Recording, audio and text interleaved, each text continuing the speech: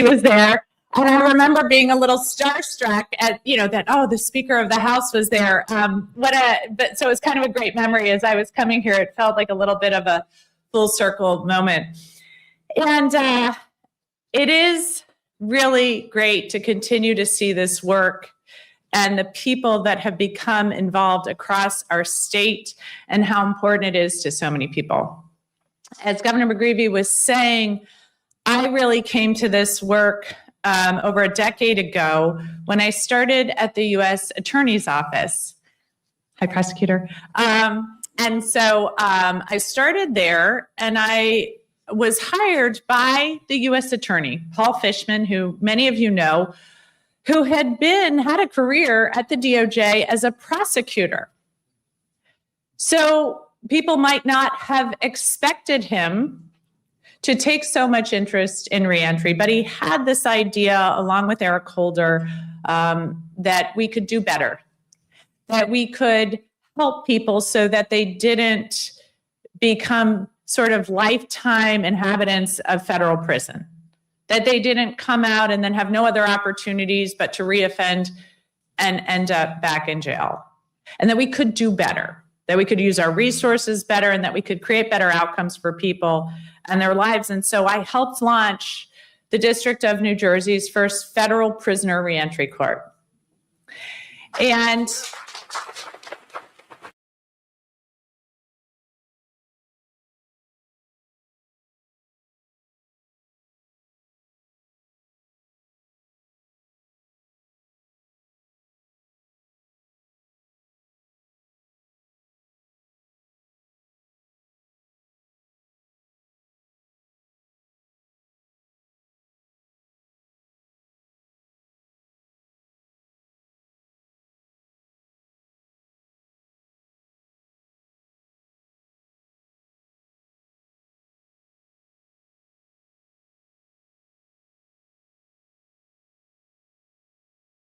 we had the judge, we had probation, we had everybody there ready to go. And this poor gentleman shows up, and we only had one person at our very first meeting, and this whole list, and we're all ready, we're kind of ready to help him. We're ready for the resources, but we're also really ready and prepared to handle any sort of violence or danger. And he comes in and we say, what can we help you with? And he says, I'd really like to get a 401k program going.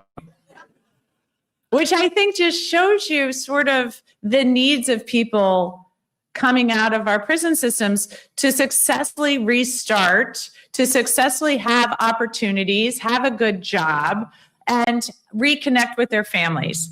And so that gentleman, his name is Zamari, I got to know him. He was our very first member of the reentry court. I just recently saw him at my inauguration. He knew the gentleman from Naughty by Nature.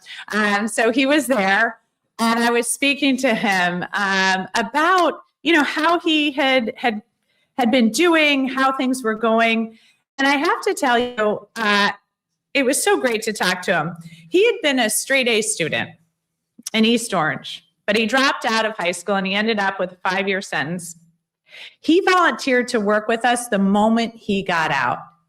He was really dedicated to making sure he was successful coming out of federal prison. So he never missed a meeting. He got a job. He got a job 2 miles away. He walked there and back every day for months as we were working to get him resources. And he really dedicated himself to this, and he became a real leader in the program.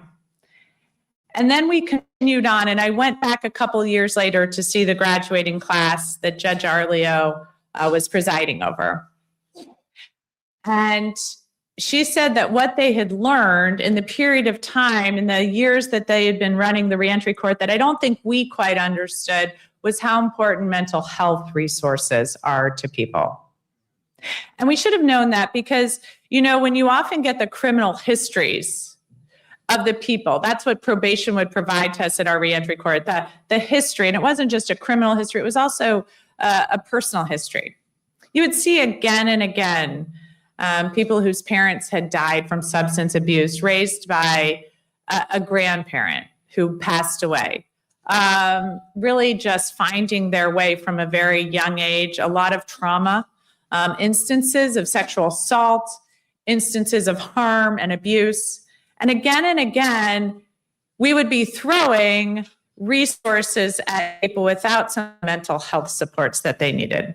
And so she had added a mental health component to reentry court, and she said that was a game changer.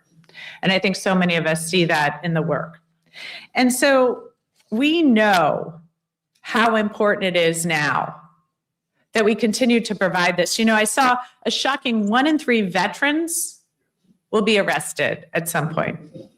A number that is even greater for vets like the ones I served with post 9/11 who've seen multiple deployments and historically high injury rates.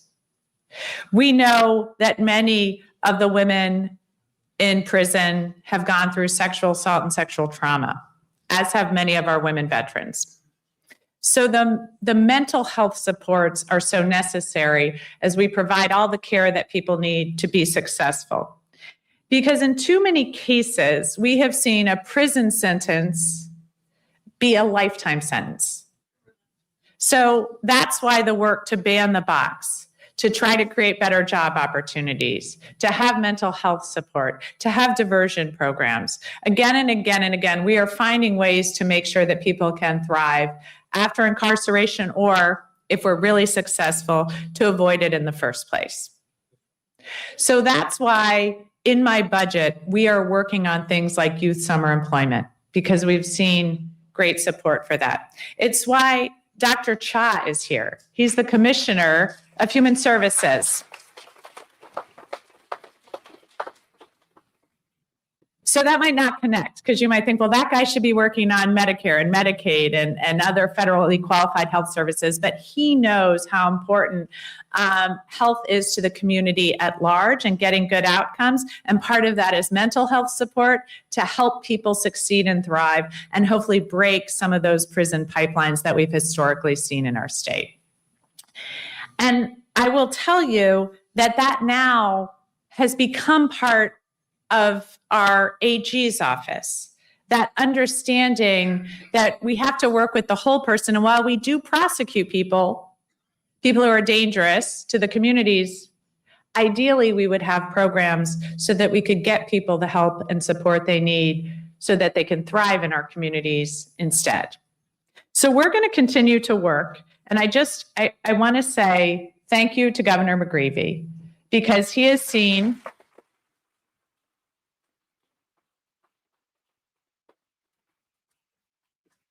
this need for years. He has dedicated himself for coming up with all of the newest and best ways that we can push supports into our communities and create better outcomes. He's identified those key places where we need to do that. In too many cases, we've incarcerated people, but not used that time to help come up with a plan for them to succeed after incarceration. So pushing services into our prison systems. And I just keep looping back to mental health, because the areas where we find the most need are not in hospitals, but in our prison systems.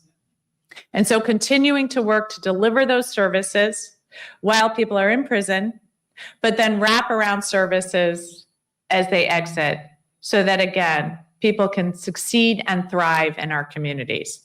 So I want to thank not only Governor McGreevey, but I want to thank each and every person in this room today, because you have taken time out of your day to focus on such a key concern, to focus on some of the most vulnerable people, to focus on people that don't always have a voice or a seat at the table, to make sure that their voices are heard and that they have a seat at the table.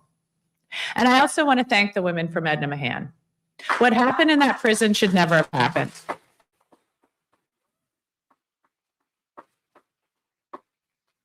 I want to thank you for continuing to engage in having a belief and confidence in yourself, but also confidence in those people who are here today who want to make sure you thrive and succeed.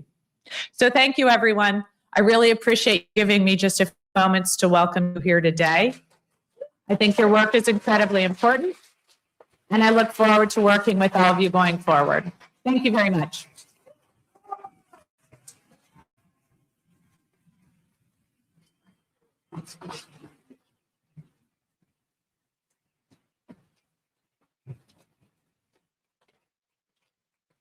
And now it's my great honor to call upon someone who's so special in our lives.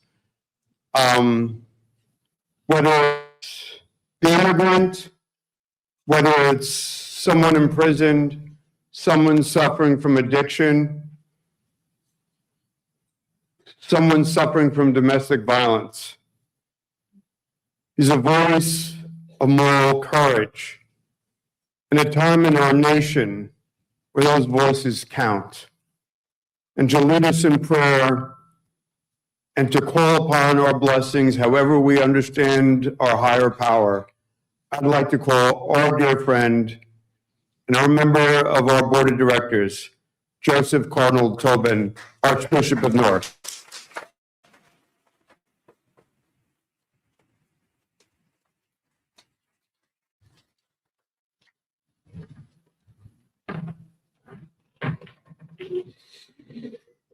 Good morning, everyone.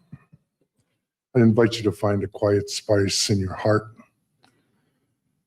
and recall that someone once said that true wisdom is looking at our lives and remembering who to thank.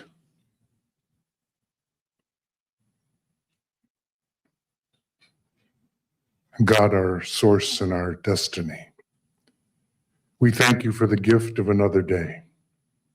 We thank you for this day in which your Spirit has assembled us to ask the right question. God, we don't ask who is our neighbor. Rather, we ask, to whom am I called to be a neighbor? Help us reduce distance between well-intentions and human suffering. Give us the strength that we need to persevere when others want to reduce your daughters and sons to statistics or caricatures. Help us recognize their faces. And in doing so, let us see their dignity. Give us what we need to bear each other's burdens, trusting that this is your intention for the universe, and human flourishing is your glory. We make our prayer confident that you hear us. Amen.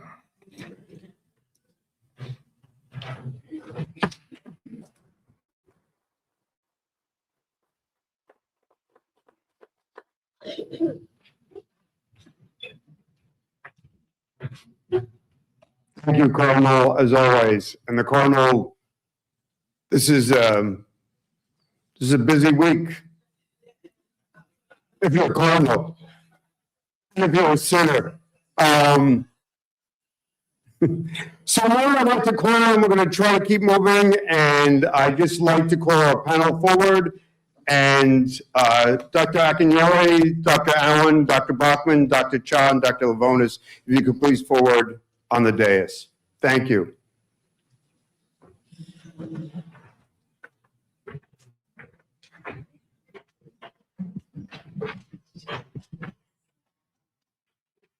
Like, you guys can stay together. I don't know.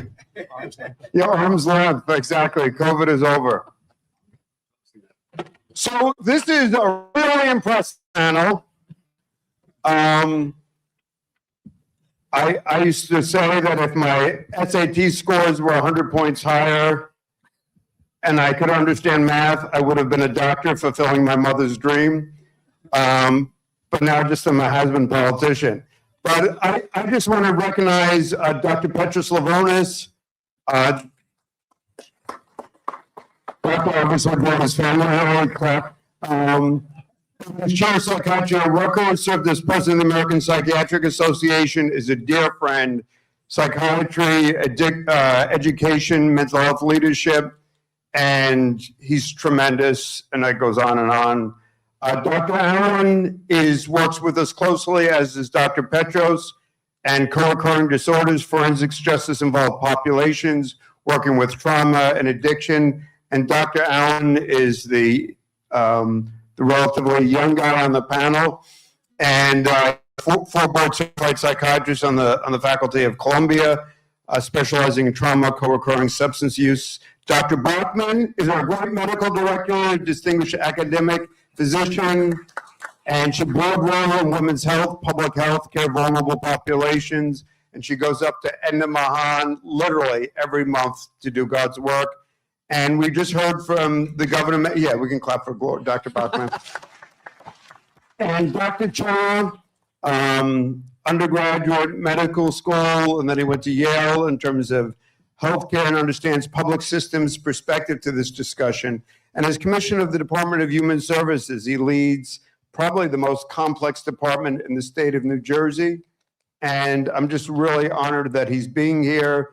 Before assuming his current role for more than a decade, he was a primary care physician in a homeless shelter in Washington, D.C. Talk about doing the real work. And Dr. Idri, she is a dear friend, and she brings an important lens. She's chief medical officer in Jersey City, emergency medicine plus health administration, public administration. She's really credible on acute trauma, crisis prevention, emergency stabilization, the medical consequences of violence, stress, etc. This is an incredibly strong panel. And what I'd love to understand, not only that it's clinical, multidisciplinary, but we're also focusing on public systems. So this is a hard thing to grapple with, right? Like, what is trauma? How is trauma? Why are we here? So the first thing is, I'm just going to jump in. SAMHSA defines trauma as an event, a series of events, or set of circumstances that is experienced as physically or emotionally harmful or life-threatening and has lasting adverse effects on functioning and well-being. So the first thing that I'd like to ask, I'm going to ask Dr. Petros, what is trauma? Thank you so much, Governor McGreevy. Every year I come here, it's an incredible event, and I'm so honored to be among you today. So the definition that you just heard about trauma from SAMHSA is a solid one, is a really good one. It's an event or a series of events that has an impact on the more primitive, in a way, the more core elements of our brain that stay there for a long, long time, if not for the rest of the person's life, and have consequences for the person's well-being for many, many, many years, perhaps for the rest of their lives as well. So this is how we understand trauma and its basic definition. I just want to make a comment up front that a lot of us hear the word trauma-informed therapy, trauma-informed treatment. And the word informed is just so critical here, that it's not all about trauma. There are all kinds of other things that contribute to people's difficulties, but having a lens that appreciates that trauma may be a significant component of what we see in front of us has changed really the way that we treat people. And Don, can you talk a little bit about the different kinds of trauma? There's perhaps episodic trauma, there's trauma by virtue of surviving in a prison, there's combat trauma, and what are the relationships and what are the tensions between that variety? For the longest time, we thought about trauma as a very, very specific event. You saw somebody next to you dying, or you have been, God forbid, raped, or something kind of catastrophic happened to you, and then the rest of your life is informed by that event. Thankfully, in 2026, we have broadened our understanding of trauma, and it's not just this very specific event, it's how people are growing up in trauma, very defined environments. And so we are appreciating how a series of events or a whole situation can very, very well have these very negative implications for people's lives. And Dr. Allen, can I just ask you, so what's the legacy of this trauma? How does this shape one's perspective? Like for me, and having the privilege of working with people that are coming out of prison, they think that there's a monster around the next corner, fight or flight, survival. It's a lousy way to live. Well, first of all, thank you for having me here. It's a pleasure. It's an honor. Thank you. The legacy of trauma in Can you talk about the mic properly? Thanks. Yeah, this is easier. The legacy of trauma is an all-encompassing legacy. It affects every aspect of the person's life, their ability to function, their ability to interact with the people around them. Dr. Livonis and I had some interesting conversations about trauma recently, where in conversations we have with our patients, with colleagues, we're getting some pushbacks. Trauma is being used as an excuse for everything. And what we keep saying is it's not an excuse for everything. We're not trying to excuse a behavior. We're trying to understand a behavior, because if we understand the behavior, we can think about how we can reverse engineer the situation that the person is in to get them back to a place where they can be active members of society. So the legacy of trauma is a legacy of destruction. And the reverse of that is getting the person back on track and getting them to engage in their society. So what does the trauma do to the brain's threat, the brain's memory and regulation circuits for a person, whether in prison or domestic violence?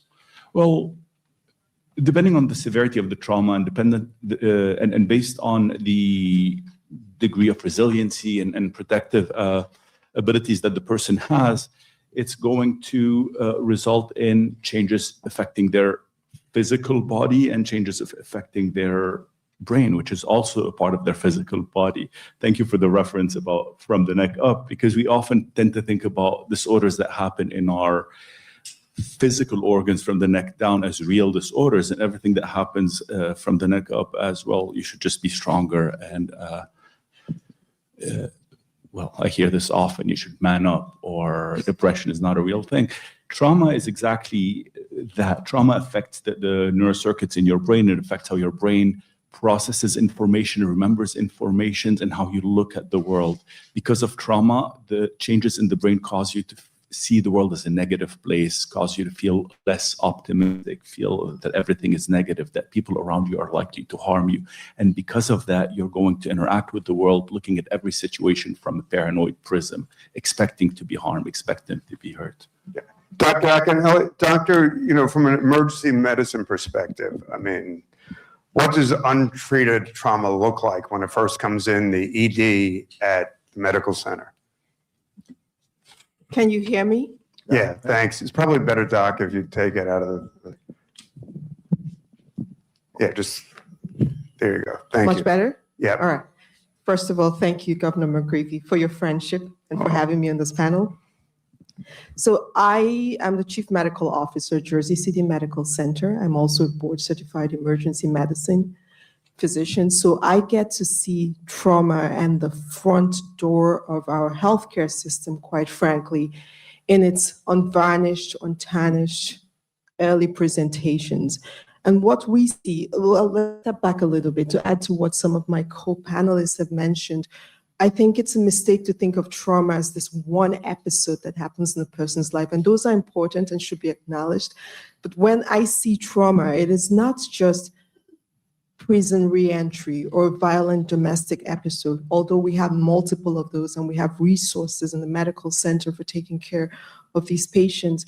It is also generational, cultural, collective trauma that is often undiagnosed. So it shows up as fragmented healthcare.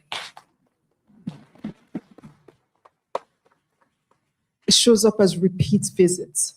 But what is very important, I think we talk about trauma in terms of the psychiatric effects of it, and they're so important, but as a non-psychiatrist, I want to say that the burden of chronic disease that we see, the continuation of chronic disease in certain communities also has to do with that trauma.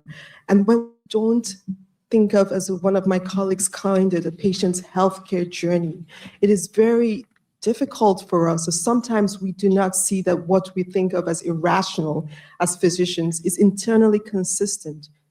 if a trauma response, if a generational trauma response is to have no trust of the healthcare system, well, the first thing we have to do is to overcome that fear, to create trust, and to get the community to trust us.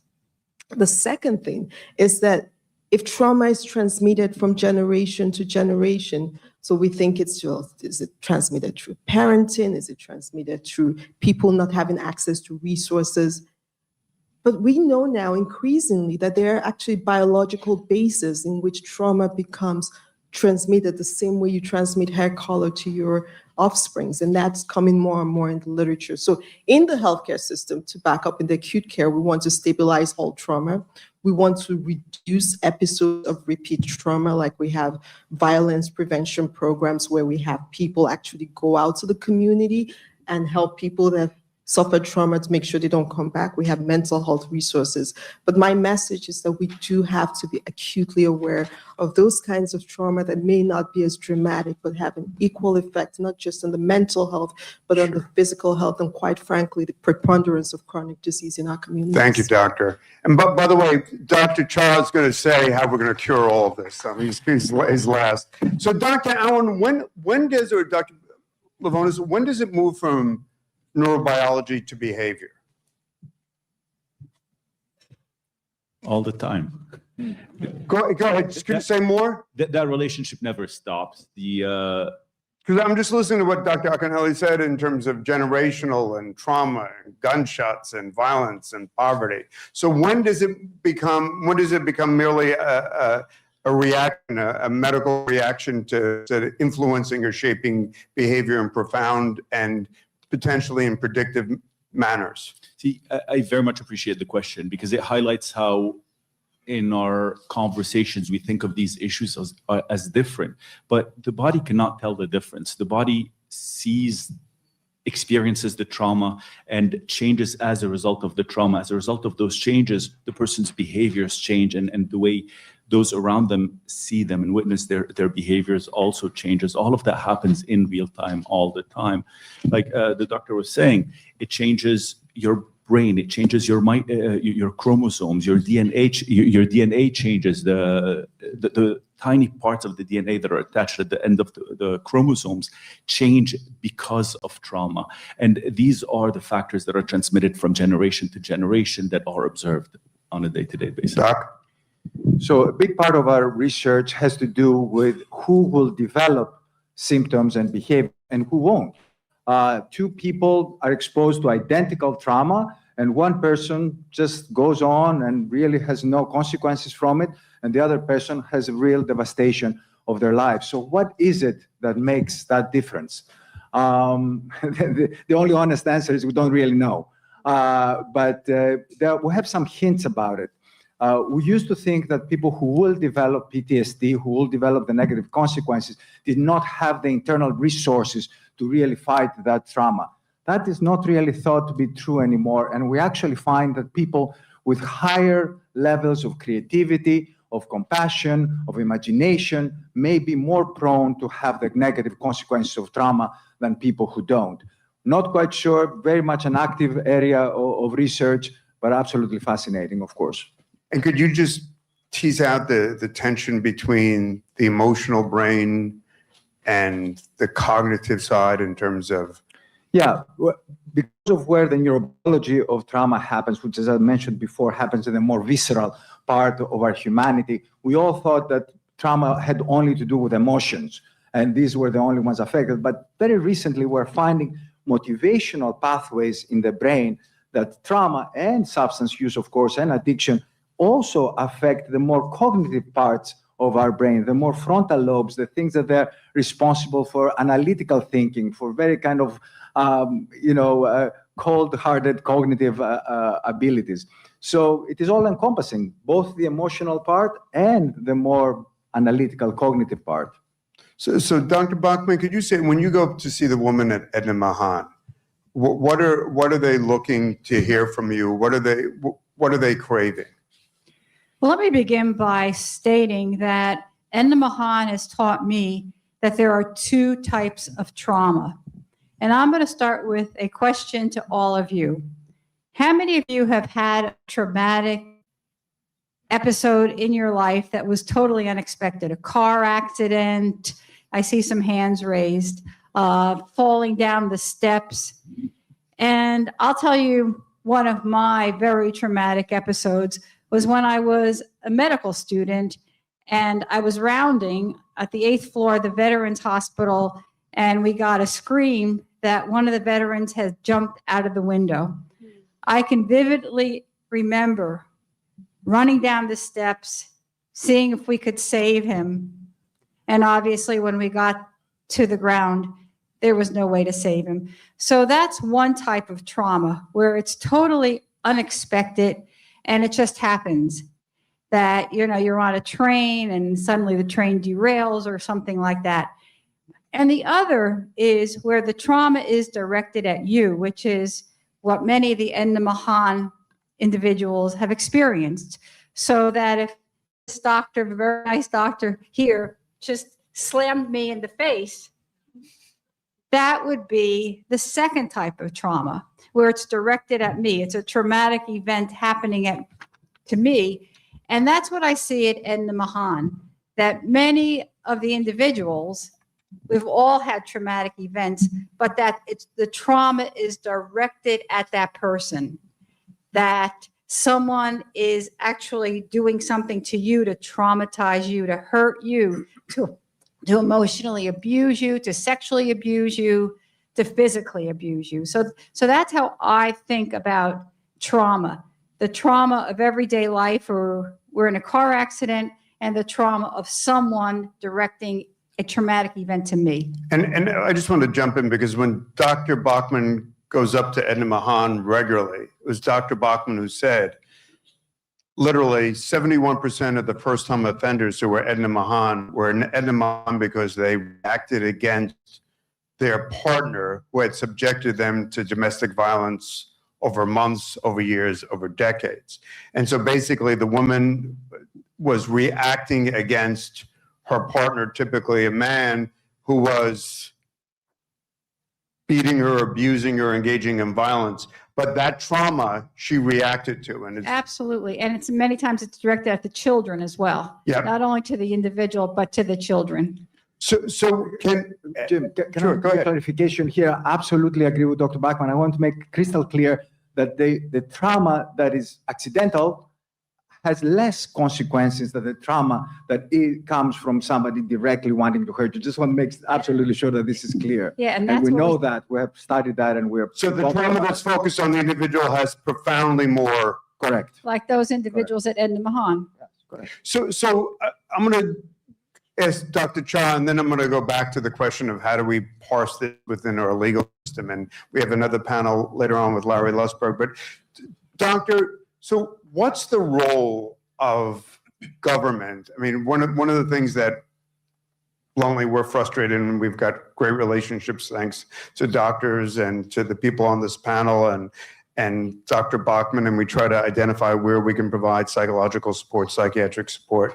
But what's the role? You know, when I was a young AP, you know, 55% of the people in county jails and prisons were addiction, and we solved the addiction crisis. Senator Ted Kennedy, and now you walk in and it's mental health.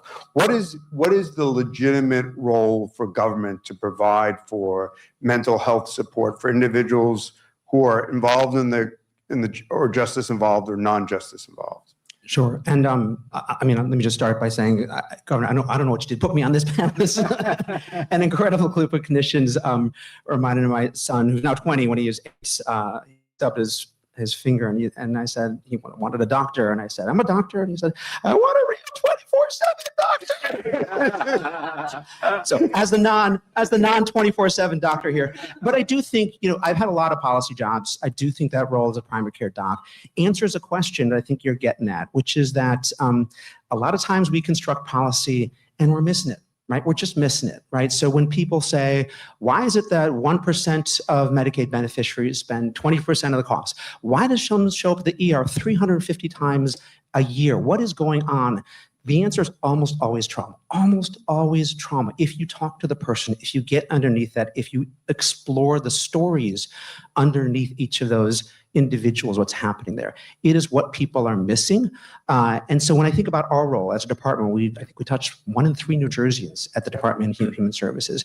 There are 2 chunks, right? One is programs that are focused on trauma and justice involved. So we have a bunch of programs. We have with a real focus on peer support as sort of a central theme throughout all those programs. And I think many of you know Val Milkey, who's in the audience, our deputy commissioner, who's just been an amazing support and leader in this effort and just provides enormous wisdom. We have a ton of programs, right? Whether it's peer support in the ERs, peer support and justice involved. Just saw Dr. Lavunas as we were opening a crisis receiving and stabilization center, also involving peers. How do we think about the variety of programs to touch on that 1 in 3 New Jerseyans who are coming to us and thinking through what are the variety of programs? And we have a ton. I can go into any one of those if you'd like, but I don't want to bore you because I think there's a ton. Because I think there's a second piece here, which is, again, when you think about trauma and as trauma-informed policy, right? Really what we're talking about.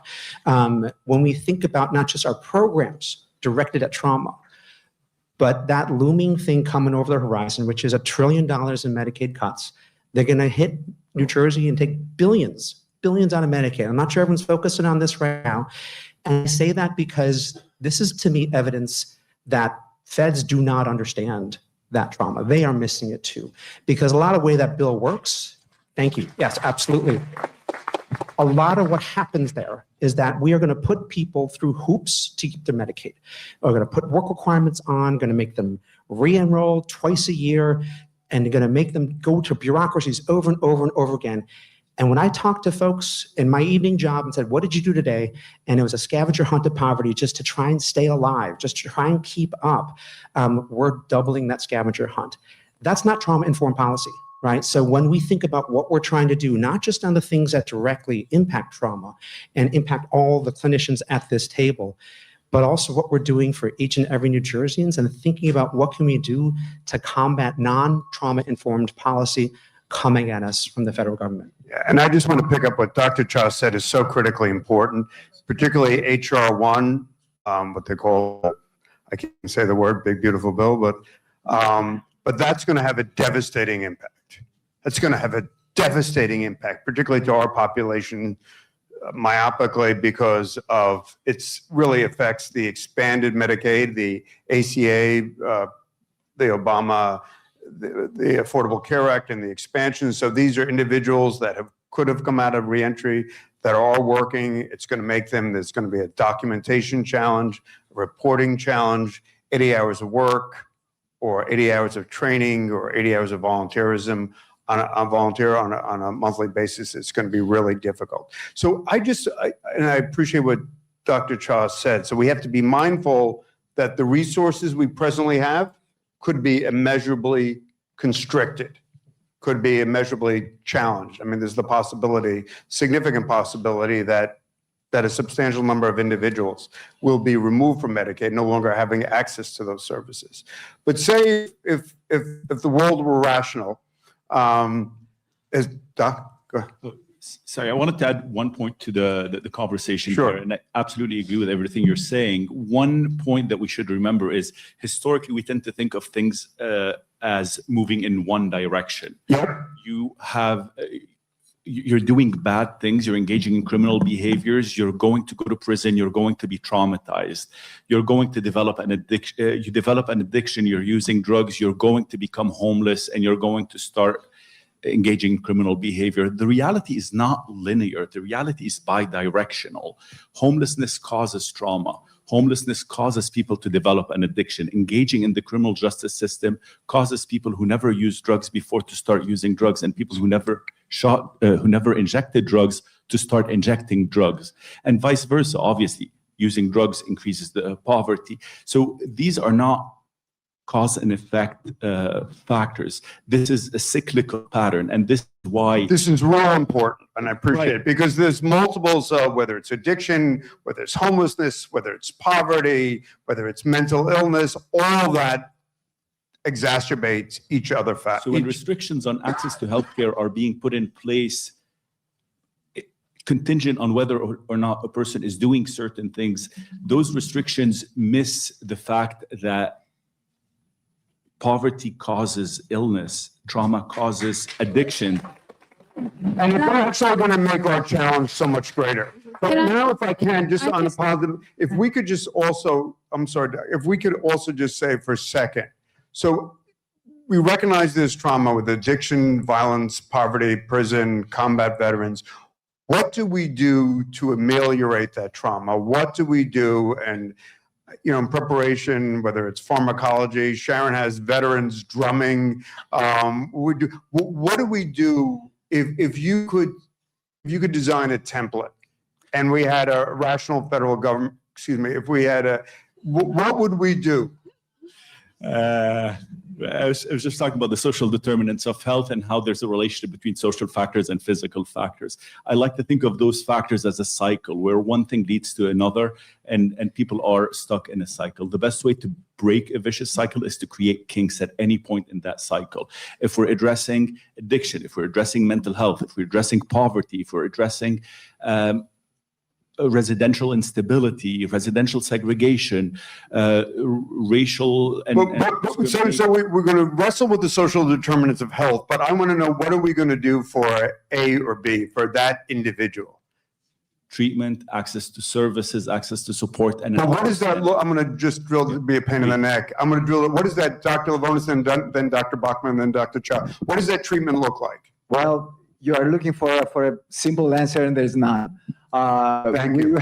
So you do need, the person needs to see a clinician, needs to know a professional, needs to see somebody who has studied trauma, who has studied these matters and knows how to help the person move So forward. the first thing is, I just want to emphasize, the first thing is treating mental illness, and Dr. Kell is going to talk about this and go through a very thoughtful presentation. But what Dr. Lavonis is saying is so critically important.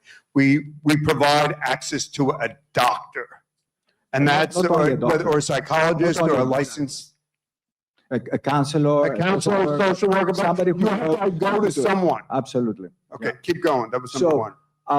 A lot of my patients live sometimes with a fantasy that the way forward is to unpack that original trauma, that go back in there, explain it, process it, and that would lead to a better life. That is part of it and may or may not be necessary. There are a lot of other things that need to be done. We heard about peer support. We're talking about 12-step programs. We're talking about medications. We're talking about groups. We're talking about all kinds of things that a person may need in order to process and help their traumatic experiences. So that idea that people have that the only way forward is to go back and always revisit that trauma is only part of the equation, only a small part of the picture. Dr. Bachman? I just wanted to add one aspect of when an individual comes to see a healthcare provider and often trauma is not addressed, and this was brought up several times, that Lieutenant Governor Caldwell actually believes that we are missing it because for urban communities, underserved communities, we don't recognize the trauma involved. And he would like to have the diagnosis urban traumatic stress disorder put into the medical literature, put into medical definitions, so that it would be addressed for those individuals who would benefit from services. Sure. Thank you, Doctor. Yeah, and Dale's been working with us closely. Dr. Cha? Yeah, and I've talked to Lieutenant Governor about that. Couldn't agree more. We've had great conversations. I mean, I would say one more thing, which is we need the access to clinicians. We need the access. We need the systems that we've talked about. But I think there's a couple other things there, which is not just having the symptoms isn't enough. We've built systems and they failed, right?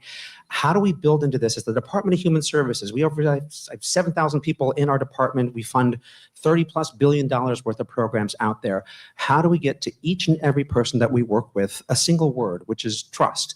I see you, you see me, right? At an individual level, in each and every interaction we have, or everyone we're funding has. That element is missing. We're moving people through systems where we're not thinking about undiagnosed trauma coming. How do we see those people, right? That's where the peer, I'm not saying I understand you, I'm saying I see you, right? And you see me, where there's a human understanding and connection. That's what it has to come down to, no matter how many systems we fund.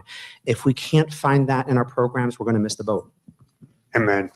Dr. Akinel? Thank you. I could not agree more. I think in the acute care setting, goes back to trust. And I really like the phrase breaking the kinks, that if at every interaction we can go beyond the broken femur to find out why that person had it. And that's, I alluded to us having trauma recovery programs in the acute care setting. That is where we start, because for good or for bad, many people's first access to any kind of healthcare intervention is the acute hospital setting. So to go beyond that, to build trust, to be able to intervene at every step, whether it is creating a food pharmacy for people with food insecurity or having trauma recovery programs, meeting the community as it were where they are. Good. So I just, and we're going to just have a concluding statement from each of our panelists, but I think I walked away that trauma is not simply a bad event. It's not only an event, but it can have an effect.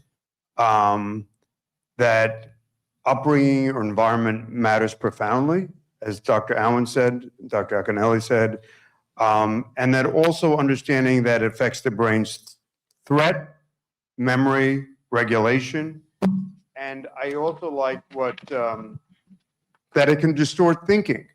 And I think that's what's so important in terms of the reentry population, that it can distort thinking, fight or flight, and that trauma it's important about treatment from a healthcare professional, safety, and then the practical lessons for the justice system is critical because there is mental health in prisons are virtually non-existent, both by virtue of the institution itself as opposed to the resources dedicated.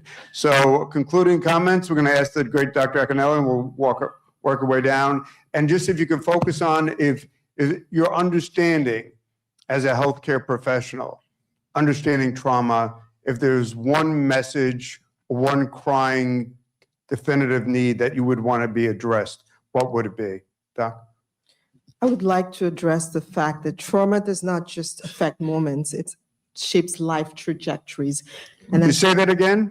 trauma does not just affect moments, it shapes life's trajectories. Yep. So as we think, even in terms of healthcare policy, we have to look at the long tail effect of not treating trauma. It comes up as repeat visits, fragmented care, loss of life, and loss of years to life. It is important for all of us in the healthcare space, in healthcare systems, to first of all recognize, treat, and acknowledge trauma and understand that it has profound effects, not just in individual health, but the health of generations to come if untreated. Thank you, Doctor. Dr. Allen?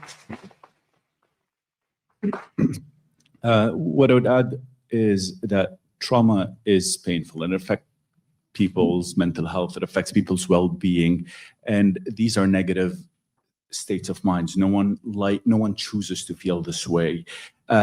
When people don't have the appropriate support, what they do is they find ways to suppress those emotions. And when you're suppressing the emotions, you're not dealing with them. When you're getting drunk, when you're getting high, when you're committing crimes, when you're ending up in prison, you're not dealing with the emotions. Thank you, Doctor. You have to support people so that they feel good enough, comfortable enough in their life to say, yeah, this sucks, but I can get through this, and tomorrow is another day. And Dr. Brown?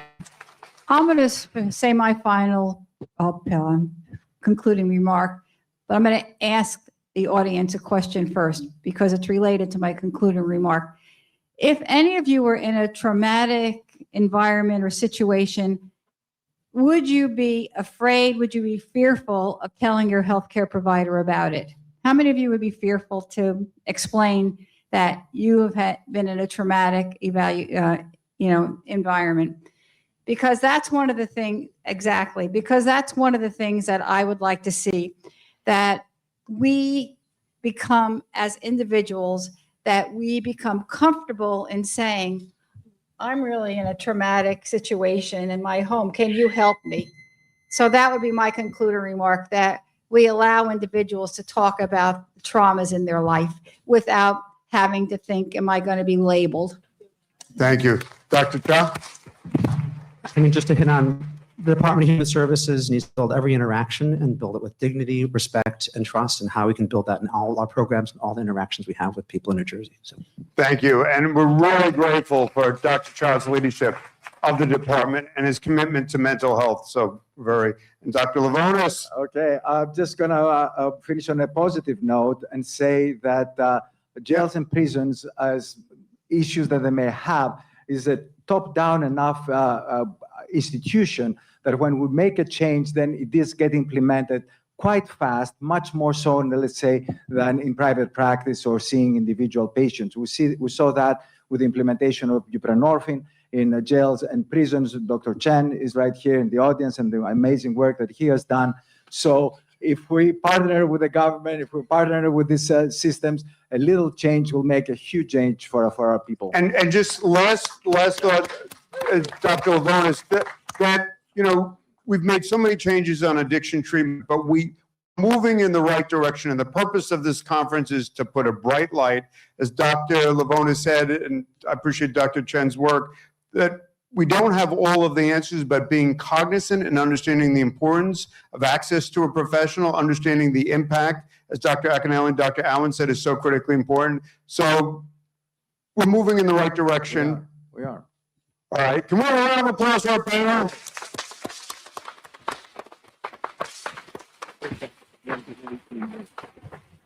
So now I am just so honored that she's here. And I would just ask the doctors if they can to join with, to enjoy this presentation. Dr. Taylor brings not only an expertise in neuroanatomy, as a PhD, I'm understanding lived neurological experience, the science of emotional regulation, but her remarks will focus on the central theme of this conference. When trauma reshapes brain circuitry, systems must respond, not only with accountability, but with treatment, regulations, and opportunities. Ladies and gentlemen, can we have a round of applause for Dr. Joe Tara?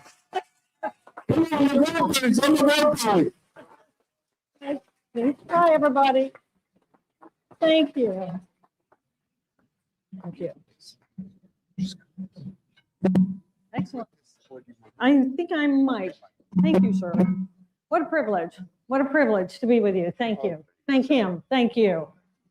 Okay, excellent. Brain. Okay, let's start with the organ. You know, first of all, I want to say thank you for me being able to witness this panel, because this panel, these are the people who are managing a population that is so near and dear to my heart from the outside in.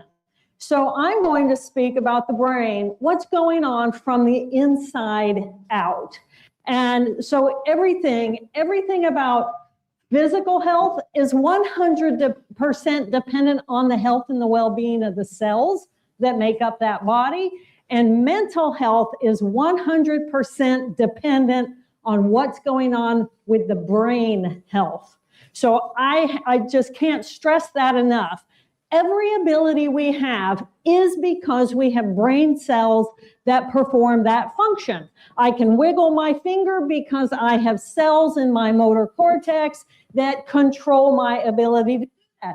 I can speak and have language because I have cells that perform that function. If they have trauma and they go offline, then I don't have speech anymore. Your ability to understand when I speak is because you have brain cells that perform that function.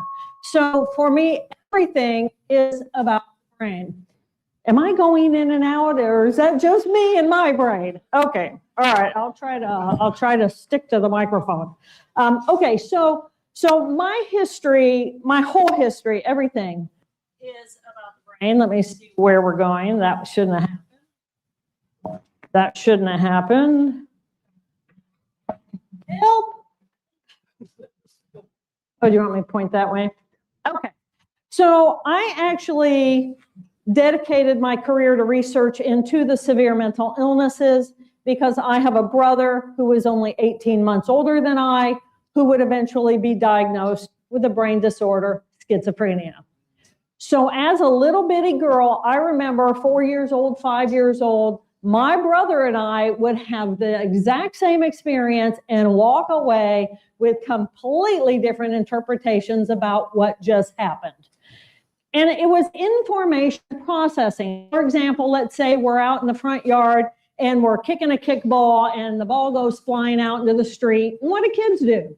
They chase the ball, right? So we chase the ball out into the street, and my mother is on the stoop. Now she's up and she's just screaming. And my brother interprets her screaming as anger. And I interpreted it as she is freaking out because she's worried we're going to get hurt. That is a completely different perception of reality. So it was obvious at an early age that he and I, although he's the closest thing to me that exists biologically in the universe, something was different in our perception of reality. I'm just going to push these buttons. This is what my brother calls his self-portrait. So imagine if he's looking at the world. First of all, it's a very spiky relationship. He does not trust the external world. And you look at those eyes, and he knows he has a skewed perception compared to the general public. And there's a little bird, a little voice of a hallucination on his shoulder. And then there's a satellite dish. So who knows what other information my brother is receiving and processing in his brain, simply because of the way his brain cells are wired to one another. So take that, and then take Reverend Dr. Harold E. Taylor. My father was an Episcopalian minister and a PhD in psychology, and his flock was the incarcerated and the mentally ill populations. So I grew up waking up, and at the breakfast table, I had no idea who these people were, but it turns out my father, who was working at the Terre Haute Federal Penitentiary, was using our home as a flop house for incarcerated population doing reentry who had nowhere to go. So this was the environment little Jill grew up into, which is why I'm talking to you today about the brain and the value of what's going on at the level of the brain. And I realized when I heard the good governor's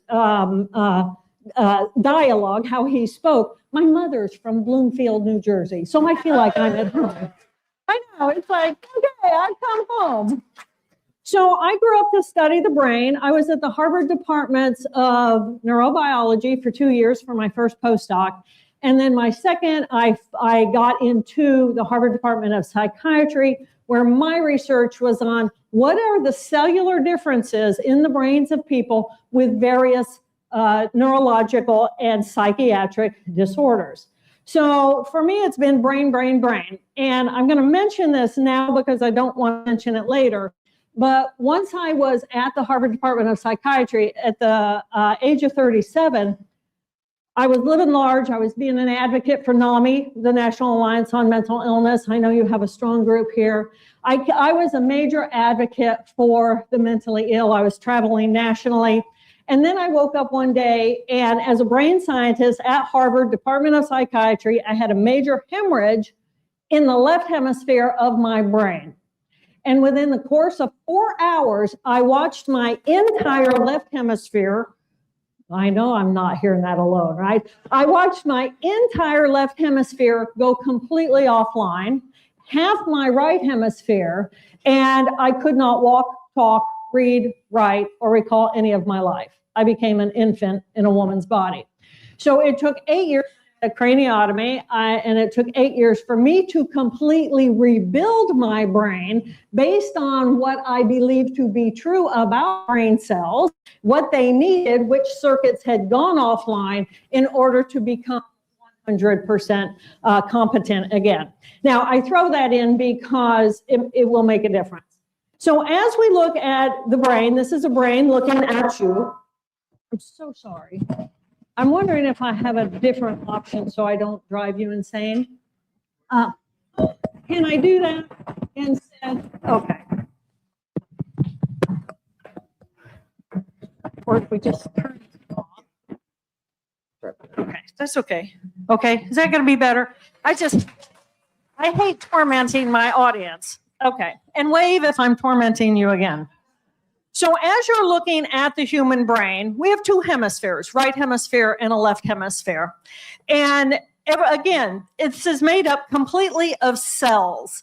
And this is a brain that is facing that direction, but you're looking from the top. So you can see the right hemisphere and the left hemisphere. The bumps are called the gyri. The lines in between are the sulci. You never know when you need that kind of information, right?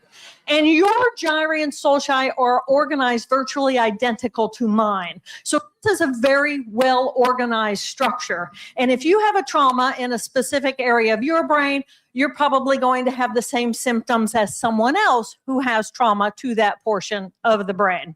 So the right hemisphere and the left hemisphere.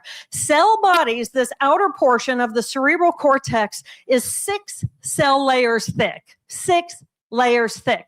So this is a very complex structure with up to 800 billion cells making up that organization. And you might have cells, a pyramidal cell in area in layer 2 in one area going up and reaching to the 4th layer of a different region. I mean, the network is incredibly well defined.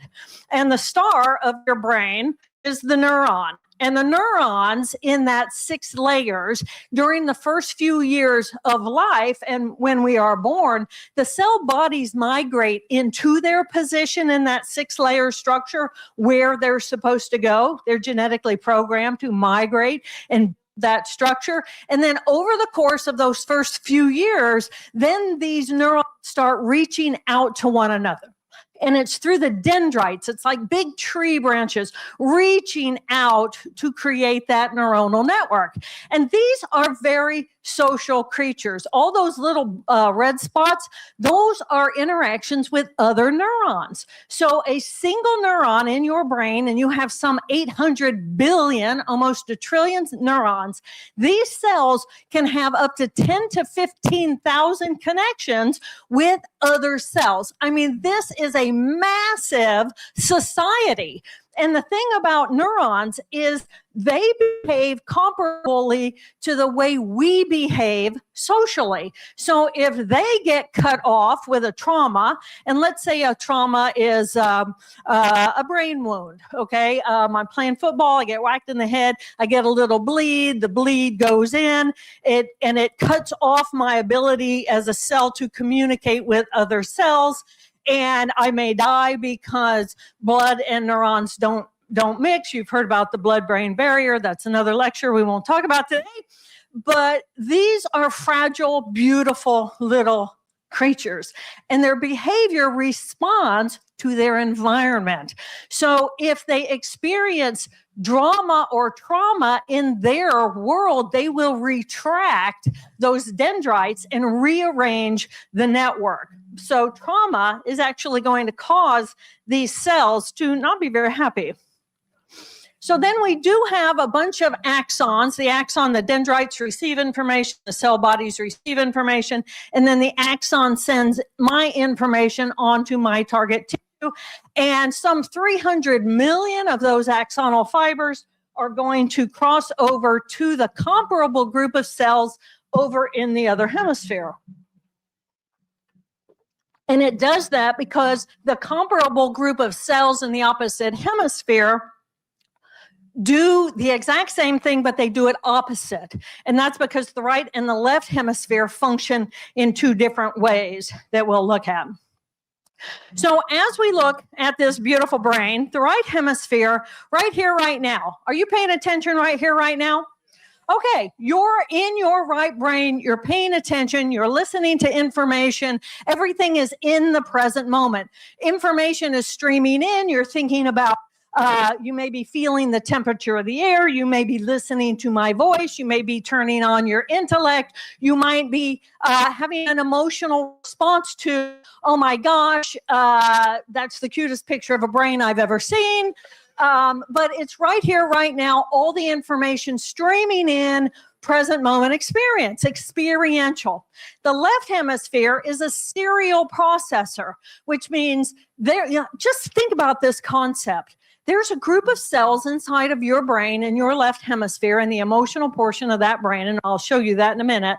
These cells have the ability to step out of the consciousness of the present moment into, what did you have for dinner last night? Some other time. So go there. Picture your food. What did you have for dinner last night? Do you have that in your mind? But where did you go?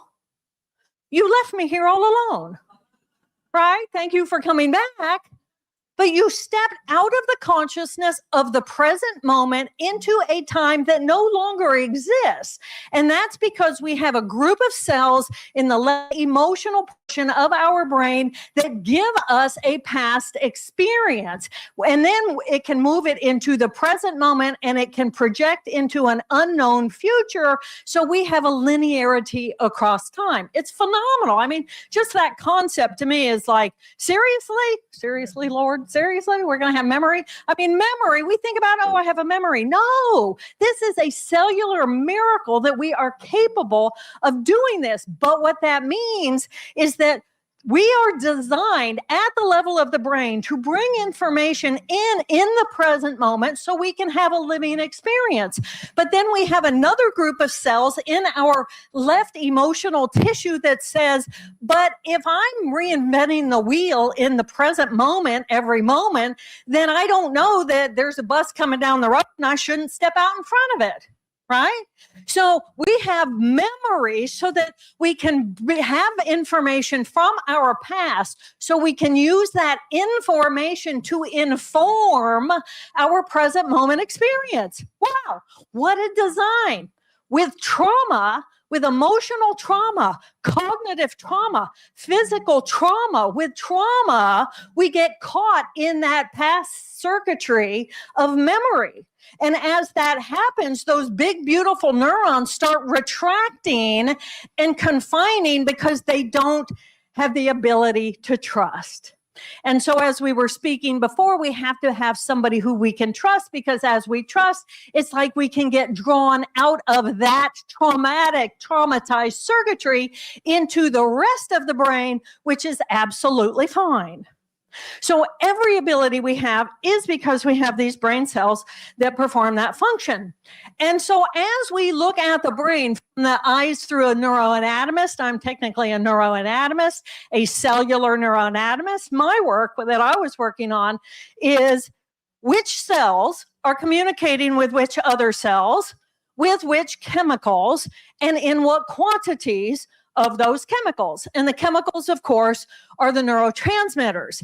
And so the work we were doing, we were the first people to show 3 neurotransmitter systems in the same piece of tissue. And then I had a stroke.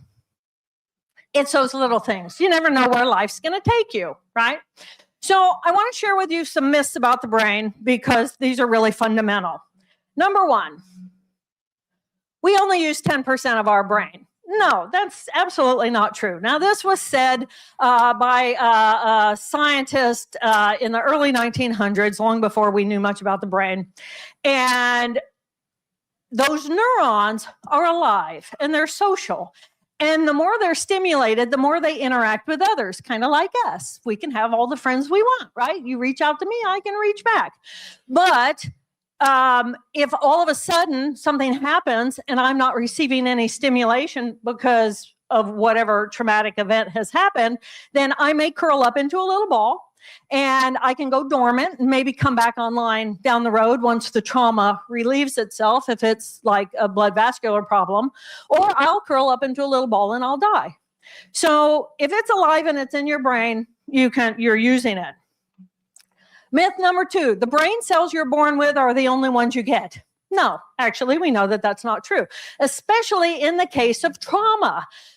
Neurogenesis is the creation of new brain cells, and new brain cells are created from stem cells in our body that then get brought back into the system. Trauma is here. Let's put some new cells in there as stem cells. They'll turn into neurons based on their environment, and now we may regain some local function. So neurogenesis is a beautiful thing. Myth number 3, our brain circuits are completely developed by the age of 3. This is not true. However, we have major highways for information transfer inside of our brain, and your brain looks virtually identical to mine in the way that that happens. So most of those structures absolutely get developed, but the dendritic connections are alive. And right now, the brain that you had when you walked in here this morning is already different from the brain you have now, because those neurons, they are constantly, I hate to admit it, but they're like little things, creatures inside of your brain, and they're constantly wiggling around and changing. They're not moving their cell bodies. Those maintain position, but they are rearranging which cells are communicating with other cells and having communication. And that leads us then to neuroplasticity. Our brain, myth, is not capable of recovering from trauma. And I'm a living example of, oh my gosh, absolutely 100%. These cells, if they have direction, if they have support, if they are provided with sleep, if they are provided with a societal structure just like us, and mental health issues, when provided with the right resources, the brain can recover. Next myth? Yes. Thank goodness. Thank goodness. We are constantly recovering. You're recovering from how much sleep did you get last week? Your brain cells are recovering. What were you eating? Did you eat a Big Mac? Your body is recovering. You know, we are alive in a state of recovery. Myth number 5, our left brain is thinking and our right brain is emotional. Big myth. Because as you look at that brain, the yellow up top, the primary one, oops, I have a pointer somewhere, is the cingulate gyrus. There we go, this right here, cingulate gyrus. Right down here, we're going to have the amygdala and the hippocampus for the emotional system. Emotion, we have 2 amygdala, we have 2 hippocampi, and we have 2 cingulate gyri. So we have emotional tissue set on top of the brainstem. And this is really the bulk of what we're going to hit, because this is where trauma happens. Most of you, if you've studied the brain, you've probably heard about the amygdala. Yes? Heard about the amygdala? We have 2, 1 in each hemisphere. You've heard about the hippocampus. Yes? We have 2, 1 in each hemisphere. And the thing is that information is streaming in through our sensory cortexes and then going immediately to the amygdala, and the amygdala is bringing in all the information and saying, in this moment, am I safe? In this moment, am I safe? Because I'm a biological creature, and boom, I'm cells, and cells live and cells die. So I have an outlook system saying, am I safe? In the right hemisphere, it's saying, am I safe in the present moment? And then the left hemisphere is saying, am I safe in the present moment based on my past experience? Okay, so thank goodness we have these emotional systems. But then on top of the emotional system, we have thinking tissue in both hemispheres. So both hemispheres are emotional. Both hemispheres are thinking. They just do it in different timetables. One in the present, in the right, and one in the past for the left hemisphere. Last myth, our 2 hemispheres work the same anatomically and functionally. Anatomically, the cells are in position, but the 2 cells, the 2 groups of cells in the different hemispheres organize differently. In the right hemisphere, which is right here, right now, information will come into a cell. And then that cell will send it on to more cells, and then send it on to more cells, and send it on to lots of cells. So we're going to have a big picture perspective of whatever it is we're looking at. And then the left hemisphere is exactly the opposite. Whoops. Okay, now I've gone crazy. Excuse me. Okay, so the left hemisphere is exactly opposite. Lots of information from lots of cells is going to go to fewer cells, and then more specific cells, and then more detailed cells. So the left hemisphere is about details, and more details about those details. And in the right hemisphere, we're looking at the big picture. So how many times have you been working on the details? You got a question, you got a problem, you go to sleep, and all of a sudden you wake up in the morning and you have an answer. You do that because your right brain turns on. You end up with the bigger picture. You're taking different bits of data, and all of a sudden, all those bits of data make sense. We are a magnificently organized two different ways of perceiving, each one of us in our own head. So again, then we have information streaming in from our sensory systems coming in to the brain stem. And then from the brain stem, it'll go then to the emotional system in each hemisphere. And then from the emotional system, it goes up into the thinking system. Now, again, these are also bidirectional. This isn't just we have new information gets added on top, new possibilities, and then we end up streamlining between the new tissue that's been added on top and the older tissue that's below. So we end up streamlining. One influences the other, and the other influences the new one. So as we look at the brain stem, and someone mentioned it in the panel this morning, these are core levels of our brain. So this is at the level of our brain stem coming in. Information is streaming in through what we call cranial nerves. We'll take a quick peek at those. But the medulla, this is spinal cord, and the spinal cord is sending information to the medulla, and the medulla is responsible for breathing, heart rate, blood pressure, also our swallow, cough, and vomiting reflexes. Well, why is this important? This is important because if we experience trauma and we want to help somebody slow down their trauma, what do we usually go to? Breathing. Someone over here, it was rhythmic. Who's doing drumming? Why are we doing drumming, and why is it effective? It's effective because we are stimulating the actual cells that are influencing the body so that the rest of the body can have a normal, healthier response. And then right above the medulla, there are creatures that have the level of sophistication of a pons. There are cells in here that tell your diaphragmatic muscle of respiration to contract. When it contracts, we inspire. Air gets sucked into our system. It goes into our lungs then, and then we can breathe. It's also going to be 4 limbs of coordination. So these are going to be, because this is all the reptilian brain. I didn't mention that, I should. And both these creatures then are going to have 4 limbs that have to be coordinated. And this is also in the human, the sleep-wake cycle. But again, these cells influence these cells, which influence those cells, and those influence these. It becomes an organism. Nothing in an organic system is independent of itself. And then up here at the top level, we have the midbrain. It's for auditory and visual replay, motor coordination from that cerebellum. It's our pain perception. This is where it's like, oh, now I have an awareness of pain. And then it's also my arousal and my alertness. This is where consciousness begins. What is consciousness? We're not going there. Not this morning anyway, but it's a great conversation. Okay, so then as we look at that same brain stem, what are the cells in there? We have 12 pairs of cranial nerves that are bringing in our experience of the external world. So in the midbrain, we have the oculomotor and the trochlear nerve. You can forget all of this information. Here's what I want you to notice. At the level of the midbrain, eye movement. Have you heard of EMDR?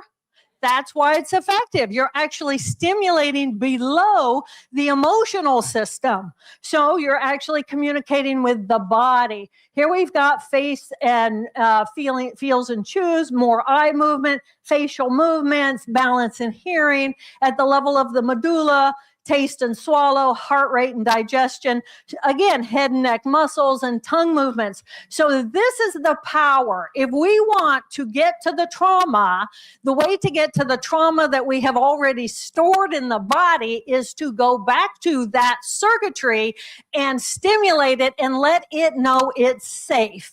So how do we do that? Let me go then up the new tissue that gets added on top. The difference between a reptile and a mammal is the addition of the emotional tissue. And so as we add the emotional tissue, again, of that cingulate gyrus, the amygdala and the hippocampal tissue here, this is our emotions. In the left hemisphere, it's all the emotions from the past, my past experience. In the right hemisphere, it's the experiential. What does it feel like to you to sit there? What's the temperature of the air? How much humidity is there in the air? Am I speaking too loud for you? Is it bringing you any pain, any discomfort? So trauma is going to be rooted in this emotional tissue, specifically in the left. And in order for us to go and manage that tissue, this is where all of our emotional reactivity is. And we're functioning in a society that is, everybody talks about trauma. Different people have different perspectives of trauma, but it's generally viewed negatively. And emotional reactivity is a thing that we want to get away from. Would you agree with that? So let me say this about emotional reactivity. Emotional reactivity is the gift that your brain gives to you so you can take information from your past life and apply it to the present moment so that you can survive in the present as safely as possible. But if you can't get past that trauma because you don't have help in the external world as a therapist or a psychiatrist or as a friend or a parent. If you can't find support in the external world to draw you out of that circuitry, then the cells down here are just going to curl up and they're going to build their little network and everything's going to become about the trauma because you don't know how to get out of that circuitry. This is brain cells. These are brain cells and circuitry. So what can we do about that? Well, in the design, we have higher thinking in both hemispheres, cognition, beautiful. Thank goodness we can think and we have that tissue. But if we get caught in our trauma of the emotional tissue, then the amygdala says, no, I'm not safe. Alarm, alarm, alert, alert. And if I do that, my hippocampus, which is right next to me, which is the memory and learning and access to my thinking tissue, it shuts down. So I am either in my amygdala, alarm, alarm, alert, alert, I don't feel safe, or I feel safe and then I can have higher cognitive thinking. So think about the last time you had anxiety or like test anxiety. You studied and you studied and you studied and your stuff, and then you're just anxious about it because we get anxious about it, or you go to take the test and the people around you are anxious and it's contagious. And so now we're all like anxious together. And I can't find all that information that I stored in my higher thinking because now my amygdala is alarm, alarm, alert, alert. I don't feel safe and I can't get up there. So that's why I can't do better. That's why I don't have access to it. This is anatomy and physiology at its just basic level. So normally then we have information streaming in through that reptilian brain. It's going to go into the emotional system. When the amygdala says I'm calm, it turns on hippocampus, and then I can access my higher thinking. What this boils down to is we are feeling creatures who think. We are feeling creatures who think. Many of us may think that we are thinking creatures who feel. And so we try to shut down and turn off and push away and deny. But biologically, that's impossible. And so it's like a pipe that has fluid flowing through it. If we block those emotions, then they build up, they pent up, and they explode because we have to feel. We have to feel. So how do we then turn this into, and this is also really important, the cells of the limbic system, the emotional cells, they never mature. And we don't want them to mature. You have two little character profiles inside of you. One in the right here, right now, that is playful and joyful and interested and engaging. And yeah, let's do it together because it's always more fun when we go out and we play things together.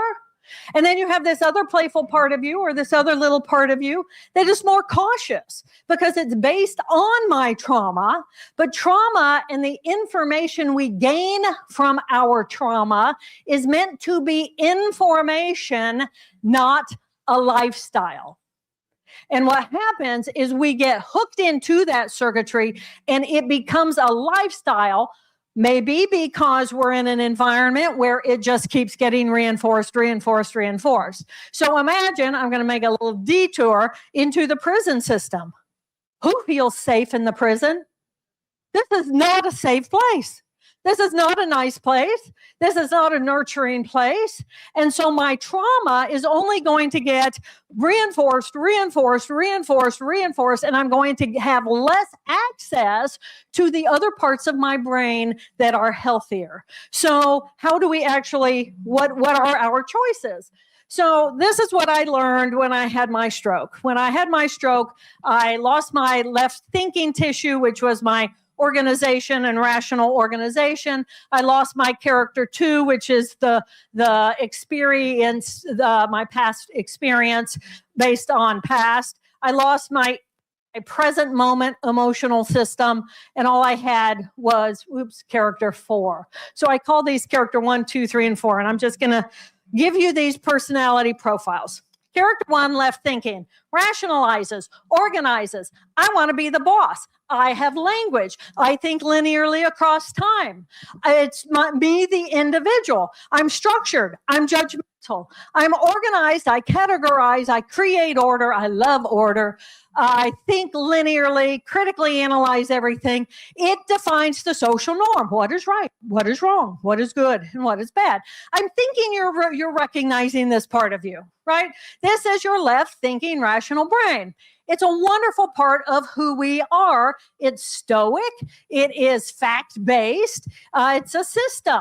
It dictates. It's my way or the highway. It's neat and proper, and it is our perfectionist. It plans well for the future. And by the way, if I keep my staple in that place, in that position, and you come in and borrow my stapler, this part of my brain expects you to put it back, not just on the desk, but in the same position, right?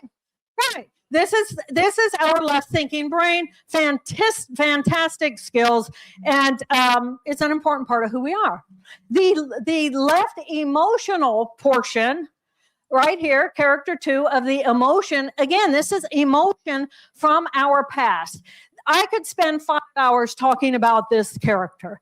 This is the part of us where we hold our pain, but our pain from the past belongs in the past. We can use it to inform our present. But if we get caught in this character profile, this is where we are the victim. And as the victim, we are not warm and cuddly. We are terrified, and we push everything away, and we are critical, and we can be mean, and we just are constricted. So this is alarm based on the past. It is our fight, flight, freeze because of something that happened. And if I'm in a home environment where everything continues to be negative, then it's just going to reinforce itself, and reinforce itself. This is all about me. It's my anger and my aggression, or it worries and it complains. It's going to hold grudges, and it's going to get even. This character profile, it's a victim mentality. It blames others for everything. Now, it's not going to be all of these because we're going to divide this character 2 up into all kinds of different character profiles. But this is what we're dealing with. But at a biological level, the cells have constricted. They have rooted together. Character 2, this group of cells is taking over. It's taking the microphone, and it is not very happy. And in its lack of happiness, misery loves miserable company, and it acts out. You probably know this part of yourself. You probably know this part of your spouse and your parents and your children, because we all have all 4 of these characters. The question is, what's going on in each individual brain? Character 3 is going to be the right emotional tissue right here, right now, in the present moment. In the present moment, some of us are comfortable in the present moment. Some of us are terrified of the present moment because we're really comfortable when everything's planned out and every detail works and put me in the present moment. And it's like, oh my gosh, I'm not comfortable here. I'm going to go step back over here into my left hemisphere. So the two hemispheres are very different. Going to be emotional. It's going to be young. It's alarm alert. It's excited. It's in the present moment, right here, right now. And it's big picture. It's all about the collective whole. It's the collective whole of, oh my gosh, you are humans. I'm a human. We are one human family. We are brothers and sisters here on this planet. Let's play. Let's do something fun. Let's take this group of people and fix mental health in New Jersey. Oh my gosh. You know, that's it. You know, it's like that character 3. And oh my gosh, let's do it. Let's do it together. And oh my gosh, we got a governor who's even going to support us and help us do it. Wow. I mean, it's like the leader of the pack. Wow. I mean, you know, so it's compassionate and experiential. It's forgiving and playful and joyful and adventurous, because why wouldn't we be? We're brothers and sisters. I'm not going to hold that stuff against you. Let's just come into the present and do it better. So that's little character 3. And then character 4 is our right thinking tissue. And in the right thinking tissue, imagine what this is. If I'm simply in the present moment and I'm not in my emotions, or I'm not doing, and I'm simply in the presence of being. And in that presence of being, what a beautiful prayer we had this morning as it opened us up into the possibilities and the gift. He used the word gift, the gift of our lives. Oh my gosh, we're alive. We are humans. We're alive. Capacity, we have possibility, we have one another. And oh my gosh, how can we not celebrate in deep, deep gratitude that, wow, we have this experience with one another. So then as we look at those characteristics of that part of our brain, it's open. It's big as the universe, the gift of the universe, an expansive ball of energy and awareness. It's the big picture, collective whole. It's about the we rather than the me. It's empathic, not judgmental. It's generous of spirit, supportive, nurturing, and connected. Wow. And the beauty is we all have all 4 parts of these brain, all 4 parts of our brain. And then the question is, okay, under what circumstances, who in this moment has the microphone? Well, because we're constantly all 4 of these. So as we look at people who are experiencing trauma, if they can't get to characters 1, 3, and 4, which are healthy and enthusiastic, then how we manage if we're just in our constricted 2? And the thing about, my brother, I love my brother with every ounce of my being. We have been in and out of psychiatric institutions. We as a family, if you know, it's a we, right? Every holiday in a psychiatric institution, Jesus told him to preach naked at the local mall. He did. Then we're in prison. We're in jail. And then in his delusion, he says, I had a vision where something negative was going to happen to the judge. So the guard tells the judge and Steve ends up in prison. The system is the system. We have been so in the system. And as mentioned before, if you're here in mental health, you're probably here because you know someone. You have loved someone who has been caught in the system in a negative way. And how do you show up in your right brain in order to help make this system work better? So here we are. Here we are. The key, the tool to living a whole brain life, a healthy life, is how do I, not just someone who's experienced a trauma, help people out of their trauma in different ways, and getting to know these different parts of who you are, and then bringing them into what I call a brain huddle. Well, of course, what would you expect from me? But a brain huddle. B, breath. Follow your breath. Why? We breathe in the present moment. Why do we help people who are in trauma breathe deeply? It brings them into the present moment. Trauma is in the past. It's in the circuitry, but in the present moment, we are not in that trauma.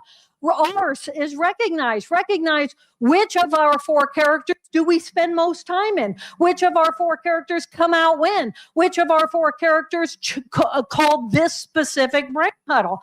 A, appreciate. No matter what I'm going through, there's always 4 of me inside of my own head.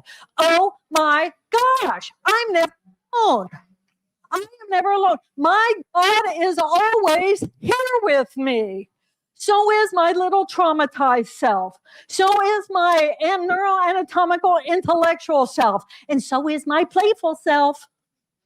And I know them all very well. And when we can pull ourselves from just the traumatized circuitry, we have 3/4 of our brain to depend on, and we can get into it. And then we can inquire, well, which one in this moment do I want to participate? Do I want to give the microphone to? And we can use our cognition, our higher thinking to influence our emotion. We can use our emotion to influence our brainstem, and we can use our brainstem to purposefully influence the health and well-being of our body. We are one biological conglomeration of some 50 geniuses making up your form. 50 trillion molecular geniuses. That's what you are. That's what we each are. What a gift. What a beautiful masterpiece. And then let me say this. I'm going to go out with the concept called the 90-second rule. From the moment you think a thought, it stimulates an emotion. It stimulates a physiological response. So let's say I think of a person from 20 years ago who did me wrong. 20 years is a long time, right? I think of that person, I feel just like it's right here, right now, and I'm running a physiological response of whatever that is. From the moment I think the thought until the physiological response flushes through me and out of me, less than 90 seconds. Less than 90 seconds. Now, that means I can certainly rethink the thought and rerun that circuit, but it's an emotional reflex. We have so much more power over what's going on inside of our own brain than we have ever been taught.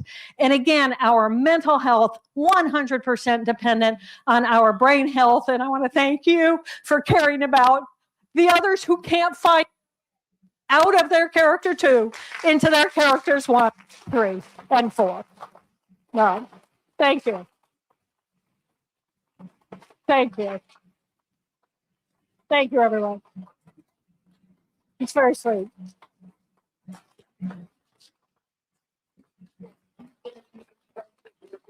Okay. Thank you, everybody.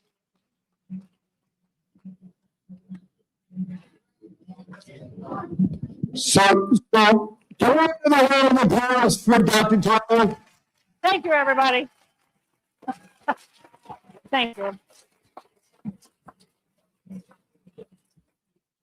So Nick, we'll just hold off for a second, guys. So what we just want to do is a couple follow-up questions for Dr. Taylor, and I just want to share with him. So that we talked about a little earlier, Dr. Akinori from Jersey City Medical Center talked about men and women have lived years of chronic threat, child adversity, violence, poverty, addiction, domestic violence. From the standpoint of brain science, and I'm going to ask Dr. Taylor to talk a little bit about what she does with whole brain, but what happens to the emotional circuitry and decision-making under those prolonged conditions? As there is trauma, if I am in my trauma, and trauma places us into that emotional system, and the amygdala says, alarm, alarm, alert, alert, am I safe? And if the amygdala says, I am not safe, either based on a current experience or a past experience, but I'm caught in that circuit, then those cells withdraw their connections with other portions of the brain, and I routinize inside of this circuitry in order to save my life.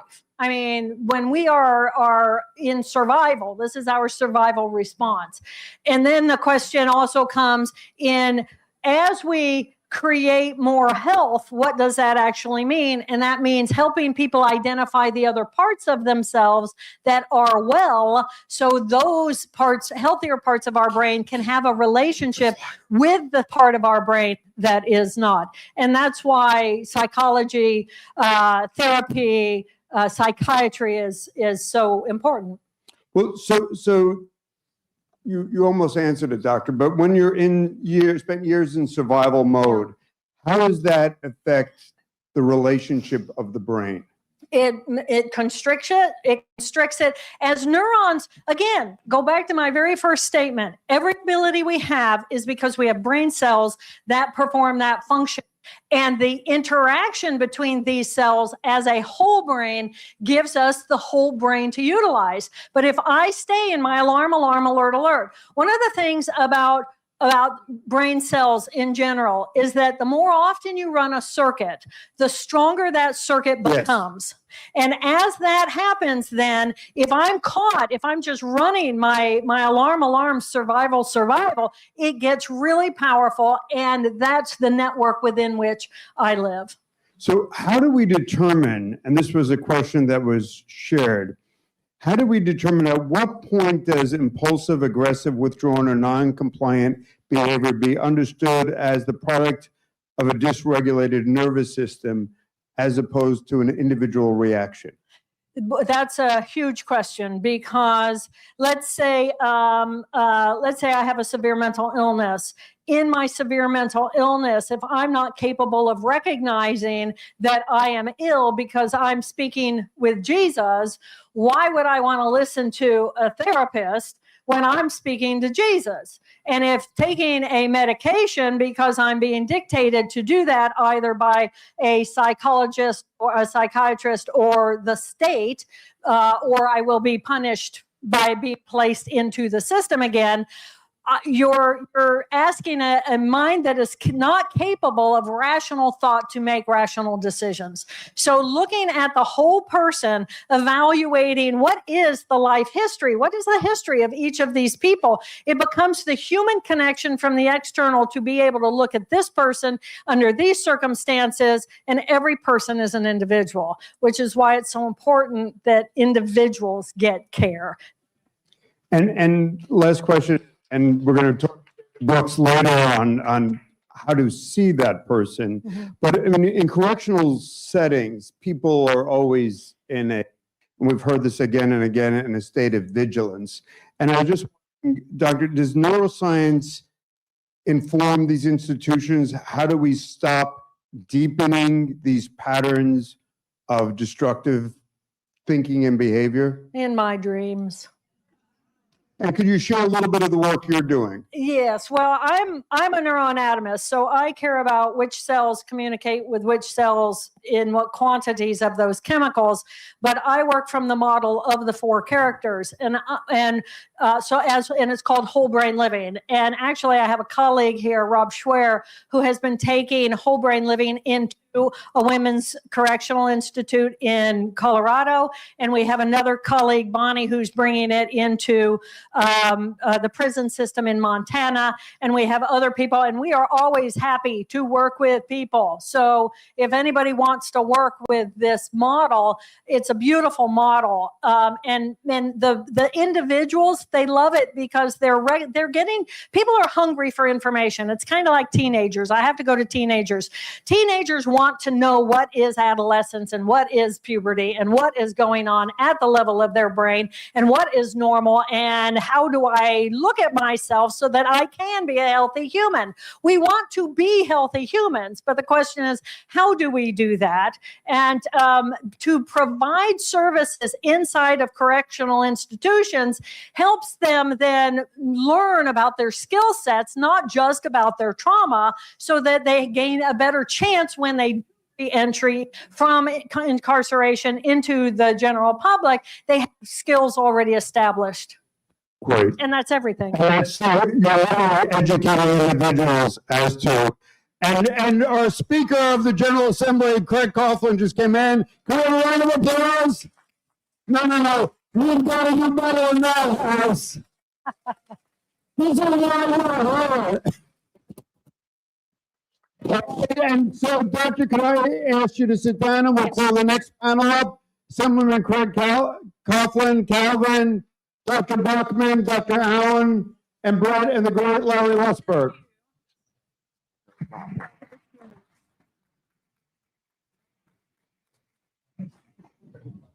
Right, just go right, Brett, you're right here. Petros, you're, Doctor, you're right here. Dr. Taylor, Larry. Hello, how's it going? Very well. Stop, it's perfect. Hi. Nice to meet you as well. Nice to meet you.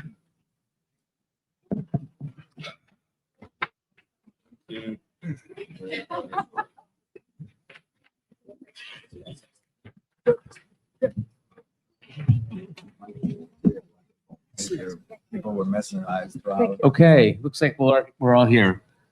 Can you hear me? Good? Okay. My favorite day of the year. This conference every year is the most inspirational thing any of us does, I think. I could speak for myself, and I think so many people here feel the same way, so welcome. So Dr. Taylor just told us some pretty important stuff. In particular, what she talked about was the brain and how trauma affects the brain. But here's the truth. There's real people involved in all of this, and she wouldn't deny that. And we want to hear from some of those real people now with their stories of trauma. And then we'll have our experts talk about what this all means and interpret it. And then we have Craig here to tell us what our government is going to do about all of that. He doesn't have that much responsibility, I guess, here today. But let me just say something really quickly, introductorily to all this. Across the country, as we all know, our justice system increasingly encounters individuals who are not simply offenders, but people carrying profound psychological injury, shaped by violence, addiction, childhood adversity, military trauma, which we'll hear about, domestic abuse, and untreated mental illness. Psychological research, psychiatric research, tells us that trauma not only affects emotions, as we just heard, it alters the brain. It shapes threat perception, impulse control, emotional regulation, and decision-making. In many cases, trauma influences behavior. But our justice institutions were designed not mainly to deal with that, but for purposes of adjudication and punishment, not psychological healing. As a result, as we all know who are in this room, our courts, our correctional systems, and our community supervision programs often confront psychiatric realities for which they were never designed. Today's discussion is meant to bring together clinicians, policymakers, and maybe most importantly, individuals with lived experience and now public leaders to explore this central question. How should our justice system respond when trauma and mental illness intersect with criminal behavior? That's what we're here to talk about. We're going to hear from three groups, as I said. First, some survivors of trauma. Second, we'll hear again from the scientists who you've met before, who can tell us how survival leaves the brain, how it affects behavior both in prison and after, and a number of them have tremendous experience in prison. And then Craig is going to be our designated policymaker who can talk about what we might do about all of that. So let's start with our survivors. Dawn? Is Dawn here? She didn't come. She's not coming. Okay. So Calvin, you get to go first. Yeah. I know Calvin for many years. Yes. Could you just talk to people about the trauma you suffered first in your life and then most particularly in prison? And you and I have talked about this before.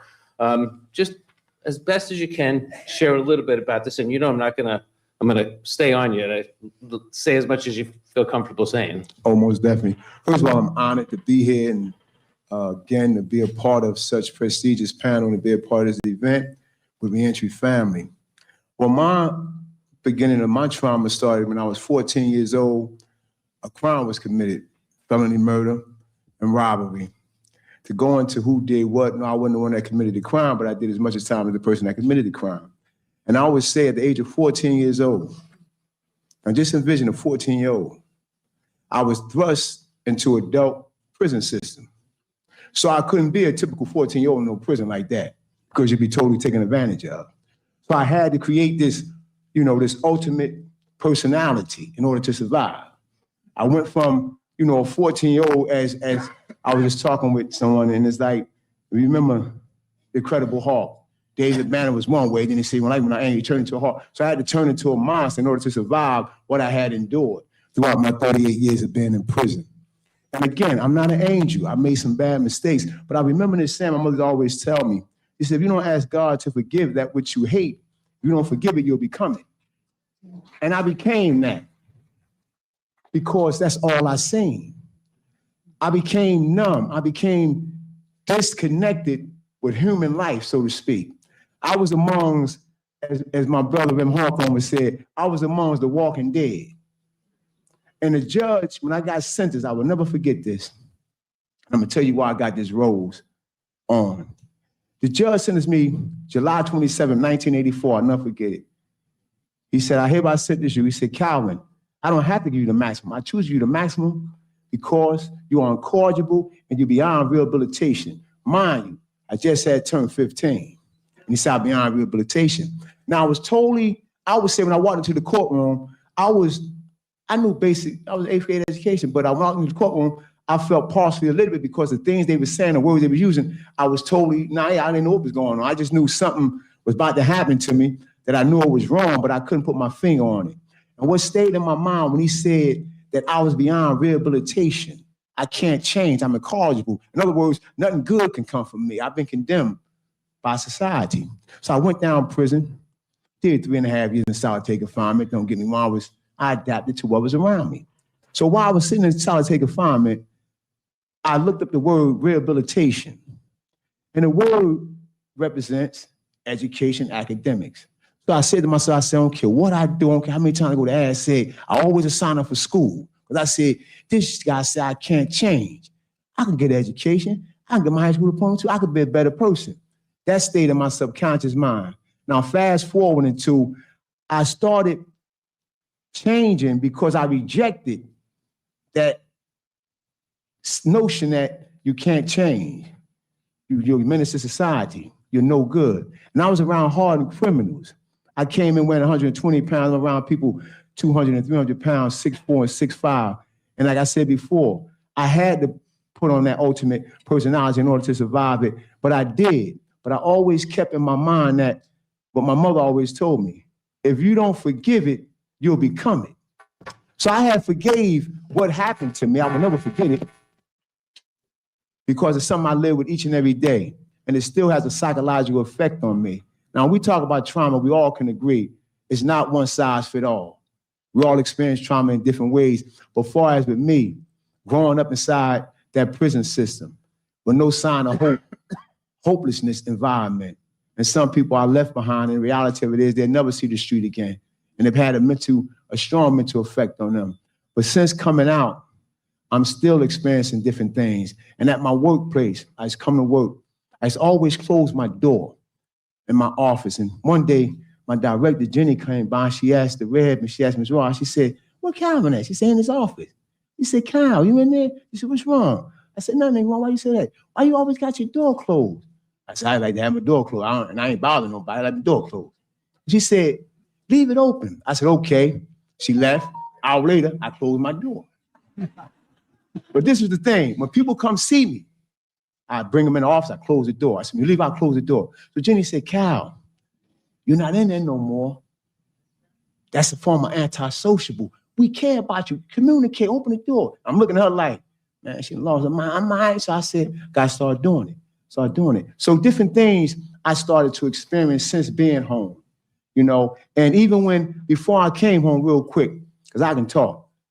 When the governor, for real, when the governor told me, when I used to talk to him all the time. Once he got in contact with him, I used to call him. So he said, "Carol, what's up?" I said, "Nah." So how you doing today?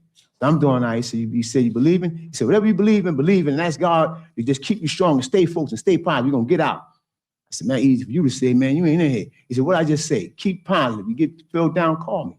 He said, Cal, when you get out, I want you to know I got a job waiting for you. I said, I don't want a job. I want a character reference letter. I'm going to work.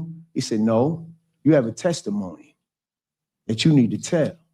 And I want you to go back to the city that you came from, Newark, and tell your testimony. People need to hear that. So with that being said, Let me ask you, Calvin, let me ask this question. go ahead and ask that question. I don't mean to interrupt, No, you didn't. but Go ahead. I do mean to interrupt, yeah. You know that's right. Go ahead. Yeah. How do you survive? I mean, one thing we're talking about today is survival through trauma. And the trauma of a 14-year-old or 15-year-old going to prison, being surrounded by the people who are there, how, from your perspective, how did you survive that? And then our doctors will tell us what that means in terms of the brain and in terms of the psychiatry of it. Tell us how you managed to survive. Yeah, talk about the violence. Got you. I got you. Again, you know, witnessing people get stabbed and witnessing people lose their life. This is the crazy part. Person gets stabbed up, lose their life. And I said the crazy stuff as well. So a guy loses his life, got killed, another kid on 4-wing over a food bowl, a dispute. Because over there, it's a small thing that you take for granted or get you killed behind the wall. So when I seen the guy who got killed, so he's like, man, the movement been held up, man, movement been held up. Man, just roll that, excuse my name, roll that motherfucker out as you go to the mess hall. So I'm like, nah, somebody really got killed.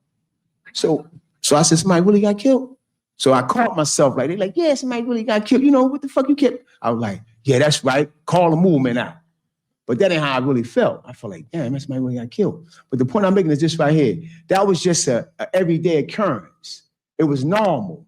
Because again, if you show any signs of empathy, any signs of concern, you would consider, yo, man, why you ain't a social worker then, man? The fuck you doing locked up?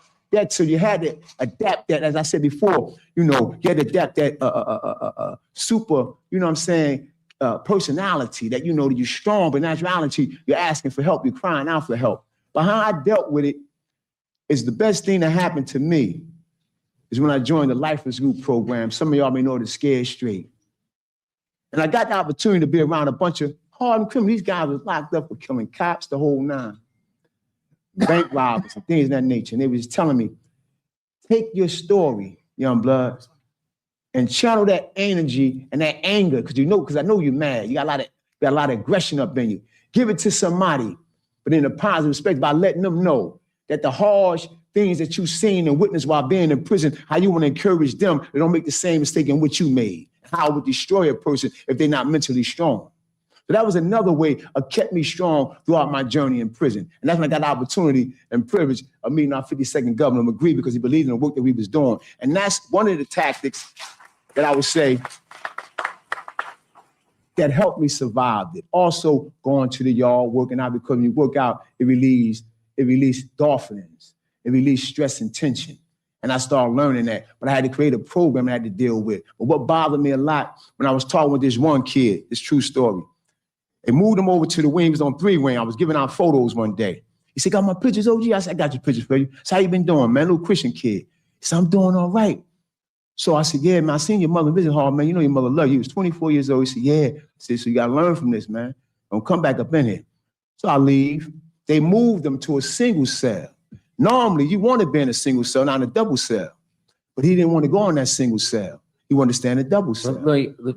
I know we could do this for a long time. And I would invite everybody to spend a lot of time with Cal, as I have had the opportunity to do over the years, and you'll learn.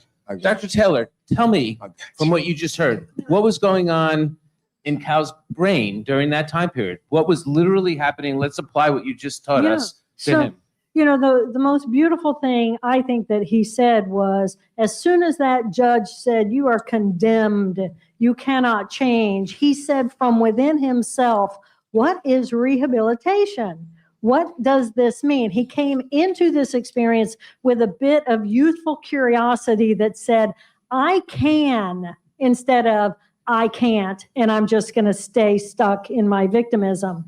And as soon as he did that, he reached out of that character too, left the emotional portion of his brain, and with curiosity in the present moment, built a different way of being.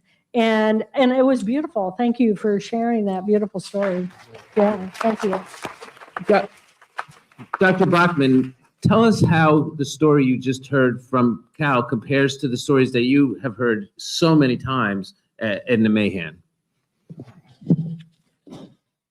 Obviously, they echo in Edna Mahan. And I just want to bring up one point because I know of the time constraints. But I think the other thing that we also have to remember that when one is behind the wall, you're separated from all of your loved ones, as happened, all of your support systems, and you're basically you're isolated from everything you knew from the point that you were born until the point that you're put behind the wall. And I think that's really one of the issues that I see all the time, as well as all the issues that we just discussed. I'd like to turn to Brett, if I could, and let's talk a little bit about, and just for those of you who don't know who Brett is, he's a sergeant in the U.S. Marine Corps, founder of Backpacks for Life, leads a nonprofit dedicated to supporting homeless and at-risk veterans through essential resources and reintegration services. Does that sound about right? Yeah. So, you've heard Cal talk a little bit about the trauma of prison. Could you talk a little bit about the almost, for so many of us, impossible to imagine trauma of war? So it's really about the mindset. And let me give a funny story, and it'll kind of make sense in a second. So I just got back climbing Mount Everest yesterday. Wow.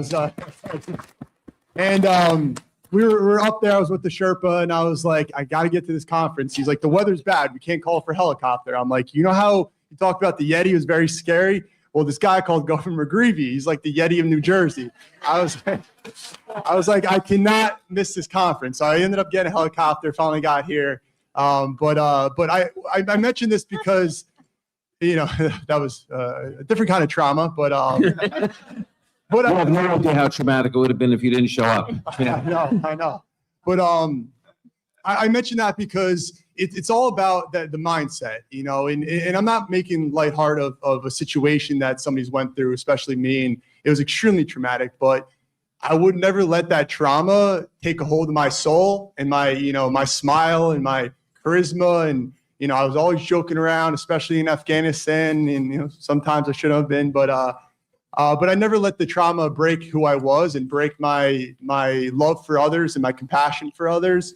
So when you're there and you're feeling that trauma and it's very, very difficult. I'm not saying it's easy, but to feel, that place of, like in Happy Gilmore, when he went to that place of comfort, and in the movie, I like, love that movie, but he went to this place of comfort. He was going through a traumatic experience, but he wanted to, he knew he could go back and feel that feeling. And sometimes when you're going through that trauma, have that place where you could go and have joke and have that smile, because no matter what, you could always have that smile. And especially the Marines that I deployed with, when we went through that trauma, we would always come back and somebody would crack a joke. And again, we weren't making lighthearted of the situation, but we wanted to, just feel that love and compassion for each other.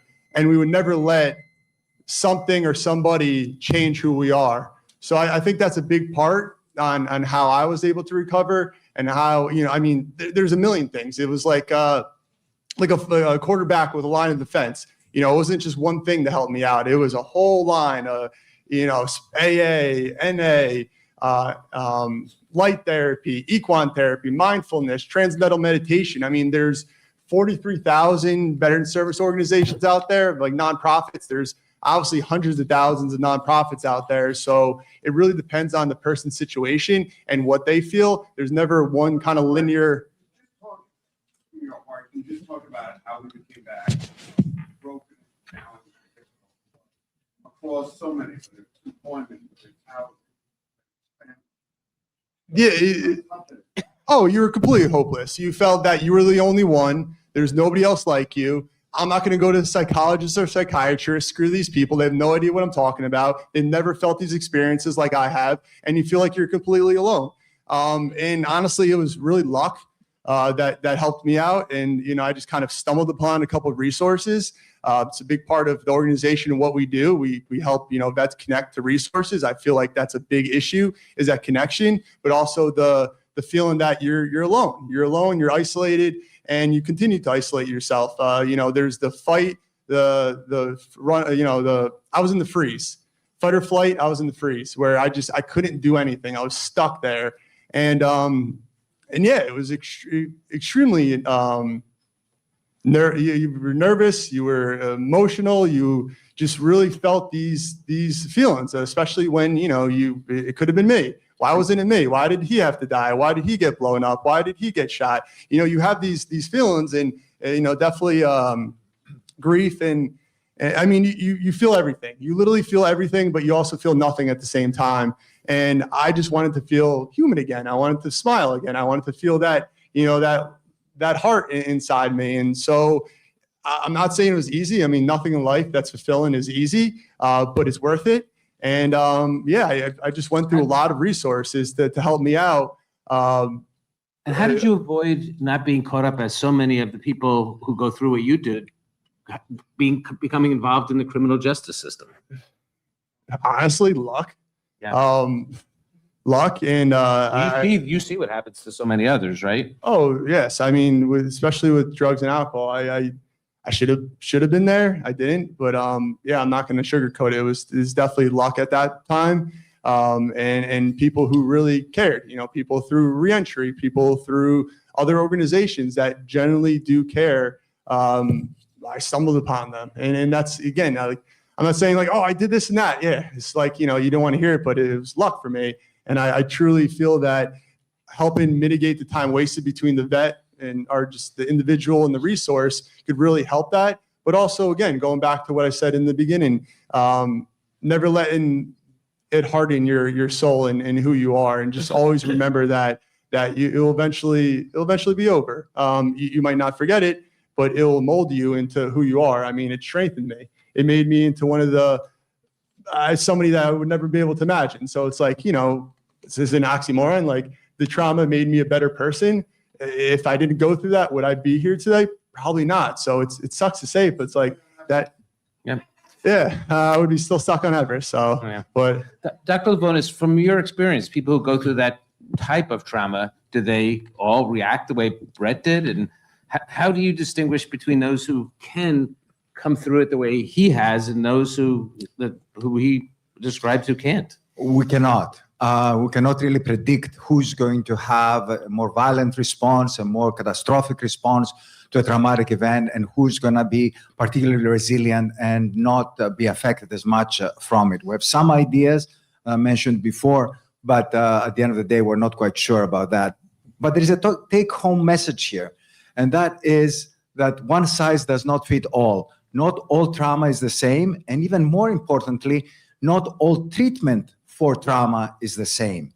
What I'm saying here is that when somebody has experienced a traumatic event that has certainly negative consequences for their lives, they need to see a professional. They need to see somebody who can guide them on the many different options. You just heard, from equine therapy to mindfulness to medication to 12-step programs to individual psychotherapy, to all kinds of things that we can offer. But there needs to be somebody who's going to actually help you through the best way forward. Let me just put a red flag there. Social media. Be particularly careful about social media. The algorithms of social media have an ability to detect what you think may be the best way forward, and they keep on reinforcing over and over and over again your own opinion about what's best, which it may turn out not to be the best. Think about political echo chambers, how the algorithm of the social media detects whether you come from the right or the left and keeps on reinforcing over and over and over again what you already believe. That can be absolutely catastrophic when it comes to your own mental health. We're going to turn to our amazing assembly speaker in a moment. But before we do, I just want to ask both Dr. Taylor and Dr. Allen, both of whom have a lot of experience in dealing with prisons, what can our criminal justice system do to help people through trauma? And what I mean by that is not just prisons per se, but from the beginning of the system, from arrest till the end. I know both of you have strong feelings about that. Dr. Brown, if you wouldn't mind, go first and just give Dr. Taylor a chance. And by the way, if anybody hasn't seen Dr. Taylor's TED Talk, you should see it. It's incredible. She talks about all this stuff. Okay. Of course. So we're here for the New Jersey Reentry Corporation, and I'm highlighting this because the word reentry is a word that's often misunderstood. Reentry is an opportunity. Listen, I'm a psychiatrist. I'm very good at what I do, but the reality is the vast majority of people who need my services would not trust me, would not come to my office. Dr. Bachman asked us this morning if, because of trauma, we're afraid of talking to our doctors, of reaching out. And the truth is, a lot of patients with trauma do not come into the doctor's office, do not receive medical care, and instead rely on some of the experiences that some of my co-panelists mentioned. They're scared, they isolate, they think they know what is best for them, and they often end up in vicious cycles where they're isolating and not really recovering from their trauma. So the justice system offers us a very unique opportunity to intercept individuals who would never come into my office and give them treatment, give them the opportunity to receive treatment, to get better instead of pursuing punishment. This is what reentry is. It's a beautiful, beautiful concept that's often... Thank you. I specialize in addictions, I specialize in sex, and I specialize in forensics. These are three populations that are very highly traumatized, that experience trauma all the time. And what I hear over and over again is the isolation, is I Googled things, I went on ChatGPT, and this is what it told me. The number of times I hear, Doc, you're recommending this or that, but shouldn't I, what about psilocybin? I'm hearing a lot of news about mushrooms. And I say, maybe, but we don't know that. What we need is evidence-based information. I'm making a point not to focus into the specifics of what is evidence-based treatment for trauma, because the reality is we need to assure patients when we're encountering individuals who've been traumatized. The best thing we can do is create a sense of safety with them and usher them to receive evidence-based treatment, to receive non-treatment interventions that will support them recover and strengthen their lives. When you think about, is there anyone in the room who's rescued a dog who's been traumatized? So you all know that when you get a dog that's been traumatized, it's horrible in the beginning. They're scared, they're isolating, they're hiding in the corner. What you do is you create a life for them. You slowly and gently bring them back into bring them back into your world, give them a sense of safety, teach them that what they experienced in the past is not necessarily what's going to shape the future. This book I was talking about earlier today. So in order to do that, one element is receiving evidence-based medical treatment. Another element are supporting and strengthening this person's life, and this comes from building factors that will counter the results of trauma. One of these things is resiliency. I wish we didn't have to have resiliency. I envy the kids who are not resilient because they never had to. But for most people who've experienced hardships in their life, resiliency is a very important thing. But there are other protective factors that we have to think about that often go unaddressed. Pride and shamelessness, that's extremely important. When we help people take pride in who they are, in their identity, in their experiences, even people who've experienced the criminal justice system, when these organizations that are helping people feel a sense of shamelessness in their identity, in their past, this is extremely helpful to combat trauma. Building social activism and altruism, connecting with your community, creating safe spaces for socialization for people who've experienced the same thing, relying on peer support. You mentioned equine therapy and transcendental meditation. These are incredible resources. They're not treatment, but they help the person recover parts of their life and feel more connected to their community, to their environment. Yeah, I don't mean to cut you off, because Dr. Carroll, you didn't have a chance really in what you talked about before, because you were talking about the physiology of the brain, to talk a little bit about your experience with the criminal justice system. And just so that Speaker Coughlin can hear about this before he talks. Could you share that, with hearing what you've heard today here, and obviously there's a lot of people who have been through reentry. What's your reflection on what can be done to overcome trauma in the criminal justice system? I think as soon as you're in the criminal justice system and there's no safety, as soon as that happens, I'm alarm, alert, push everything away. It would be lovely in the dream to be able to create environments, even if they're small environments, small groups of people, where I can find safety. When my father, who I talked about earlier, at the age of 92, he started a program, a not-for-profit called New Leaf, New Life in Bloomington, Indiana. And he built this organization to bring the community into the jail system there. Some people were playing bingo. Some people were teaching life skills. Some people were offering yoga. Some people were offering meditation. I would go in and I would sing with the women. And it was so profound an experience to be able to walk into a women's ward where there are like 30 different in the block, 30 women, 40 women, and they're all on alarm, alert. You feel it as soon as you walk in. And then you start singing a song that is a popular song, and they start joining their voices. And this isn't about building a choir. This is about joining my voice with another person in another part of my brain, where it's like, yeah, you might be my enemy in here, but oh my God, let's sing it together, and it brings them into different parts of their brain. They feel safe. They can create new networks to be able to open up that space of violence where I don't feel safe into a place where I can learn, I can grow. Again, it's going to go back to the brain cells and being able to create spaces of safety, doing different things inside of the system. I mean, it would break my heart to have someone in a prison system where they did not receive any safety, and then all of a sudden now they're released into the external world. What's that going to be? No safety.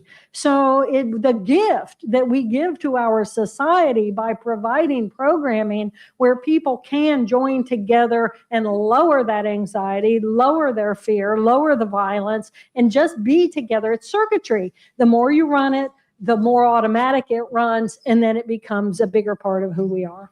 Craig, you come every year and listen to this, and I know we all appreciate how much you listen and how much that ends up getting reflected in legislation.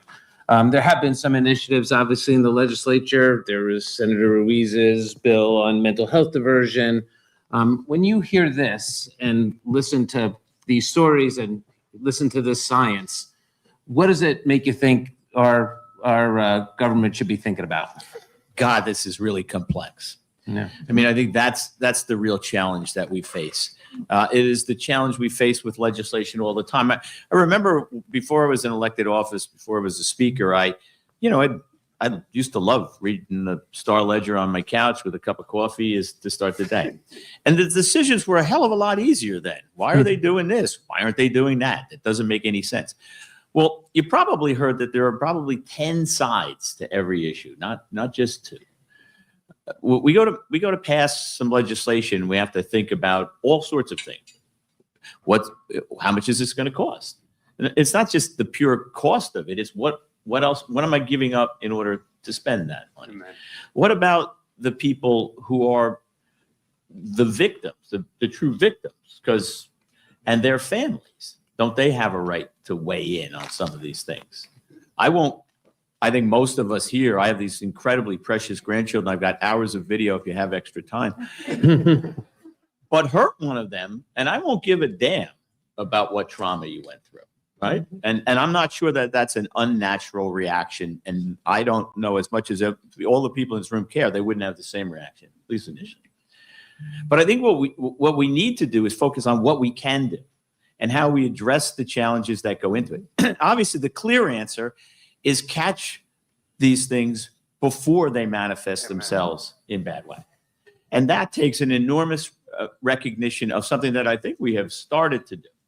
And that is to invest in mental health for people before they get in trouble. It's harder after because all of those other complexities come into play, right?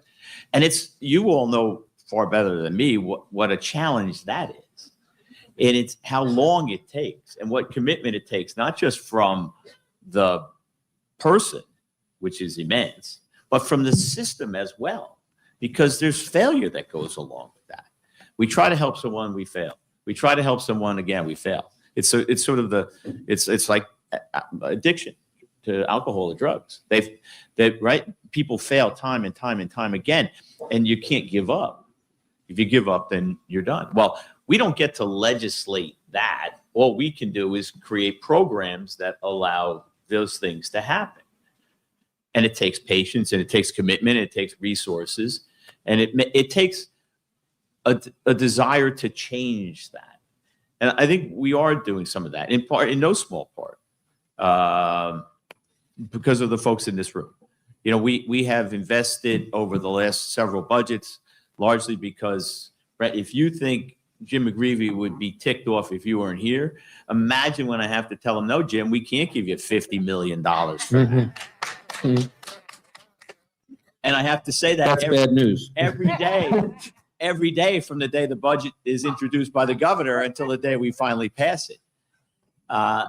Because it's folks like this. I had a meeting with the corrections, the commissioner of corrections, and she was talking about, she's not new, she's reappointed, good choice, and talking about the recidivism rate. New Jersey leads the nation in recidivism, and it's in single digits if you don't count in technical violations, things like that, which is remarkable.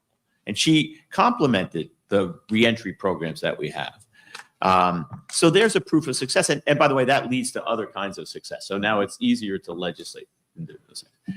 In terms of how we go about it after that, well, I think you need to be flexible, and you need to understand that there are levels of, well, there are certainly levels of crime and violations. And some of them are like Paul's. I'll give you an example. I was at Mass last Sunday I was in Washington, D.C., watched St. John's beat Duke, but they lost.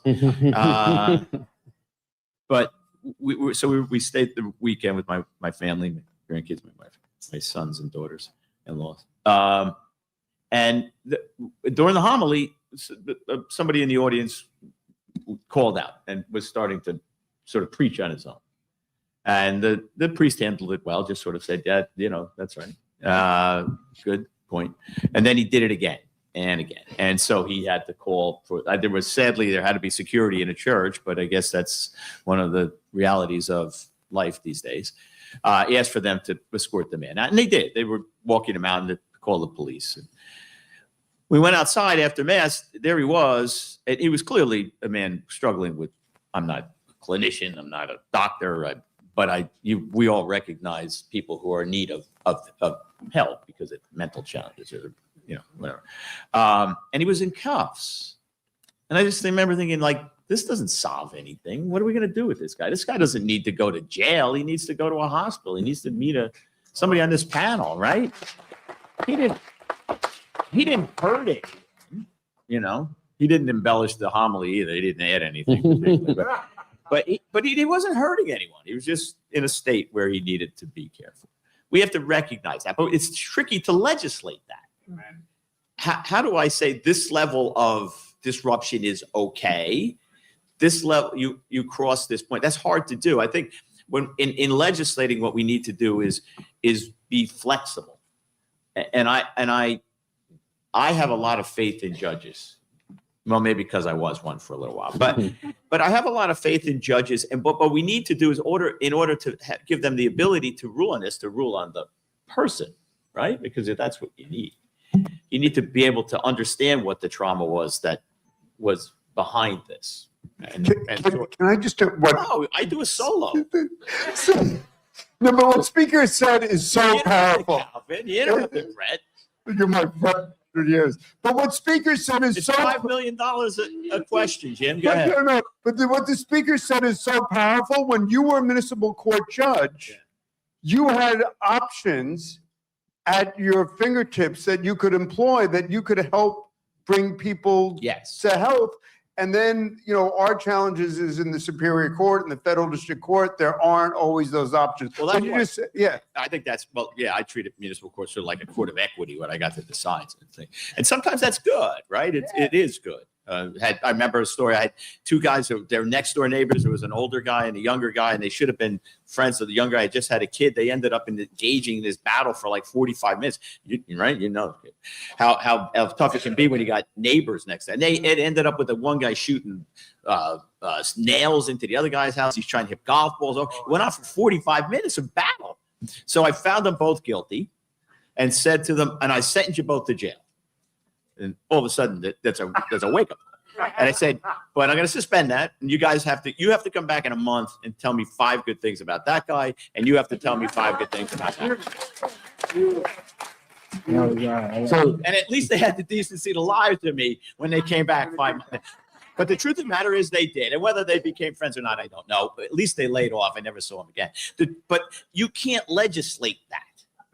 Because I can't come up with every circumstance to do it. So what I think we need to do when we legislate is we need to give courts and the system resources to evaluate folks, to a more holistic approach to understanding what's behind what caused the person to commit the act. Now, some people, there's no excuse, right? And some people, and the folks who are the victims of it, not like in a domestic violence situation where somebody's been abusing somebody. In fact, we just did, my friend Ileana Pinto-Marin, who couldn't be with us today, just did a bill to allow us to go back, and the governor signed it into law, to go back and take a look at resentencing for people in those situations where more typically the wife was abused and they got sentenced because she committed a crime. Which you promised us last year you would get passed, and you did. Promise made, promise made. But I think we need to, it's the outline is for this is understand, be patient, invest in the things that can make a difference, try to change it from the outcome, understand all the complexities of what goes into that on both sides, not just the person who's the victim of trauma going into, and then therefore the person who committed the crime, but the other side as well. You can't ignore that, and we shouldn't. And then give the court, the system, the ability to have a holistic view of what the person has, and then go about the process of doing that. And then if there's incarceration, have them invest in that as well, in a way to make sure that we achieve the best outcome. Because look, jail is punishment, and it should be, right, for people who ought to be. There are people who ought to be separated from society. They're just too risky. That's one of the assessments we have to make.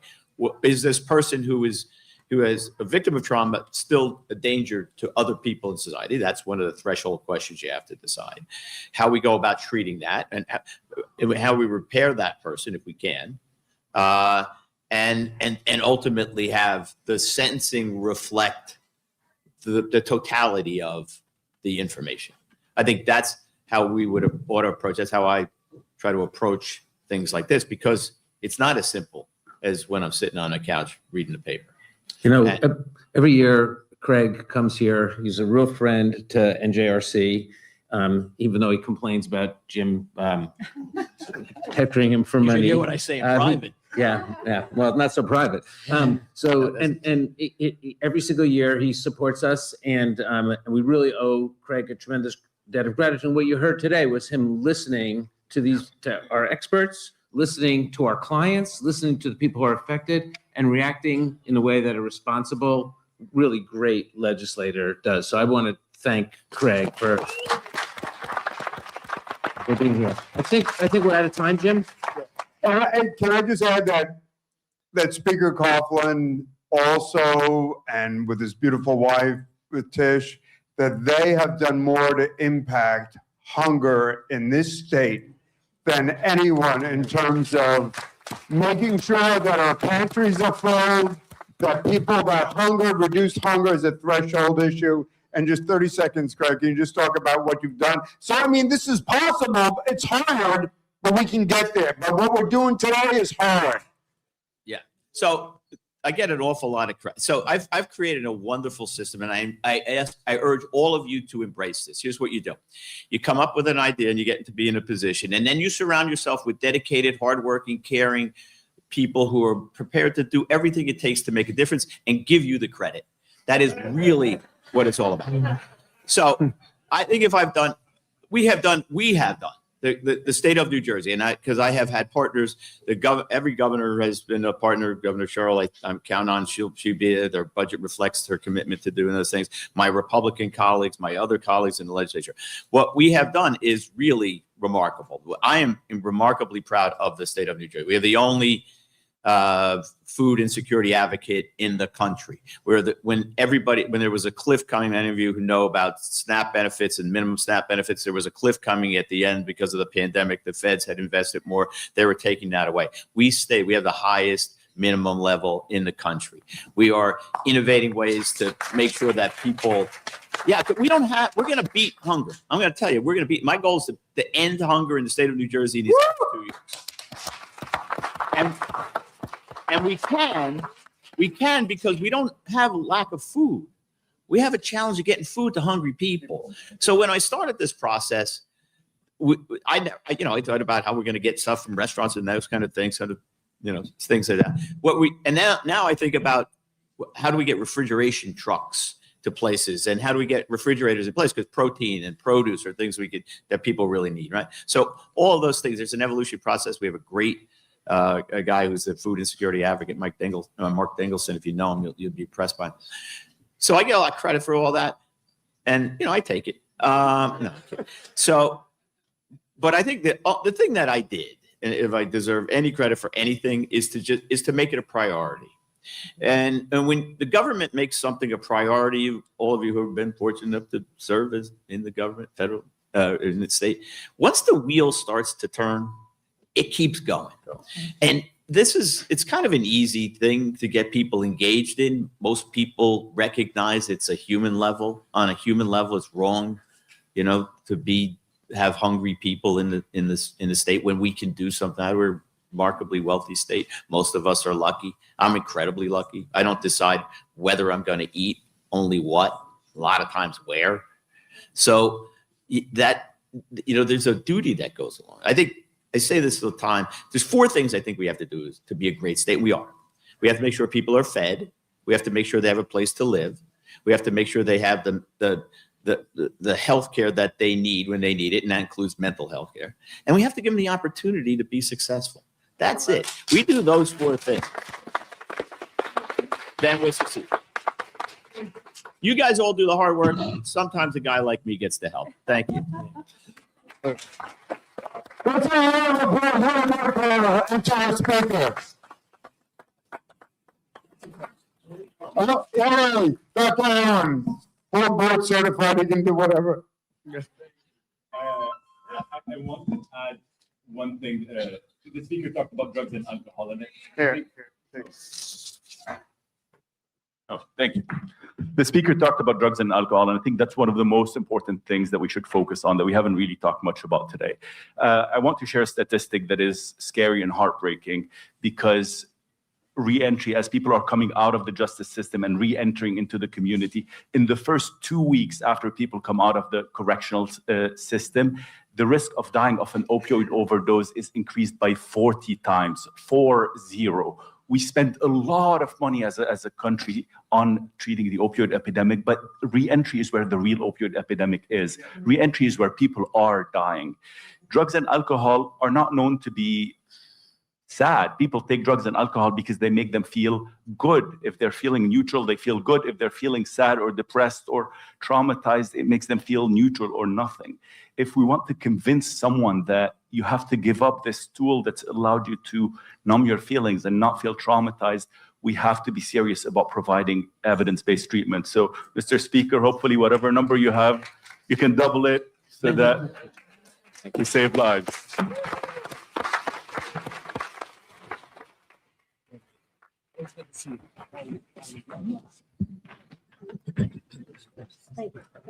Come on. Nice to be on. I just want Dr. Allen, Dr. Buckman. Like I said. Steve, could you take a picture with David and the speaker? No. Larry. We're just gonna, here. Can Nick, just put it up. Thank you so much. Thank you. That's really fun. Yeah, seriously. I mean, not me. Thank you.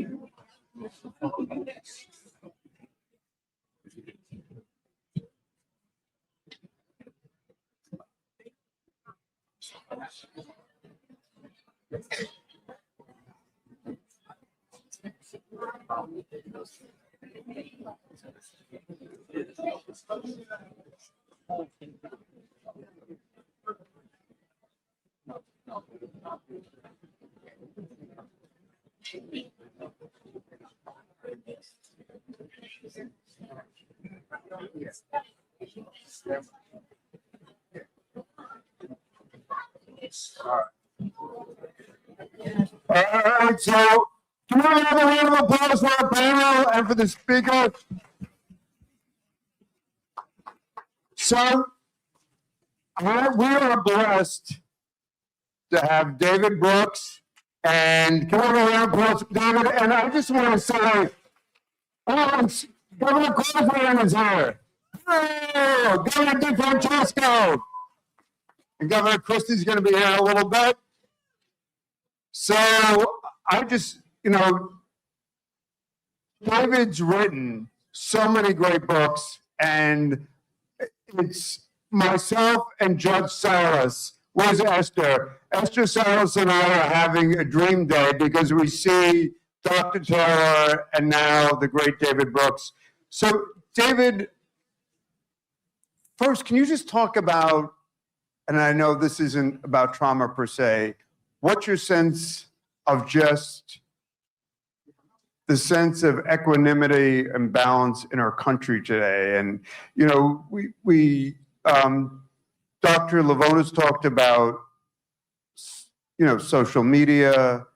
You've talked about so many issues that impact our, for lack of a better word, our groundedness, our sense of community.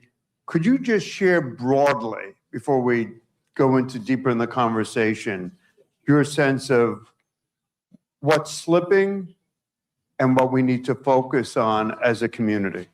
Yeah, first, my expertise in this, I grew up across the river in Stuyvesant on 14th Street, and in a super intellectual household without much heart.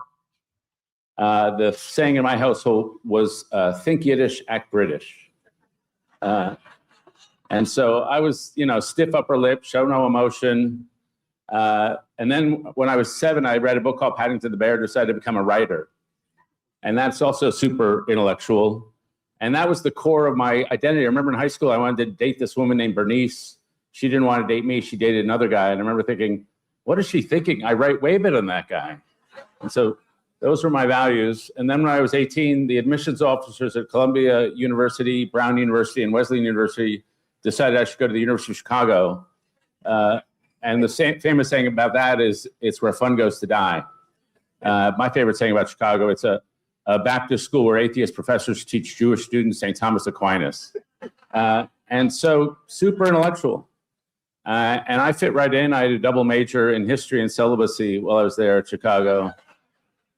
And so I was not about connection. And that's where we are as a society. We're just not that great at connection. We're having some sort of spiritual and relational crisis. And I don't need to tell the people in this room about the mental health challenges we're facing, the loneliness challenges, the depression challenges. But the number of people who say they have no close personal friends is up by fourfold since 2000. The number of people who rate themselves in the lowest happiness category is up by 50% since 2000. The number of high school seniors who say they're persistently hopeless and despondent is 45%. And so we're just in the middle of some social and relational crisis. And so this last book I wrote like, we talked about these people who are traumatized, who are isolated, who are cut off. And we use words like community and relationship, and those are good words, but they're vague. And so I just wanted to understand, what is the exact act of making another human being feel seen, heard, respected, and understood? And the heart of resilience, the heart of recovery, and the heart of reentry is have a sense that somebody else sees you, hears you, understands you, and respects you, and you can feel existentially safe because of that. And so that's what I've... So you talk about illuminators and helping people feel recognized and valued and known. And then the contrast is, as you just alluded to, is the loneliness, the fragmentation, and the collapse of ancient fabric that so often is defined. So when you're looking at that sense of loneliness, and then you combine it, and Dr. Allen and Dr. Lavonis and Dr. Bachman said, that almost feeds into a negative narrative that's constantly reaffirmed. And, you know, when in one of your other books, the first mountain for many people is social success, is climbing up what you call resume virtues. But what I see is, and perhaps I was just interested, this may be out of sort, I see a lot of young men and women, to a lesser degree, but in the community, their sense of resume virtues is, you know, gunning and running and bling. And the irony is they're doing what they think is enshrined by their cadre, by their cohort value class. And Calvin alluded to it, but it's only until you have that crisis of retrospection that you can do something different. I was wondering if you could just talk a little bit about the fragmentation and what's happening to our value systems and how young men and women are finding their way into that dismal place. Well, if you feel unseen, you perceive everything as threat because it feels unsafe and you want to lash out. So as we become sadder as a society, we've become meaner. But the good news, and I want to emphasize the positive today, is that, you know, I often ask people, you know, what made you the person you are today? And nobody has ever said to me, you know, I had this fantastic vacation in Hawaii. That made me the person I am today. Like, nobody has ever said that. They all talk about a hard moment of rupture and repair. And that's how we grow. We grow as individuals and as society through these processes of rupture and repair. And so I went through a hard time in 2013. It wasn't as hard as a lot of the people in this room, but it was hard for me. It was a period of divorce. My kids were leaving home. And I realized I had misled a lot of my life, which was focusing too much on work, not enough on relationships. So I had a lot of weekday friends who I could talk politics with, but not weekend friends. And I did what any male idiot would do in the presence of an emotional crisis. I tried to work my way through it. And so if you'd gone to my house, and I wasn't having people over, I was living in this crappy little apartment, and you went to the drawer in my kitchen where there should have been Post-it note, or where there should have been silverware, there were Post-it notes. And where there should have been plates, there was stationery. And so it was one of those dark moments, which for me, and we've all gone through this, manifested as loneliness, which manifested as pain in my stomach. And so I started reading, like, how do I get out of the pain? And I read a book by a guy named Paul Tillich, who's a theologian in the 50s, who say the moments of pain interrupt our lives, and they remind us we're not the person we thought we were. We carve through the basement of our soul, and the pain carves through that basement and reveals a cavity below. And in those dark moments, you see more of yourself than you do in the normal moments. And you realize only spiritual and relational food will fill those dark cavities. Then I read a piece by a guy named Henry Nouwen. And he says, when you're in the pain, you have to stay in the pain to see what it has to teach you. And I was like, screw that. I want to get out of the pain. Like, but then I read something by Frederick Buechner, a short story writer and novelist. And he said, in the moments of pain, you can either be broken or broken open. And when you're broken, you callous yourself over and you become invulnerable and unreachable and unchangeable. But if you broke open, even in the moment of pain, you make yourself more vulnerable and you have the capacity to be changed. And so people do come out the other side through a capacity to change. And then the final thing I'll say is that when you're in the valley, you can open yourself up, but I don't think you can pull yourself out of the valley. That's it. Somebody has to reach in there and pull you out.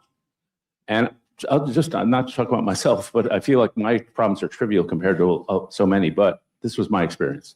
So I'm in that valley and I'm accepting all dinner invitations at this point. And I get invited over a couple's house named Kathy and David in DC. And they have a kid in the DC public schools who has a friend named James. And James's mom has some health and drug issues and can't often feed James. And so they said, well, James can stay with us. And then James has a friend, and that kid has a friend, and that kid has a friend. By the time in 2014, I go over to their house for dinner on a Thursday night, there are 40 kids around the dinner table and 15 mattresses around the house. And I walk in there, and I reach out my hand to meet a young man. They're like 17 years old. And he says, we're really not allowed to shake hands here. We only hug here. And I am not the huggiest guy on the face of the earth. But I hugged, and I went back to that dinner table every Thursday night for the next 7 years. We did holidays together. We did vacations together. And the thing we offered each other, and for an emotionally constipated guy like me, was they beamed love. And they demanded that I had to beam it back. And there's a guy I know named Bill Milliken who started something called Communities in Schools, which I'm sure is here in New Jersey. And he said, I've never seen a program change a life. I've only seen relationships change a life. And so I wanted to understand, what are the micro details of constructing that kind of relationship? So you said, yeah. So for a lot of the guys we work with, people in incarceration or combat veterans, or addicts and women suffering from domestic violence, that there's no one there to pull them out. And our societal mechanisms or governmental mechanisms don't work because it's not relational. It's not done loving. It's done as an obligation.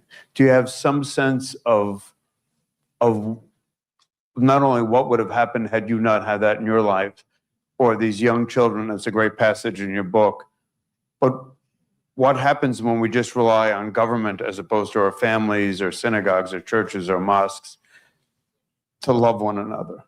Yeah, I've learned it only takes one.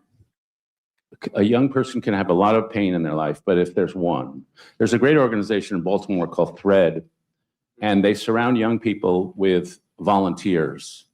And the rule of Thread is it's family. There's no escape.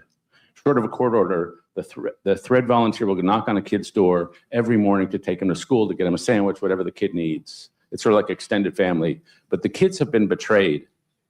And so they assume somebody knocking on their door is going to betray them. And so they push them away. But the volunteer has to keep knocking, keep knocking, keep knocking. And the rule of Thread was, if you have rejected somebody and somebody keeps showing up for you, it's identity changing. And it's identity changing to be the one who's been rejected and you keep showing up. And so that is what family is like. And you gotta start with slowness, because a lot of people who have suffered trauma, they're rightly suspicious. And so when you meet them, they're asking themselves unconsciously the same question that you and I are always asking ourselves when we meet somebody.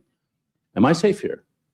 Is this person gonna treat me like a person? Am I a priority to this person? And the answers to those questions are expressed in your gaze before any words come out of your mouth. It's in the warmth of the gaze before any words.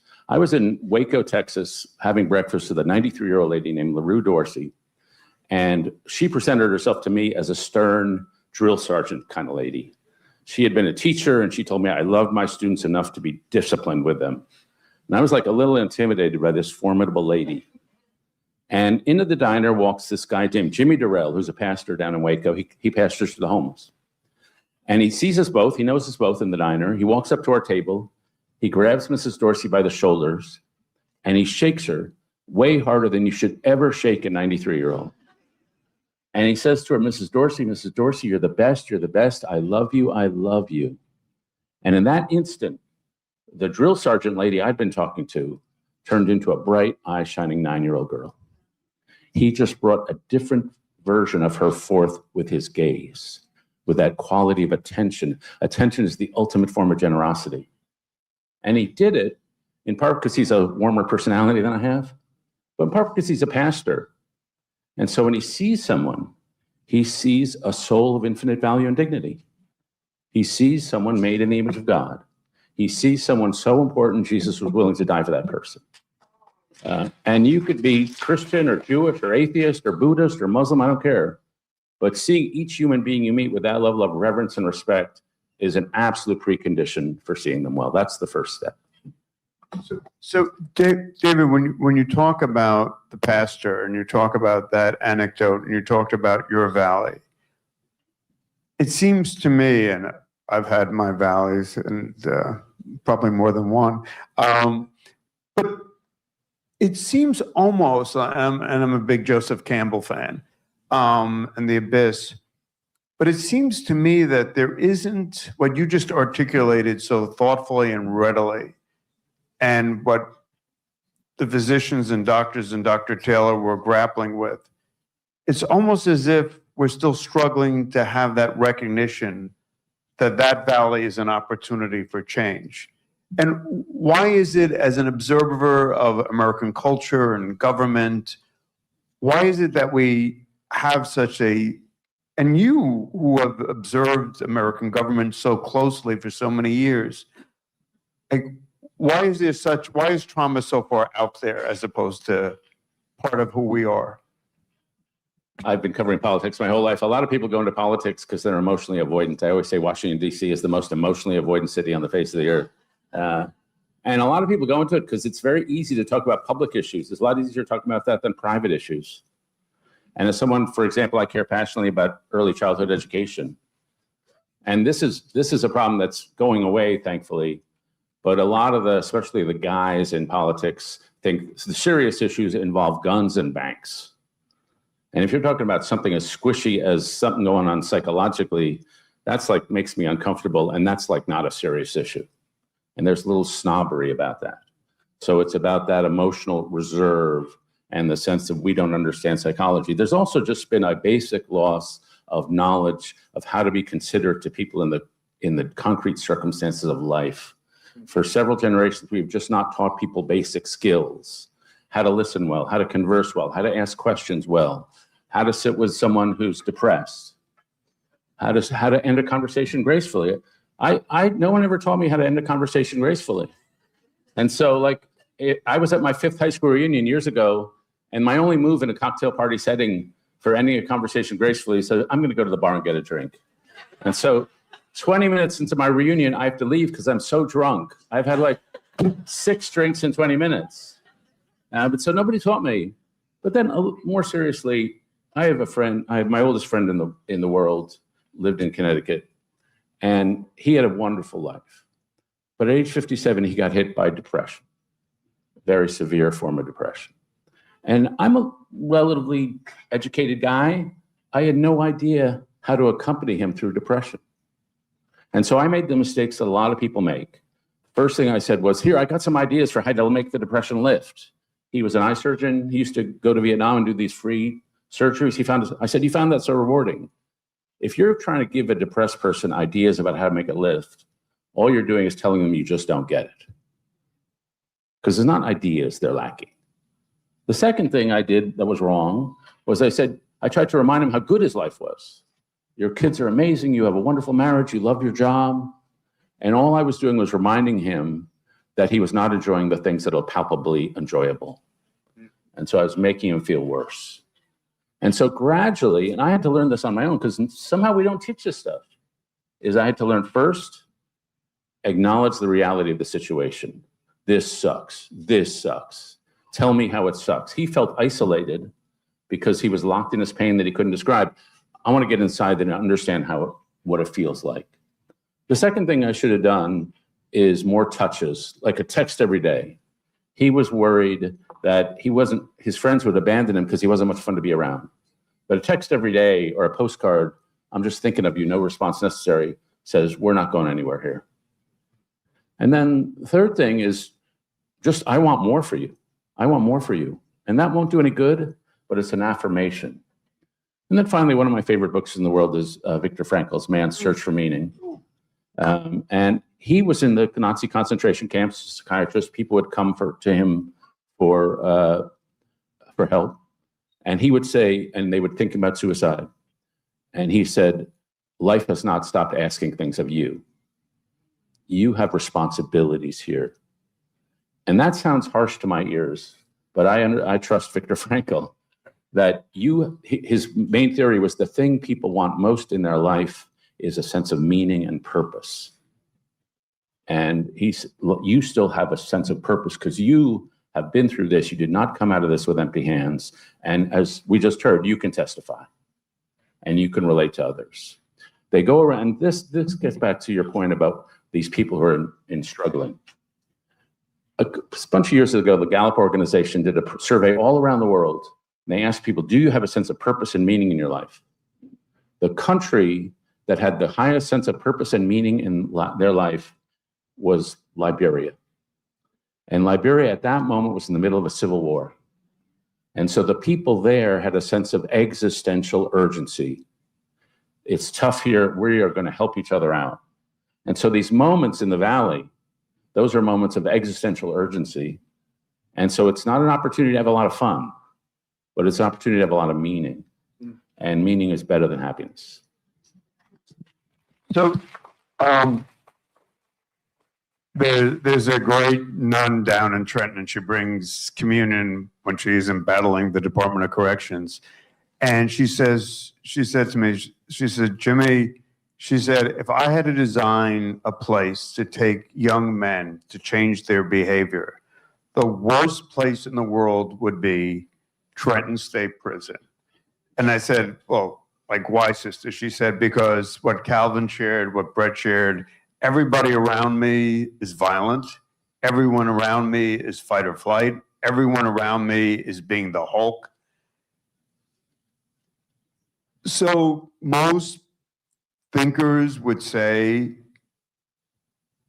if you want to remove people from the body politic, that has a function. But very few people would say that individuals become better persons or heal because of prison.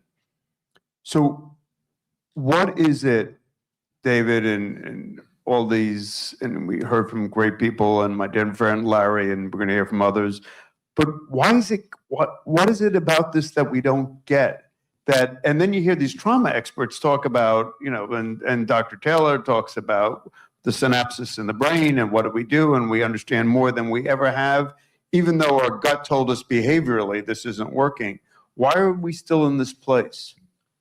Just think we're naive about human nature, and we're asocialized. Like, how do you, so if somebody comes out,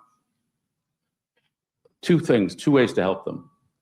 The first is ask them a question. I had this category, illuminators and diminishers. Diminishers are people who don't ask you questions. They're not curious about you. They stereotype. They do a thing called stacking. I learn one fact about you, and then I make a whole series of assumptions about who you must be. You were once inside. You must have done this, and stacking is always wrong. Our stereotypes are almost always wrong. I met a lady at a Trump rally who was a lesbian biker who converted to Sufi Islam after surviving a plane crash. I was like, what stereotype do you fit into here? Like, and so this basic skill of making them feel respected is achieved by asking questions. And I happen to know that everybody in this room was once fantastic question askers. because you're all former 3-year-olds. And the average 3-year-old asks 104 questions an hour. And as parents, we've been there. And I have a friend who teaches high school boys, how to 8th grade boys, to become journalists named Niobe across the river in New York. And she once, first day she ever did this, she sat in the front of the classroom and she said, okay, I'm going to sit here. I want to get you guys good at question asking. So ask me any question and I will answer honestly. And the first boy says, are you married? And she says, no. And the second boy said, are you divorced? She says, yes. And the third boy says, do you still love him? She's like, whoa, whoa. And she starts crying and says, yes. And the next boy says, does he know you still love him? And the next boy says, do your kids know he's still, like they're hammering her with questions. But that's how you make a bridge. And so that's the social piece. But then there's the moral piece. And I think reentry involves a moral reconfiguration of the person. And I don't know, this is a program that I really admire tremendously. It may be famous in your field, but it's called the Other Side Academy in Salt Lake City. Yep. And so I've been there a few times. And what they do is they take people who have reentering after long sentences, and you move into this facility, and you can stay for like 3 years. And then you work at a moving company. And it's the most highly rated moving company in Salt Lake City, called the Other Side Movers. And their slogan is, and because they're all have criminal past, we used to take things out your window, now we take it out the door. That's how but what they have there is they have a concept of 200% accountability. That you're not only morally accountable for yourself, you're accountable for everybody else. And so when they're moving, they're watching each other. And if I see you and we're moving together and you like check out a woman who we're moving, or you don't guard her prescription drugs properly, at night they have a thing called games.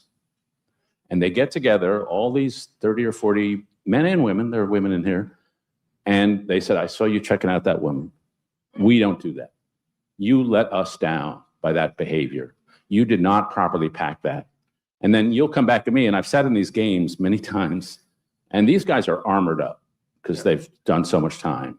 And to break through the armor, it takes some brutality. And they are brutal with each other. And they're like, you fucking let us down. And the other guy will scream at you, fuck you, fuck you, fuck. And it's like, they're going, like, these are guys 6'4" with tattoos all over their faces. I think they're going to kill each other. But this is their way of 200% accountability. And they'll say, I was a moral idiot when I walked in here, and I'm now a man, or I'm now a woman. And I wish I could show you the photos, the before and after photos of this place. It's unbelievable. They look, when they enter, they look crushed and broken and hollow.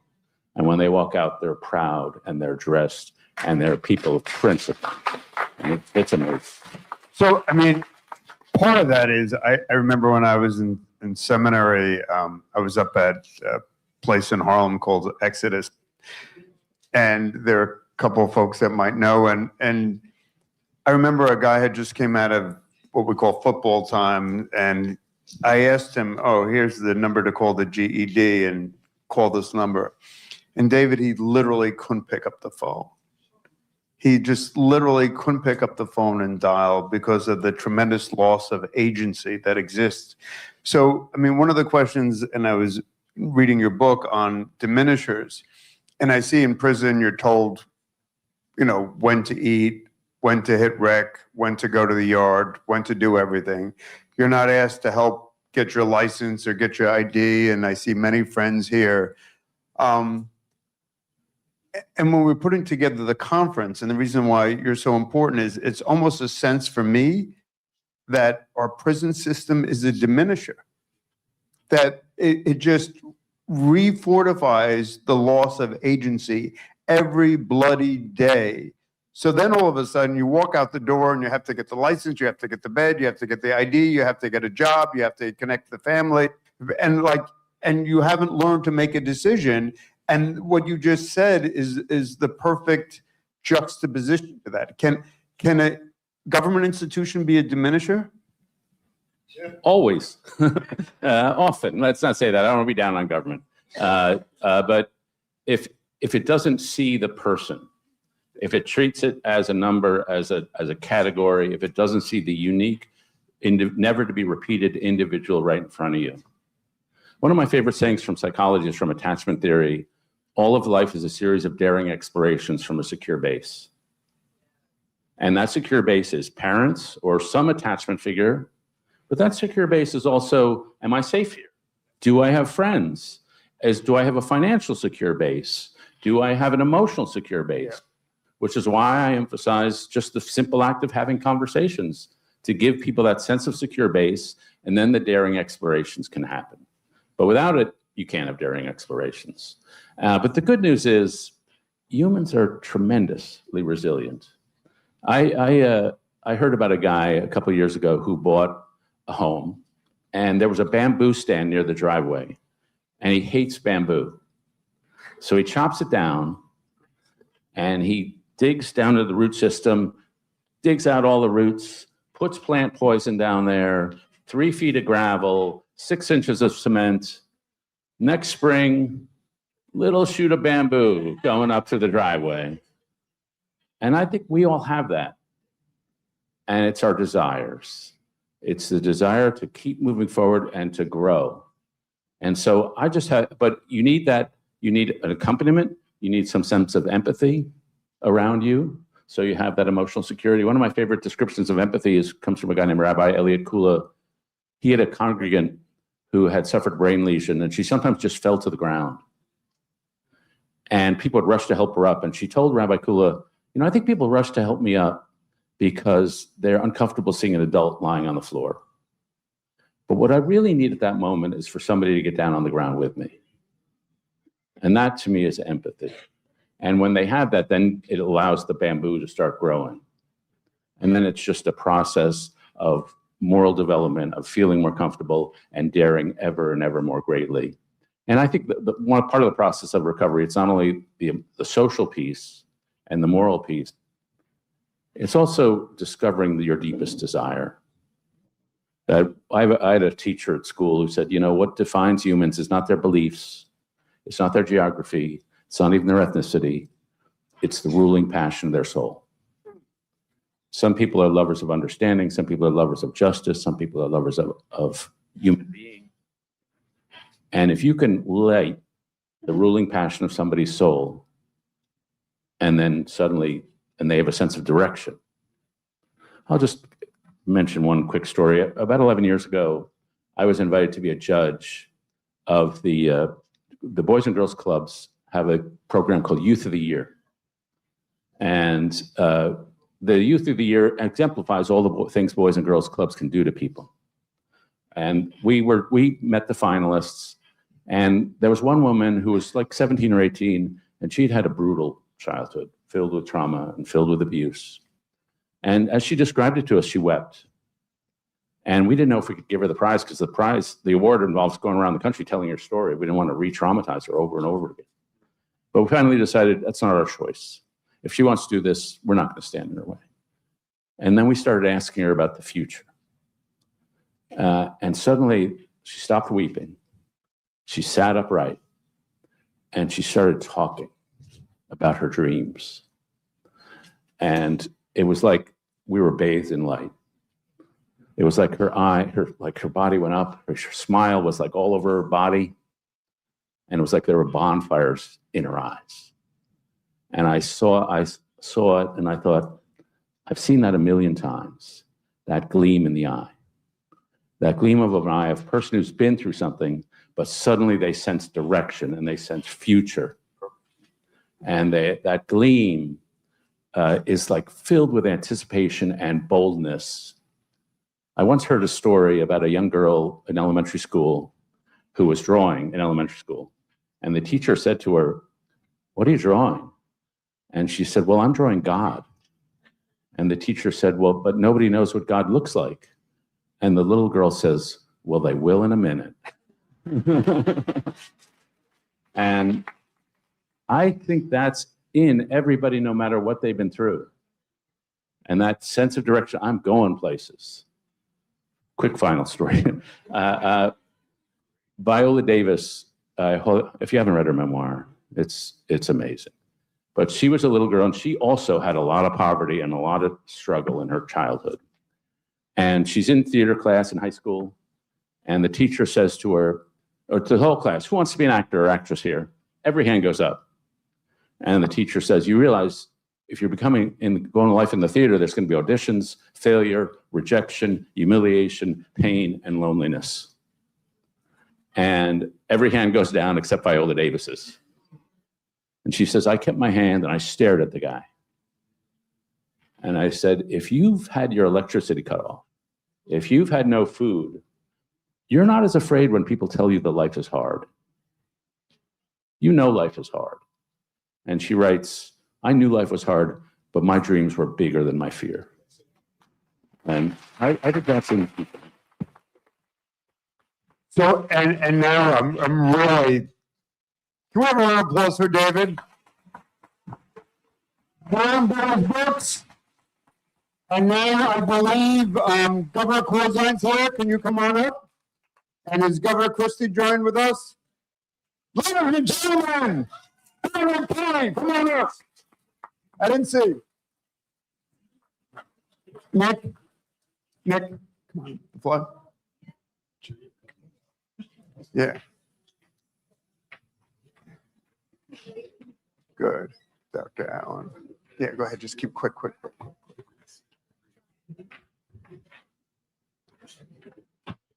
David, you. Governor, good to see you. Governor, good to see you. Oh, thank you. Dr. Allen. Yeah, good. And so we have.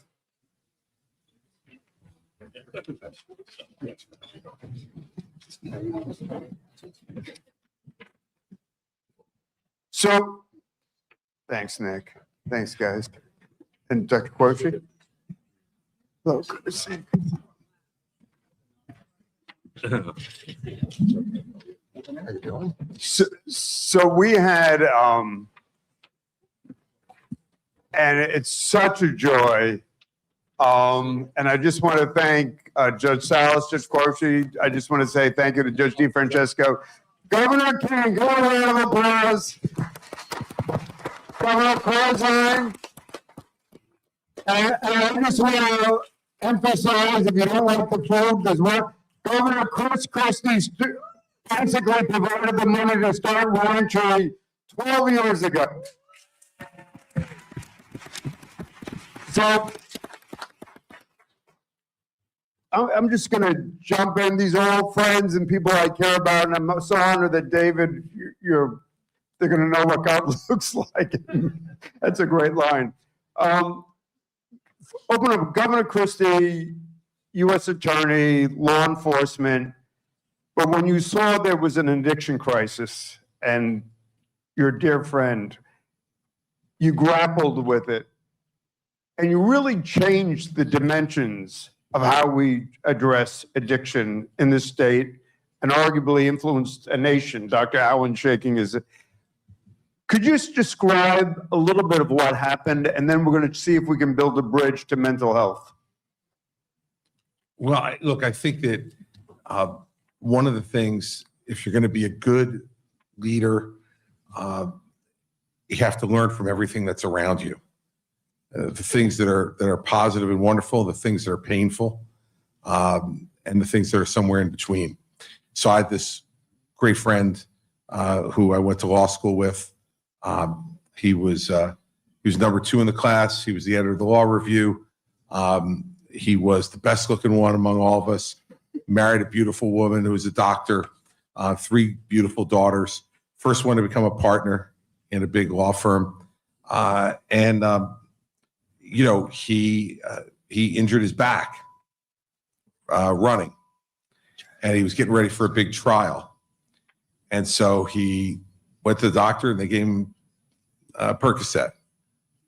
And this is a guy who always liked to have a lot of fun.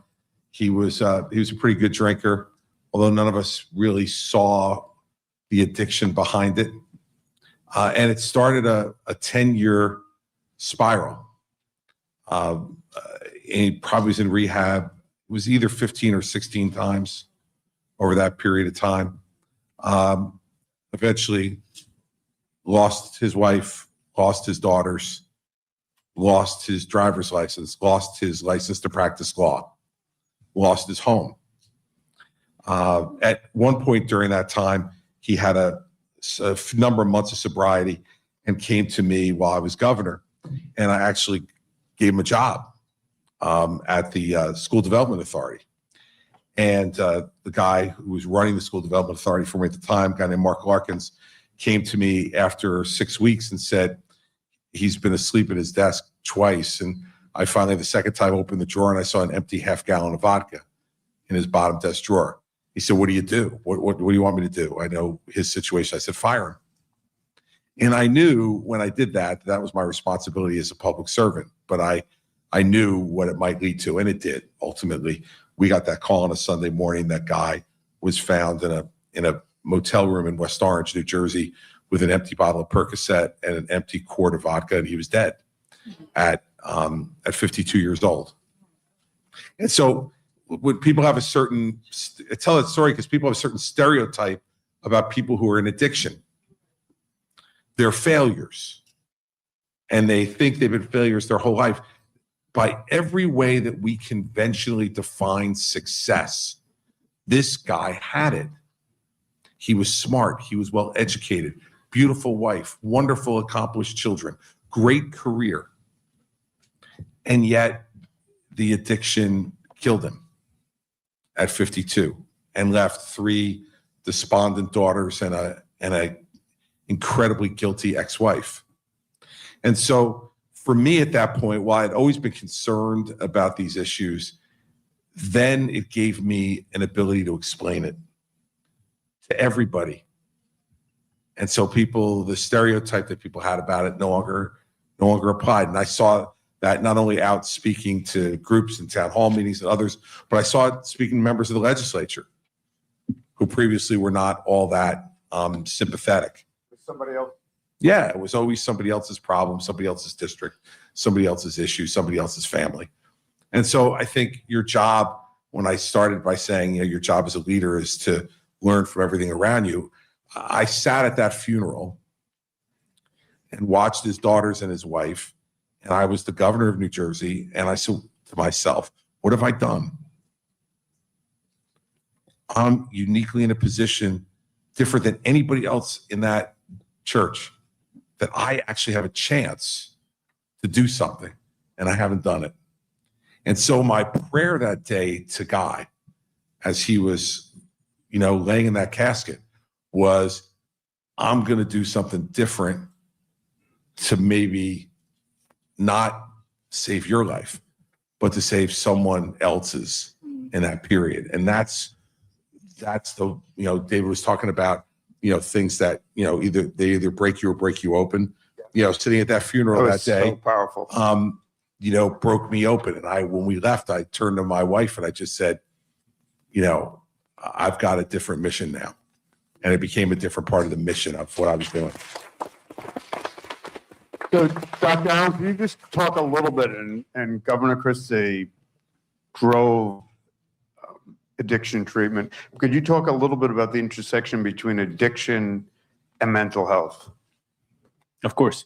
So one of the main problems with addictions is that we as a society don't understand it. As a society, everyone thinks that they have a good understanding of what an addiction is, but very few people do. The reason people have a hard time understanding it is because everyone can relate to drug use. People will say, I used weed in college, or my neighbor uses cocaine occasionally once a week, or everyone can relate to it, and they'll say, but then I stopped. My cousin stopped. My nephew stopped. Why is it that this person is not stopping? And this is where it's important to educate people that when the brain goes from using drugs recreationally to using drugs as an addiction, your brain changes, your ability to experience pleasure changes. So the things that used to make you happy before, playing with your kids, going to the park, running with the dog, no longer make you feel anything. And the only way that you can feel not good, but normal, feel anything, is to take more of the drug that keeps you in that cycle. The word addiction comes from the Greek. It means enslaved, because the person becomes enslaved to the drug. What happens is drugs, when people are using drugs recreationally, they use them because they're fun. They're happy, they're partying, they're going out with their friends. But when they develop an addiction, they're not using them to feel happy. When I work with a lot of people with I treat people with addictions for a living, and people with addictions are miserable and sad. This is the relationship between mental health issues in general, depression, anxiety, schizophrenia, and addiction. I'm going to go to Judge Quarshie first, and then, so Judge, can you just share what you do with veterans? And what you do with veterans in terms of the federal district court, and how you work with the veterans to address these issues over the long term by helping them get a road back. And just close to the mic, I'm sorry. Sure. Can you hear me? Yep, perfect. So, I mean, for the district court, over the past almost year and a half, we developed a pilot program for veteran participants who are going through the federal criminal justice system. And actually, I'm actually proud to say that this past month, we just voted to approve it as a full-fledged program. So it's no longer a pilot program, and it's going to expand to the whole state. But the primary focus is, and look, I'm no expert in veteran issues. I'm no expert in mental health. I'm not a medical professional. I draw on my own personal experience as a combat veteran, but also my relationship with other veterans and working with the veteran participants. But primarily, the purpose is to deal with veterans who are either pre-trial or post-trial, right? They could be on supervision or still pending sentence, which is different than our reentry court. But trying to ensure that they get the treatment that they need for a variety of issues. So that could be therapy. It could be, and look, this is one of those issues where we are meeting veterans who probably should have had some sort of therapy many years ago, and they're getting it for the first time through our court system, where they're happy to get it. But you know, if someone asked me, and I just had this conversation briefly earlier today, in 2007, when I came back from Iraq for the second time, somebody probably should have said to me, hey, Zah, are you talking to anybody? Because if not, you probably need to speak with somebody. But I also know my response would have been at that time. I would have said, I'm okay. And what I see a lot with this particular demographic, and I won't stereotype all veterans, but these guys are fighters. They believe that they can fight through the trauma. And the problem is we're seeing it, that you can't do it on your own, that there's external sources that everybody's talking about we need. And so the second issue that gets, I think, compounded, which we're also providing substance abuse treatment, is once they realize they can't fight through the trauma, sometimes they get into alcohol and drugs, and that addiction comes into place. And so now they compound the trauma with substance abuse issues. So we're primarily, you know, trying to provide them the treatment they need, whether it's substance abuse or mental health. We meet with these veterans every month. And I will tell you that it's not really the core. The stakeholders that are primarily the most important is we have a member of the VA that sits with us every month. We have, you know, the U.S. Attorney's Office, the Public Defender's Office, pretrial services, probation. And yes, of course, the judges are involved, but a lot of those stakeholders are the ones that are really providing the services to those veterans. So that's where we are now, where we just are coming out of the pilot program, but we're just trying to help this demographic that I think we all know is in need of these treatments. So I just want to pivot to Governor Corzine, who was also serving in the United States Marine Corps and also did a lot in terms of you know, mental health. And I'm just going to ask Governor Kane, who I had the pleasure, the great honor of working with. So when we look at mental health, we closed so many psychiatric institutions, particularly in the 70s. I mean, people who were motivated for the best of reasons. And ostensibly, they were supposed to be replaced with community-based healthcare. Do you see, Governor, do you see a lack or a gap in services? So, I mean, at one point in time, I remember Governor Kane, my old dear friend Jack Fay, was the ombudsman for the institutionalized elderly, and there were connections between psychiatric hospitals, institutions, and they were closed in many cases because they were antiquated and weren't responsive. But yet it seems as if, you know, there are addiction treatment centers all across New Jersey that Governor Christie knows that probably everyone, hospitals, psychiatric institutions, SOAR units within hospitals, but they're with there aren't nearly as many mental health institutions. And I have the pleasure of working with Essex County on the civilian task force, but I know the waiting period to get into Anne Klein is absurd. Is looking at mental health, what should we be looking at, or what's your sense of where there are gaps in the service now in New Jersey, and mindful of what you did while you were governor? Jim, first of all, I want to just say that the work that you're doing is demonstrated by so many people being here and wanting to participate is one of those things that has to be done to actually address this. And I just want to compliment you for what you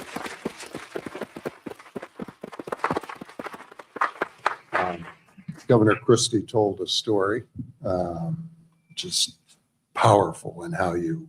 Could you just speak closer to Mike? Thanks. Very powerful in how you come to understand the pain of mental illness, the pain of addiction. And I think those things are very closely linked.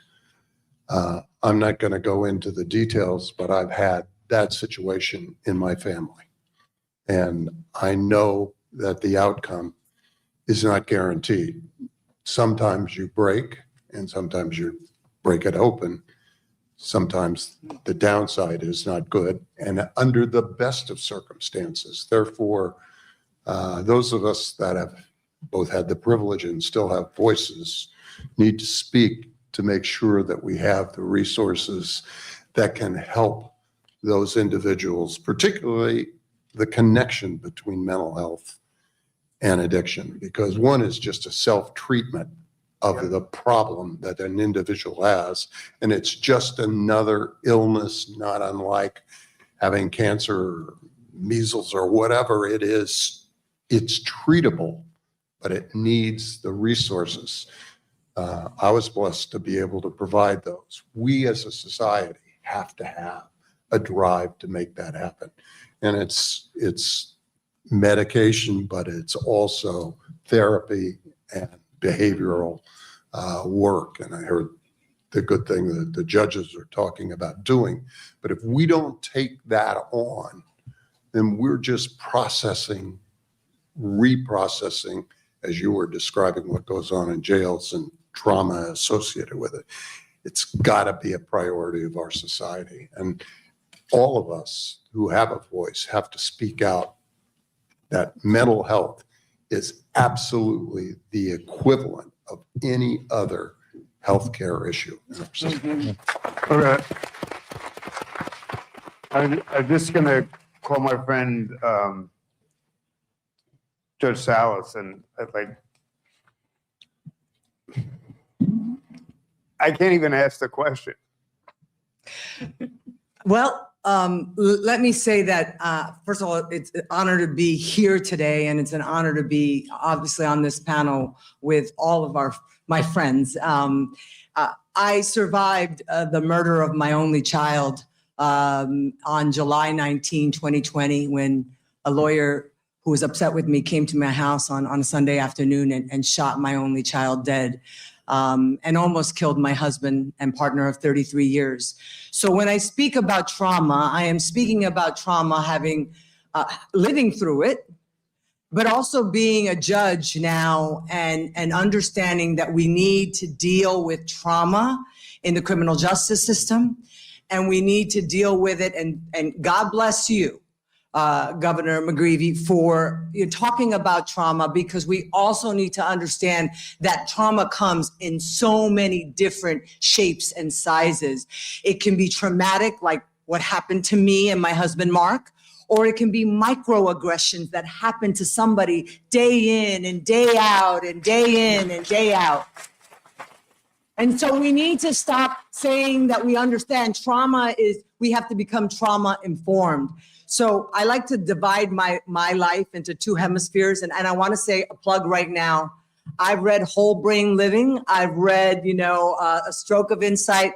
And I've read Second Mountain by David Brooks.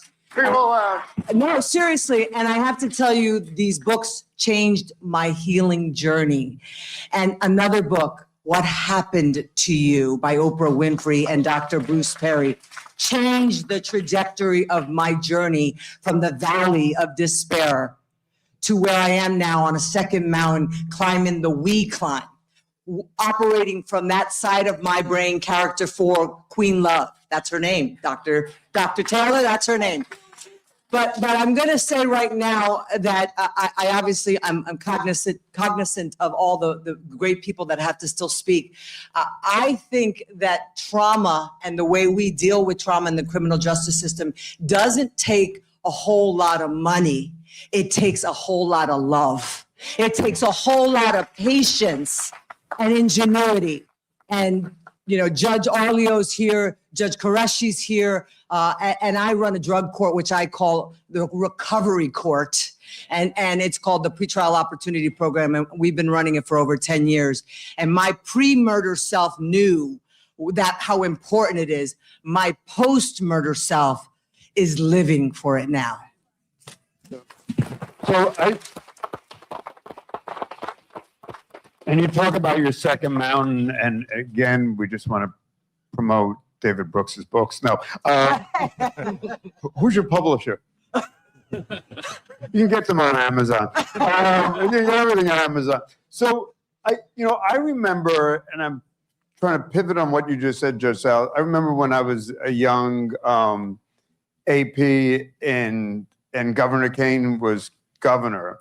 And he had a great program called the Fields Programs, where you would take young folks out of the community, or if they were in situations where they didn't have a parental network, and they would be put in a home that replaced a loving family, and where they were taught skills, whether to become a carpenter or an electrician, etc. But it was also understanding, Governor, that you had to focus on education, you had to focus on job training, you had to focus on giving people the tools necessary to live in this.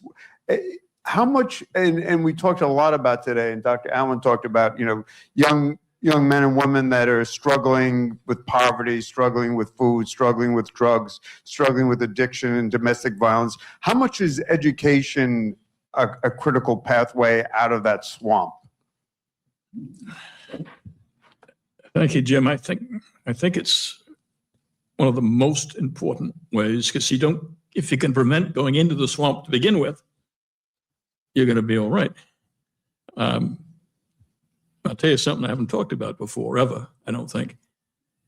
When I was very, very young, very young, first, second, third grade, that area, I was dyslexic. I'm so old that they hadn't identified it yet. So they didn't have any treatments, nothing. And I reversed numbers, was did very badly in school. Partly because of that, I think I developed a bad stutter. And in those days, if you had those kind of disabilities, they just called you dumb. And teachers called me dumb, my fellow students called me dumb, wasn't very popular. And what happened was, I had 2 or 3 great teachers who spent time with me well beyond what they were paid to do, who stayed after school to everything comfort me, to help to teach me. And because of those teachers and some others, I think I avoided many of the problems that I would have gotten into otherwise. And I remember the names and value. I don't remember, I've lived for 90 years. I don't remember much of those 90 years. But I remember the name of every one of those great teachers. And I value them and what they did for me. And so this is extremely important. We can't pay teachers for that kind of thing. But when we can put those teachers in the classroom, dealing with kids at very early ages, we can prevent a lot of what we're talking about. And that's frankly the reason why I think during my governorship, I devoted as much time as I could to improving schools. It's why I care so much about the teaching profession, and why I still don't think we're doing enough to value it or to promote it the way we should. I think the most important people, one of the most important people in our society are teachers. And everything we can do, we can talk about it later, some of the recommendations I have, but things that we can do to improve that profession, to get more good people to join it, and when the good people join it, to value them as members of our society. And it's a way to stabilize those children. Yeah. Governor DeFrancesco, you did a lot of it also focused on domestic violence and your different efforts. So when you think of trauma, both as a lawyer and as someone involved in the state legislature, you know, our criminal justice system is basically binomial. Like, you're guilty, you're innocent. Governor Christie moved towards understanding the importance of recovery courts, treatment. Can we do the same for mental health? Yeah, well, domestic violence, I'm sorry. First of all, I want to thank you, Jim, for having me. Governor Kane and I have known you for going on 40-something years. And I was at your State of the State when you talked about your friend in law school, and it was very touching. And you led the movement, Governor Christie, for the changes in the system of dealing with that kind of addiction. And Governor Corzine and I served together for a year, and I was governor, and he was first year in the U.S. Senate. And hopefully I can say this. He came to me one day and he said, I'm thinking about running for governor because there was a vacancy, you know, and so why would you want to do that? He said, you're in the U.S. Senate, and I have no idea what you do every day. I don't care. I don't care. It's a great institution. He said, well, I have things I'd like to do. I have policy I'd like to implement. And as governor, you can do that. And that's why he ran. And so, and me, of course, I'm the Rodney Dangerfield of all governors. But Jim, as to domestic violence, and seriously, from a legal perspective, all due respect to the judges, it's historically been treated as a private matter. It's a private matter, domestic violence, historically, because the legal systems, the cultural norms, and the political institutions all reinforced that view in the old days. And I know I'm preaching to the choir. The law limited intervention in the home in those days. Cultural attitudes were normalized or minimized abuse. They minimized abuse. And there was little political will, and I know that, or resources to address it. But it wasn't until advocacy reframed the domestic violence as a pattern of coercive control and a public safety issue, that it began to be treated as a systemic problem rather than a private dispute. One of the bigger barriers, both historically and still today, and of course we all talk about this, is the resources, simply resources. For a long time, domestic violence was treated as a private matter, and part of the reason for that was because victims didn't have the financial means or the institutional support to help them. But even now, victims often don't have those resources to navigate our complex legal system. And even for someone without that added stress, the system can be overwhelming. When you add in trauma, children, and sometimes the need to relocate quickly, it almost becomes impossible to manage alone. So the lack of access is exactly what kept domestic violence from being treated as a systemic problem for so long, and why addressing it today is so critical. So that's why expanding access to free legal support was so important. Through state grants, and you know this, Jim, and partnerships with not-for-profits, there is real progress. In fact, ironically, my office works very closely with the VCCO. Yep. And domestic violence coalitions across New Jersey, and people here know that, have provided victims with representation at no cost. And John McDonald, our county prosecutor, is sitting right there.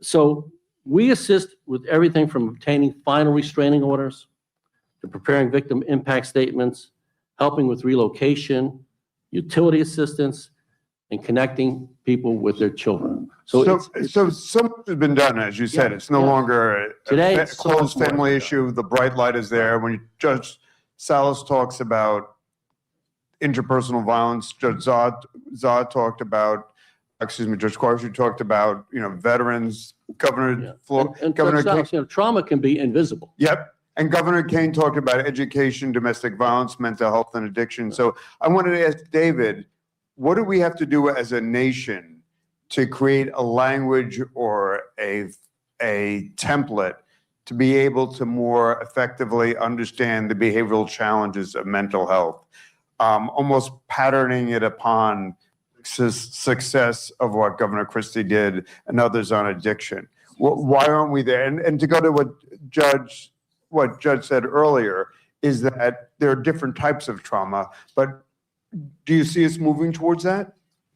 Well, the younger generation is saving us in dealing with, in talking about mental health issues, because they are quite open, wonderfully open about talking about that stuff. It's interesting to be seated where I am right here, because to my right, I have medical people, and that reminds us that part of the solution is the one-on-one, and the therapists I know say, my job is I'm a story editor.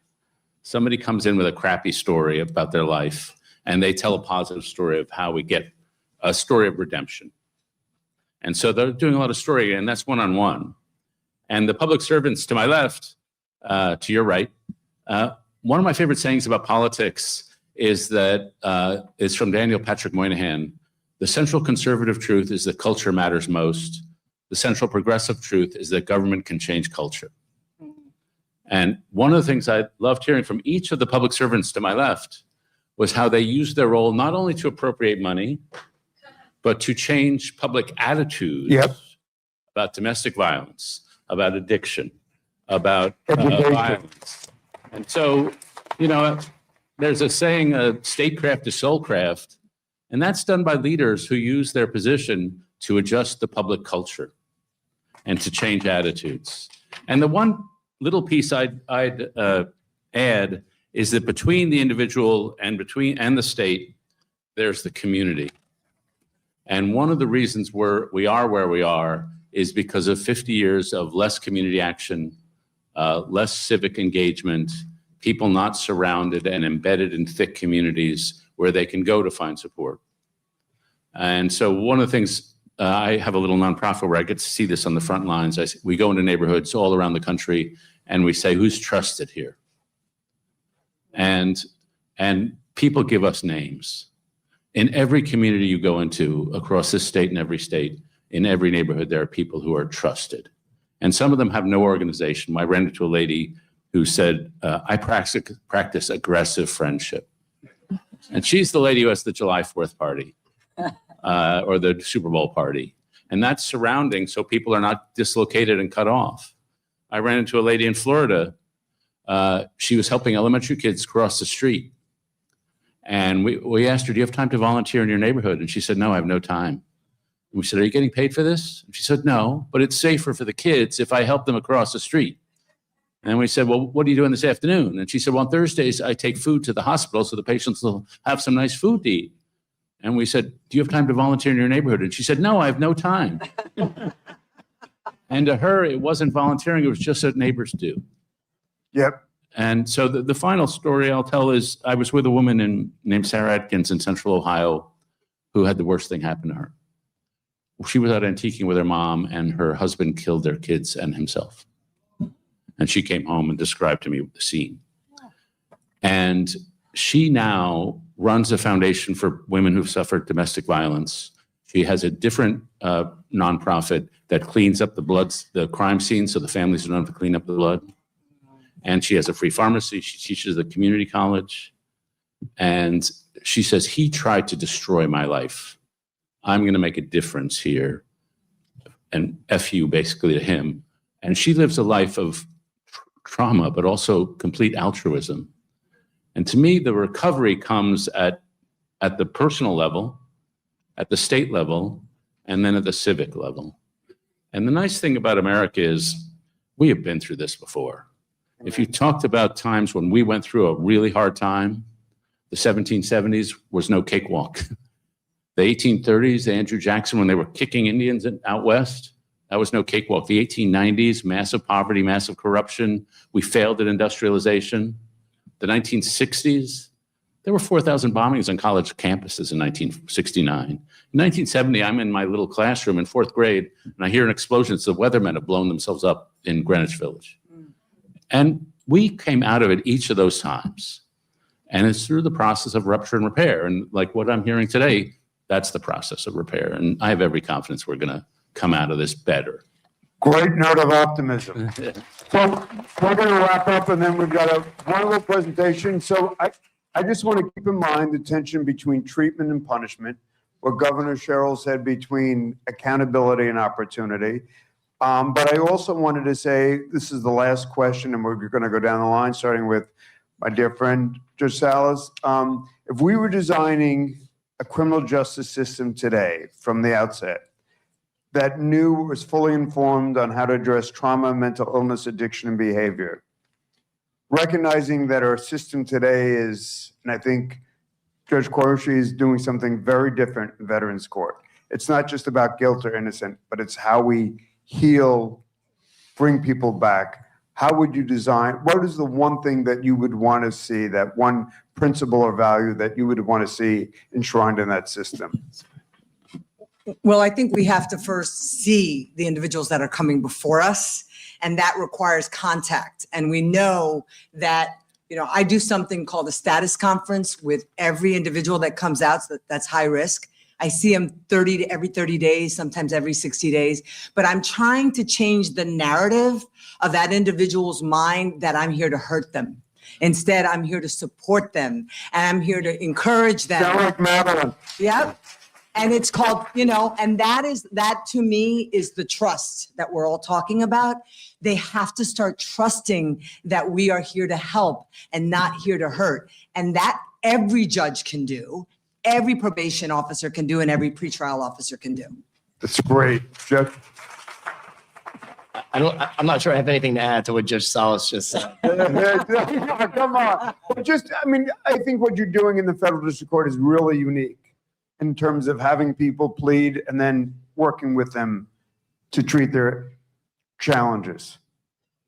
So what's the question? No, just you're doing something that doesn't typically happen in the criminal justice system. Yeah, look, in an ideal world, we wouldn't just be doing this for veterans or for the POP program or for reentry, right? We would do it for every single defendant who comes through the system. The problem is, and what I would say is you have to start somewhere.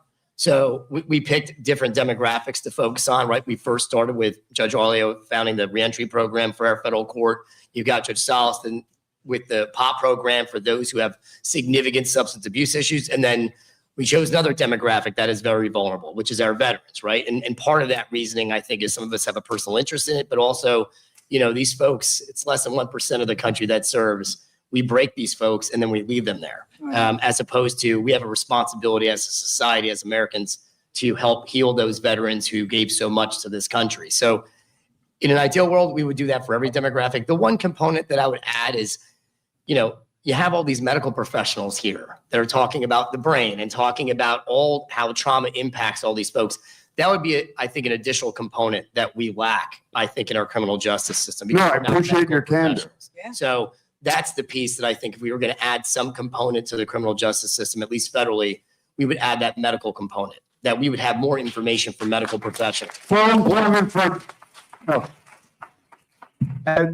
Governor Kane, can you just, and then you said so perfectly about education. Education is the right part. And one of the things that I'm concerned about is the decline of our literacy rates, which is so important. And I think we're finally reversing the trend on phonics. But do you want to just last piece on education, why it's so essential? Well, look, first of all, it affects every single part of our lives. If you get started without an education, you haven't started. You're behind the 8 ball already. That's number one. Secondly, I think education goes on. I would include education when we get older. If you want to go into a profession, if you want to be a policeman, you've got to be educated in many of these issues we're talking about today. If you want to be a judge, you will learn, but you've got to, it'd be better if you learned in law school. And you go, all the people who touch this problem could have used more education early on. So when they got into the job, they understood what the problems were and what they were going to be. So I would, my answer is, there's a lot we can do about education in the schools still. We're not doing what we should do.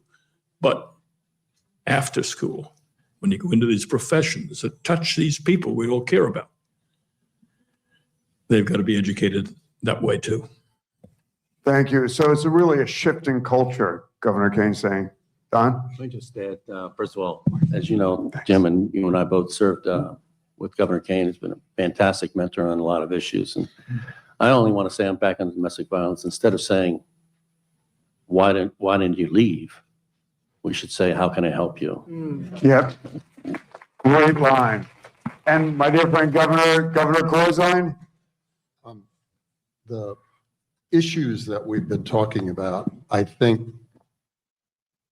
thinking about it from a macro level, we have to recognize that every human being deserves dignity and to be treated with dignity, whether in the criminal justice system, the mental health system, and we need to look at them one at a time. It's one person that you're trying to deal with. And I think if that could be infused into our policies and our responses, I think we'd have a much better system going forward. One at a time, being seen, what David said, but also Judge Qureshi said in terms of mental health component. And education, as Governor Kane said, changing the culture. Understanding that this isn't just about ascertaining guilt or innocence, but on bringing people. A dear friend? Well, look, I build off what Governor Corzine said. The criminal justice system, you know, I think the easiest thing for us to do is say, how will we change the system? It depersonalizes it in a significant way. The people are the system, the people in them. And when I hired 125 AUSAs in my 7 years as U.S. attorney. And every one of them got one last talk before they took the oath. And they would sit in my office, and on the wall of my office was the seal of the Department of Justice. And I would say, read the seal.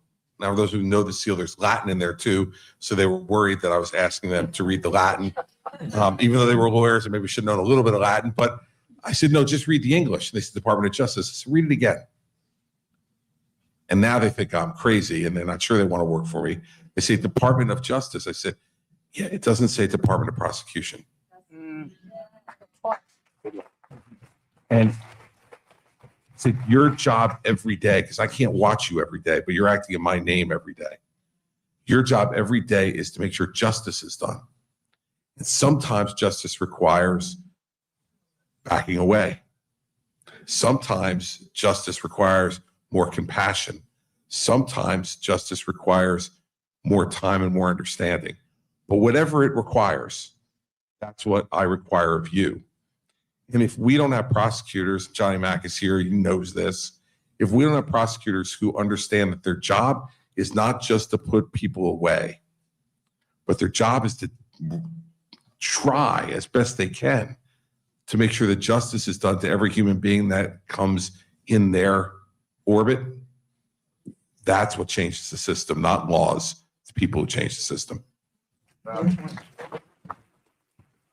Yeah, I'm really struck by how often in all these, the concept of human dignity has come up, which really is a core understanding to anything. Well, one of the things I worry about is it's invisible, but the loss of trust in systems and in each other. That if you ask Americans 3 generations ago, do you trust government to do the right thing most of the time? 60 or 70 years ago, 78% said yeah. And now we're like 15 or 20%. And then the worst thing is, do you trust your neighbors? 2 generations ago, it was 60% said, yeah, I trust my neighbors. And now it's 30% and 19% of Millennial and Gen Z. I saw a Pew Research poll. They asked young adults, do you agree with the following statement? Most people are selfish and out to get you. And 72% said, yeah, I agree with that. And I teach at Yale because I only teach at schools I couldn't have gotten into. And I'm up there yesterday and I asked a class of college kids, do you agree? Do you think human nature is basically evil? And 2/3 of the hands went up. These are kids at Yale. Like, they've had charmed lives. What the heck? And so somehow restoring trust, and that is done by trustworthy behavior by officials, by local people, and by all of us. Trust is my faith that you will do what you ought to do. And for that to happen, we have to agree on what you ought to do. We have to have some sense of shared morality, and we have some sense of shared norms. So if two lanes are merging in the highway, it's going to be right lane or left lane, right lane, left lane. I mean, not on the Jersey Turnpike, but other places. But so we have to agree. And so rebuilding that trust is the psychological repair that's part of all these other systemic repairs. It's a no accommodation for Pesach and Holy Week. Doc? Well, I'm going to bring up one aspect that we haven't talked about yet, and that is that I see a lot of individuals who are addicted and have multiple problems and are pregnant. And so their fetuses are already in a compromised position. And when they are born, they've already had a lot of exposure to addictive drugs and medications. And I think we also have to focus on the younger population of babies, toddlers, and young people. Thank you. And Doctor did such great work for us. Thank you, Doc. Dr. Allen? Thank you. I'd like to close with 2 points. One, I want to highlight the importance of the drug courts and the mental health courts that Judge Silas does. The reason they're important is traditionally when we think of the judicial system, we think of an adversarial system, a criminal, a prosecutor. There are two sides, but the mental health courts, the diversion courts are non-adversarial. And the reason they're important is they're much more effective. They treat mental health issues, they treat trauma, they treat addiction, and they reduce recidivism in a way that traditional courts do not. So this is why we need more collaboration between the healthcare system and the courts and the justice system. The other point that I'd like to bring up is, since we have so many governors here today, the importance of collaborating between governments and insurance companies. A lot of the way healthcare is delivered, the way healthcare is delivered is that insurance companies are dictating how much time doctors can spend with their patients, which is not a patient-centered approach. And then insurance companies are dictating how patients can access inpatient care. Right now, in order to access inpatient care for a mental health patient, you have to be on the verge of dying, either killing yourself or killing someone else. Yep. It's the equivalent of you're not getting admitted for a medical issue unless you're ready to get an open heart surgery. This does not make sense. We treat the disorders from the neck up so differently. Exactly. There should be parity, right?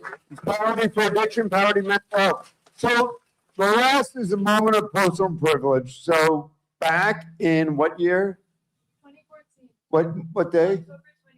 On October 22nd, 2014, Governor Christie gave us, the first through our friend Rich Constable, gave us a grant to start the Reentry Corporation.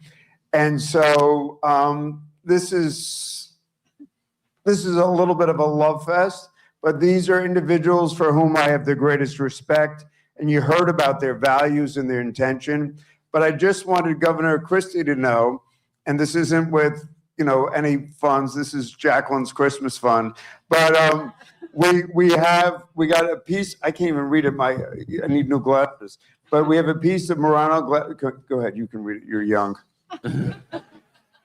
Governor Christopher J. Christie established New Jersey Reentry Corporation, a decade of service to recovery, returning citizens, and veterans from the board of the New Jersey Reentry Corporation. And smile on the back. Hey.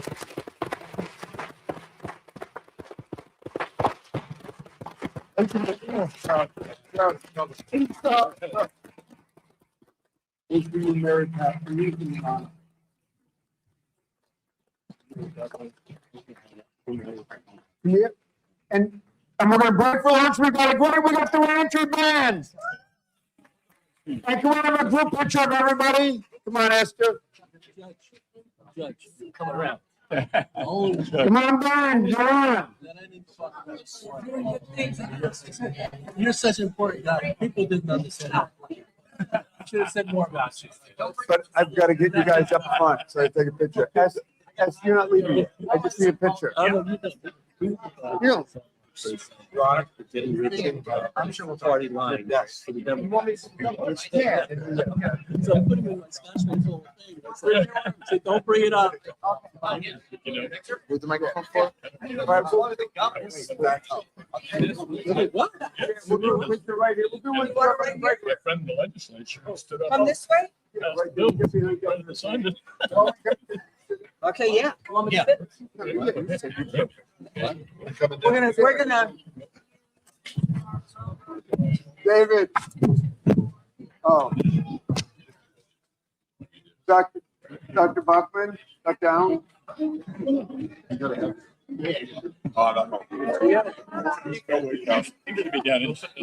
Just tell us which one are we looking? I'm happy to stand behind you, Bill.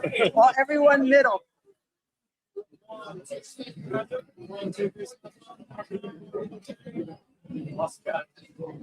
Awesome. Thank you, gentlemen. Thank you. We're on one more. You're on one more. Can't complain. I can't complain. Give me a hug. I know, and I see. Oh my God. This is amazing. Oh, I'm so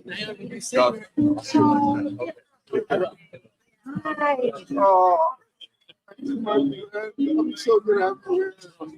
Oh. Well, you should no.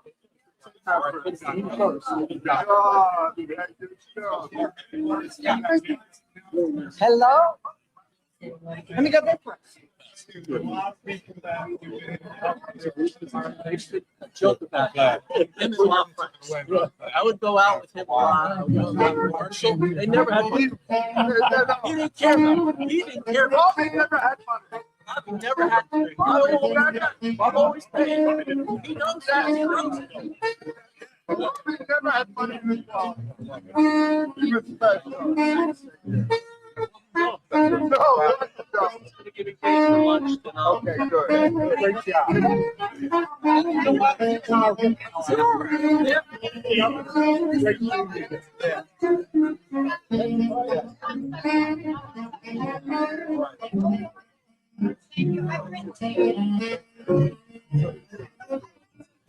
I love everything that you're doing. Oh my God. Got it?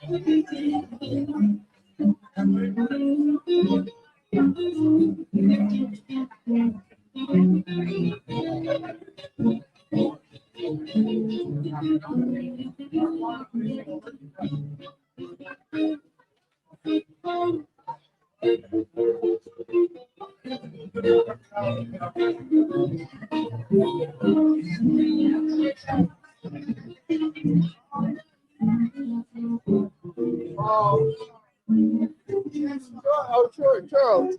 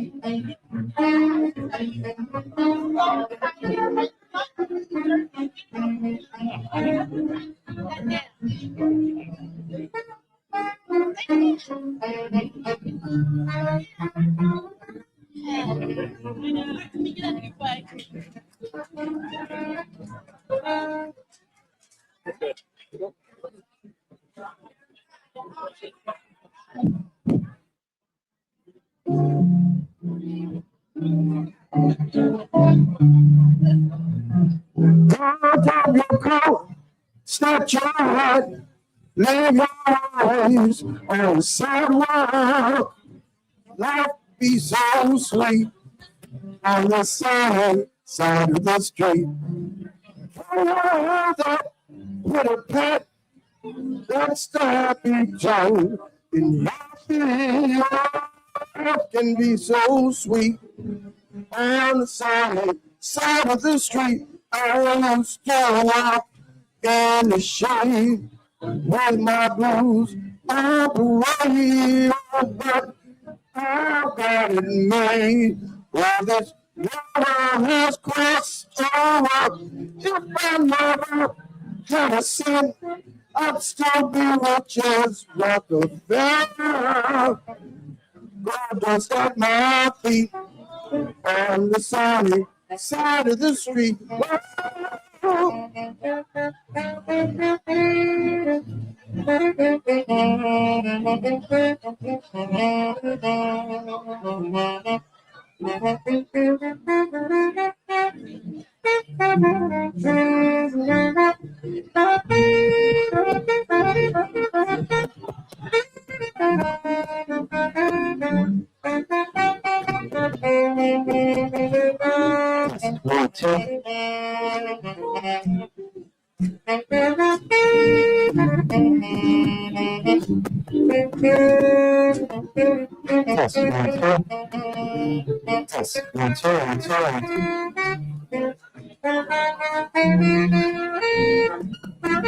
Test. 1, 2, 1, 2.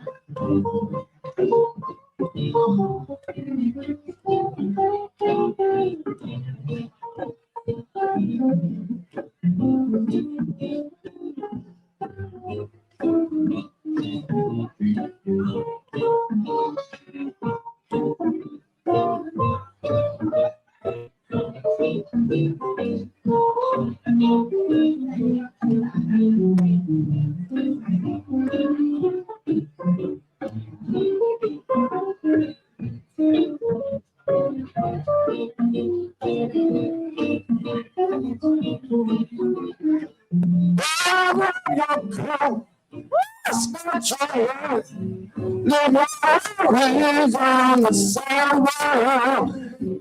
Life can be so sweet on the side of the street. Getting over that's the happy joke. Life can be so sweet. Side of the street. and the shadow neighbors are crying, but now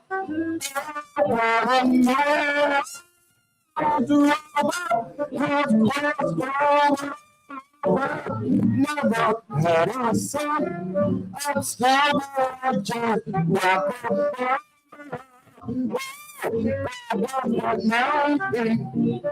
I'm a sunny. I'm a sunny.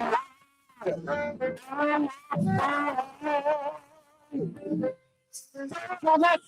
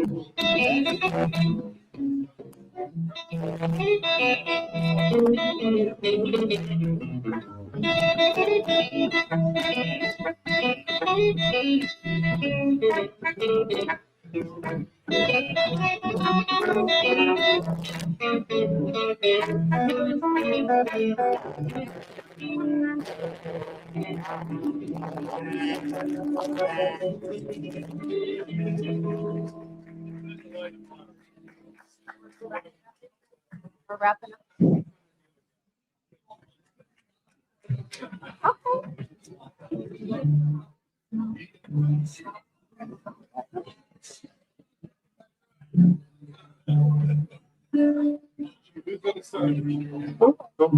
You said I got. I'll start. Oh, okay.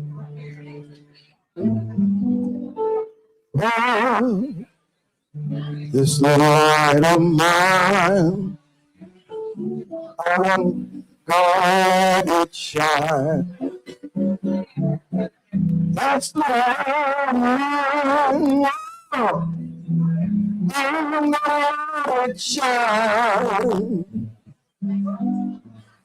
That's the light of mine.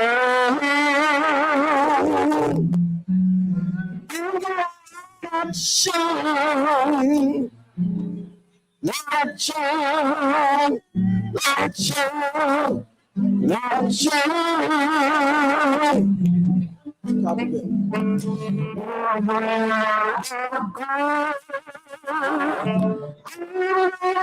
Let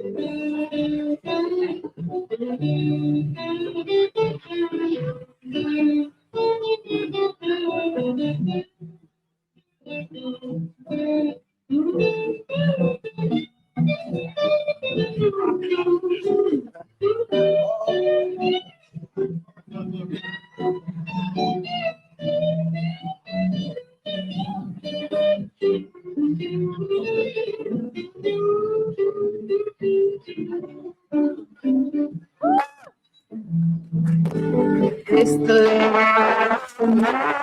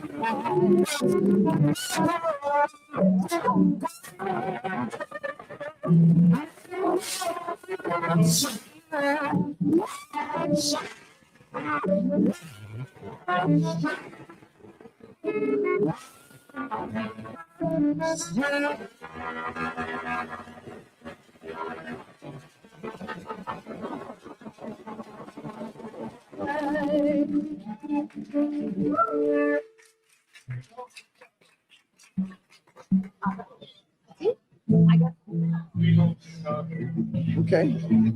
Give me a tempo. 1, 2, 1, 2, and that's it.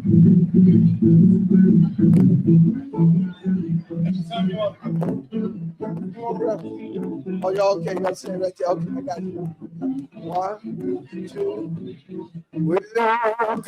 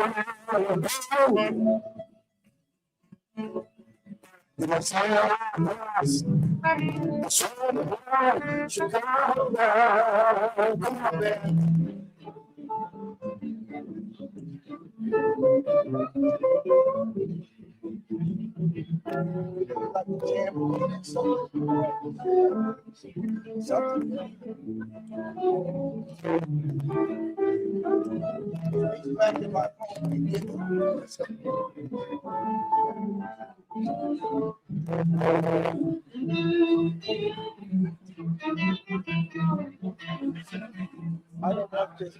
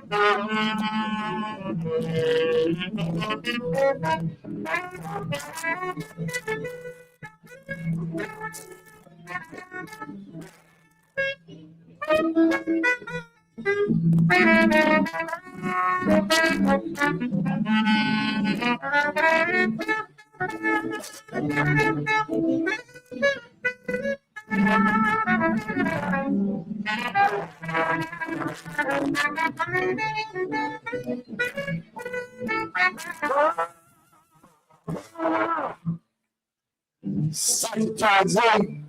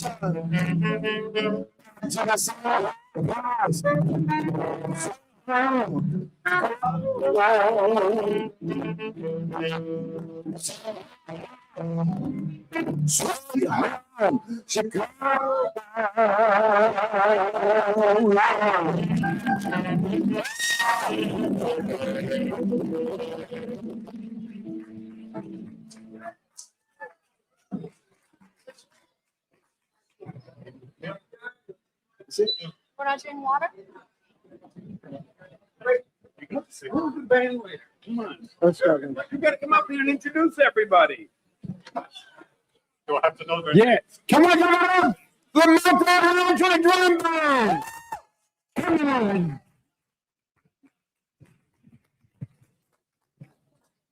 I didn't know I had a talking part in this movie, but it's simply to introduce. Let's hear it for Greg Doherty on vocals. Johnny Angel on vocals. Jonathan Finkelman on guitar. Jeffrey Angel bass. Donald Brown on tenor saxophone. Andrew Bird on guitar. And I'm David O'Rourke, and thank you, Governor, for having me. Mikhail, do you want to say anything? You want me to say a word? Right here. Thank you so much. It's such a thrill for our Moti Reentry Dream Band to play for all of you today. We're coming to New Jersey. We've been in New York for 10 years, teaching music, mentoring people in reentry. And thanks to Michael Aboud, a developer here, and others, and the Governor McGreevy, we're coming to New Jersey, and we wanted to let you all know that. Thank you so much. We're so happy to be here. Thank you. We'd love to be here every year. Wasn't it? Yeah, great. Mikhail, you were saying anything? No. All right.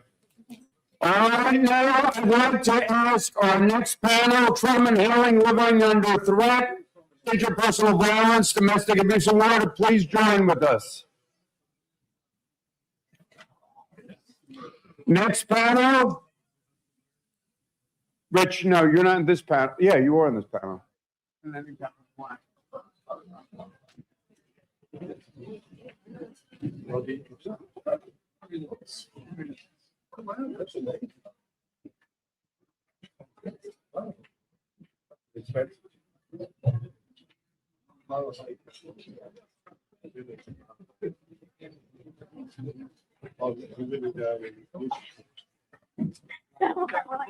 Here, Red.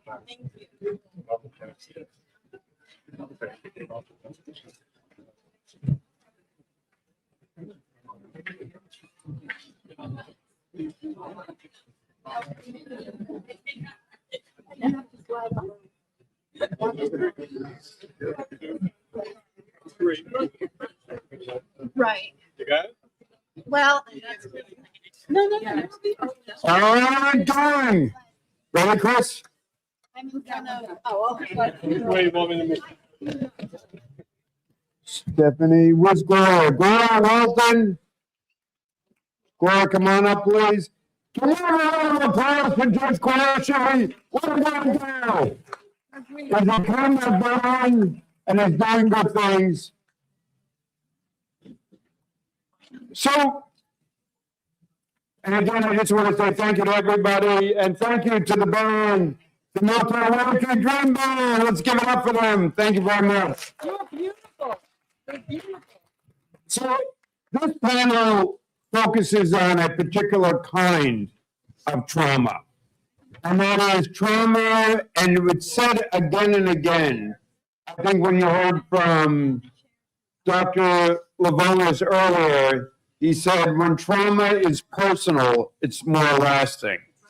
So what we hear today is what we're doing in this particular panel, the nature of interpersonal trauma. It's a threat is often someone intimate, someone trusted in the case of domestic violence, someone who knows the individual and turns it into a place of fear. And whether it's trauma that's as a result of war, the threat may be an enemy, whether the threat is domestic violence, that threat can be someone intimate. What's important is to understand how the body adapts to the danger. The mind adapts, memory adapts, perception adapts. The central question for this panel is, what does it mean to heal when trauma has taught a person that the world is not safe, that other people are not safe, and that calm and quiet itself may be dangerous? So what is important about is that to understand that threat person to person, when the danger comes not from an accident, not from an illness, but from another human being, whether it's in combat or a relationship. It's important to understand that this kind of trauma doesn't just simply frightens a person, but it can fundamentally alter their basic assumptions about trust, safety, love, authority. And so for all of the doctors, Dr. Aoun, Dr. Bachman, Dr. Lavonis, when trauma is repeated and personal, how is it stored? Is it stored as a coherent memory or fragments, sensations, sounds, postures? And so I'd like to open up and call upon my dear friend, Dr. Chowdhury, with a question. When a person lives under sustained threat, doctor, what happens to that perception? Do they begin to see the world differently, scanning constantly, anticipating danger, hearing the threat? And can you explain how hypervigilance works, and whether it's a survivor of domestic violence, whether it's a veteran, but how does the nervous system become organized around detection as opposed to reflection? Dr. Chowdhury? Yes, thank you all so And much. just pick up the mic, thanks, Just Doc. pick it up. Yeah, Hello, can you all hear me? yes. Okay. Thank you for having me here, first off. It's such a pleasure to be here again. Just thinking about living under threat, especially under threat of interpersonal violence, it changes the way our bodies function. It changes the way our brains function. It changes the way we think about the world around us. So when we think about it on a brain level, I'm sure many people have talked about it today, but our amygdala is hyperactivated, right? It is constantly firing and telling us that we are surrounded by threat. And when our amygdala is hyperactivated, we're living in fear, we're living in anxiety, we're living in worry. But what that also does is that it shuts down our frontal lobe. It shuts down our prefrontal cortex, where we are thinking. That's where we're making decisions. That's where we're reflecting. And in order to live under threat, we don't need to be thinking, we need to be acting, right? We're in that fight or fright. Either I'm running away or I'm fighting this threat. But what that does in interpersonal violence, especially for survivors of domestic violence who are living under threat nonstop, is that that moment for reflection is a privilege. They don't have that anymore because they are constantly scanning the environment around them for the danger that exists. And a lot of times we look at survivors of trauma and people who are actively experiencing ongoing trauma and ask, why are they always on guard? Why are they always watchful? Why can't they just relax?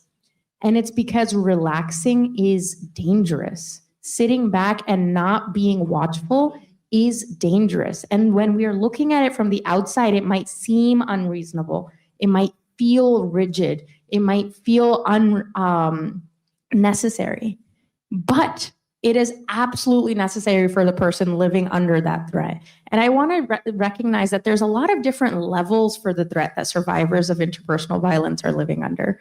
We often are focusing on physical, threat, right? We're also often focusing on, is there any danger to my physical safety? But that is not the only type of danger that they are on watch for. We are talking about patterns of control and power that are underlying and often not visible to the eye. So when survivors of trauma or people who are ongoing experiencing trauma, they're not just looking out for physical danger in their environment. Yeah. They're looking out for mental danger. They're looking out for coercion. They're looking out for gaslighting and isolation. And it's equally important for us to recognize some of those invisible forms of violence. That's true. I would just ask, yeah, that was wonderfully done. Heather, could you just respond to, I mean, what Dr. shared is how that injury was compounded by how you judge the inability to reflect and your literally the fear that you grappled with in the space in which you lived. Yeah, so it's Yeah, just take the mic off. Thanks.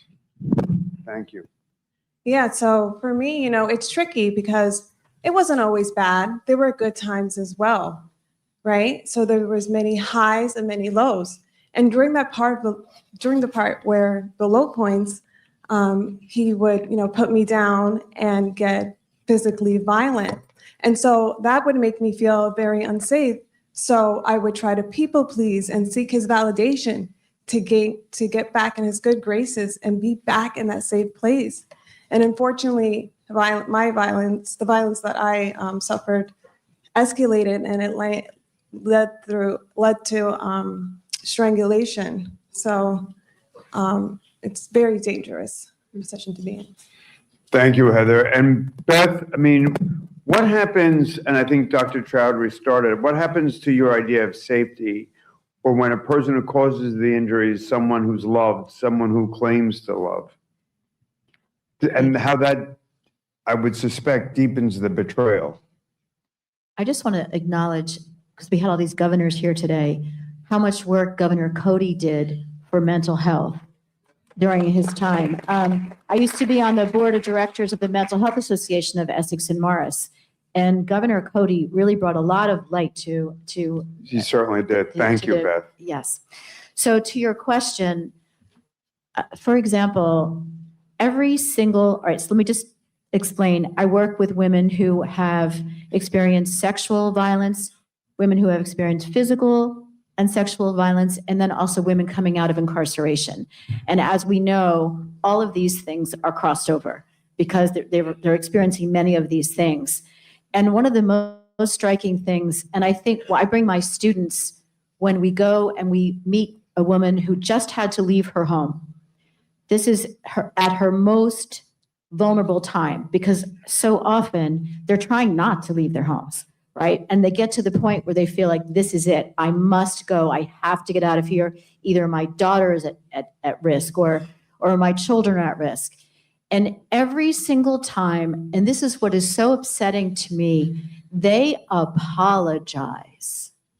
They apologize for having to have our help. They apologize for the situation that they're in. And I think that really goes to the core of something about their experience, that they feel that they must say this and that they must apologize for even asking for our help, or that they don't deserve our help. So I think we really need to work on the root of that.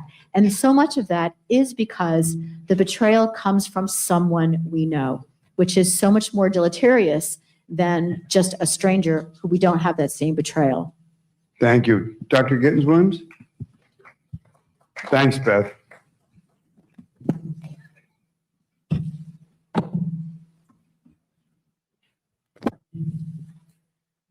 I think in the hospital system, so I work in the hospital, I'm a physician, and when I see such experiences and such patients in the hospital, it's typically because they're a domestic violence victim, or they're a coercive control victim, or perhaps they're a prisoner coming for care, or they've been previously incarcerated. And so their experience it translates to, first of all, shame, because they often won't tell the physician about their experience.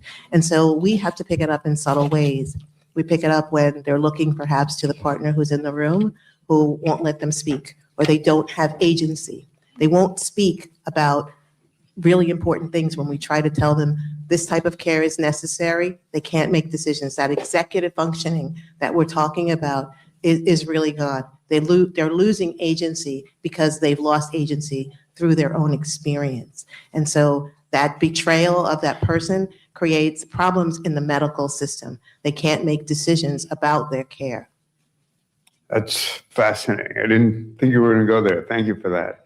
Could I just shift for a second to talk about our veterans who obviously, you know, when you talk about trust and the loss of safety, whether on the battlefield, the combat veterans, dealing with hospital systems when you come home, I was just going to ask my dear friend Rich Liebler, I mean, what should the public understand about the way in which combat makes the ordinary, how did Rich Liebler change from the young man who went into service by virtue of that experience, Rich?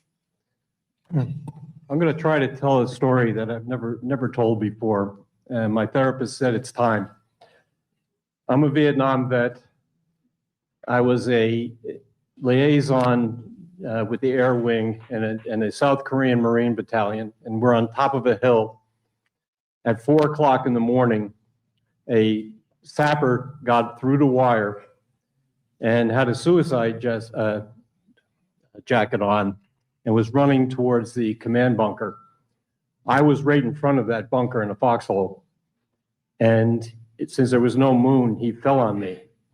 And we were in this foxhole. And at 4 o'clock in the morning, you're basically not totally awake, but your senses are heightened.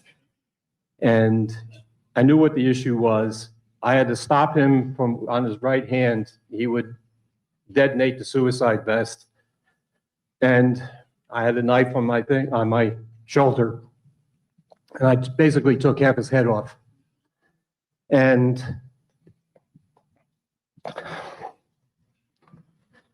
my therapist said it was okay. Subsequently, I was wounded another day and spent 3 weeks in the hospital watching what was happening to the bodies of all these young men, because twice a day they would take the sheets off and pull, you know, pieces of shrapnel out of individuals' body. I was on drugs at the time, painkillers, so I had this in my mind. And now that I'm old, I can look back at my life and realize what this did to me. You know, I was addicted to opiates almost immediately because the pain was too much. Lost a marriage, started drinking, got arrested for assault, and went through all of these different things. And I look back at it, and I was a Marine. I was not going to ask for help. And if you talk to any veteran, try to talk a veteran into getting help. It's not in our ethos. When you take a look at all the young ones today, 18 years old, they get out of high school. They go into the service, and what do they learn? They learn how to kill people. All right, now you go through your service, and your whole brain is set up for the regiment of being in the military, the discipline, taking orders, the whole process. They're never taught how to be a civilian. And your brain isn't fully developed until you're in your late 20s, you know, for a male. So you don't understand consequences, judgment, and whatever. The military does absolutely nothing to help these individuals that have been in combat get out. And these individuals have to live with this trauma. Now that I go into the prisons, I go into East Jersey prison and the federal prison, and we're dealing with a lot of these veterans. And basically, one of the things we have to do is teach them how to be a civilian.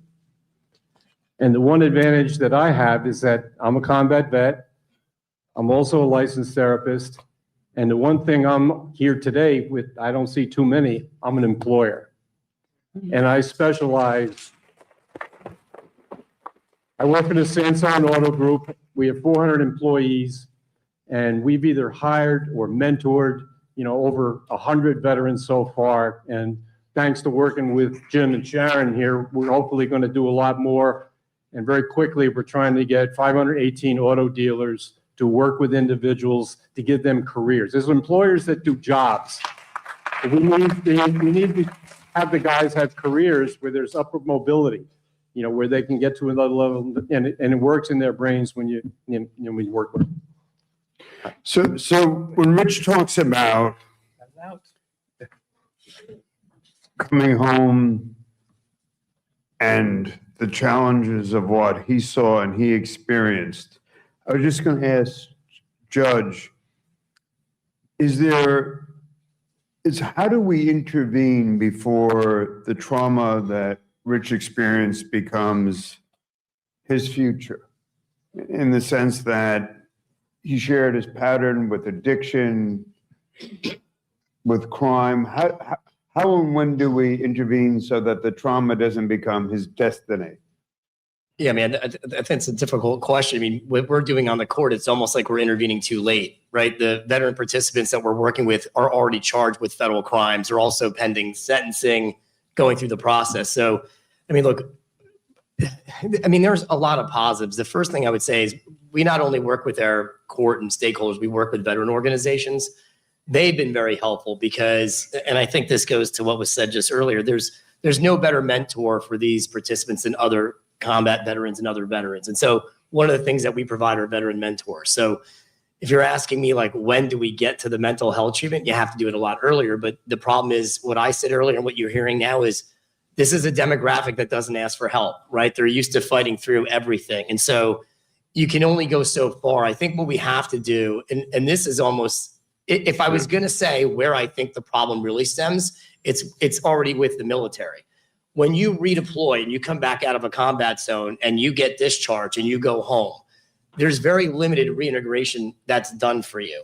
I think it should be mandatory. I think we should have every branch of the armed services say, if you are deployed to a combat zone, it is mandatory that you get therapy, mental health treatment. So that's a conversation I think we have to have with the Marines and the Army and the Navy. But if you're asking me where it should be done, I think before they're discharged, it should be mandatory that you don't ask them, do you need help? You say, you have to go to this therapist. It's going to be required training for every service member. So that's my suggestion.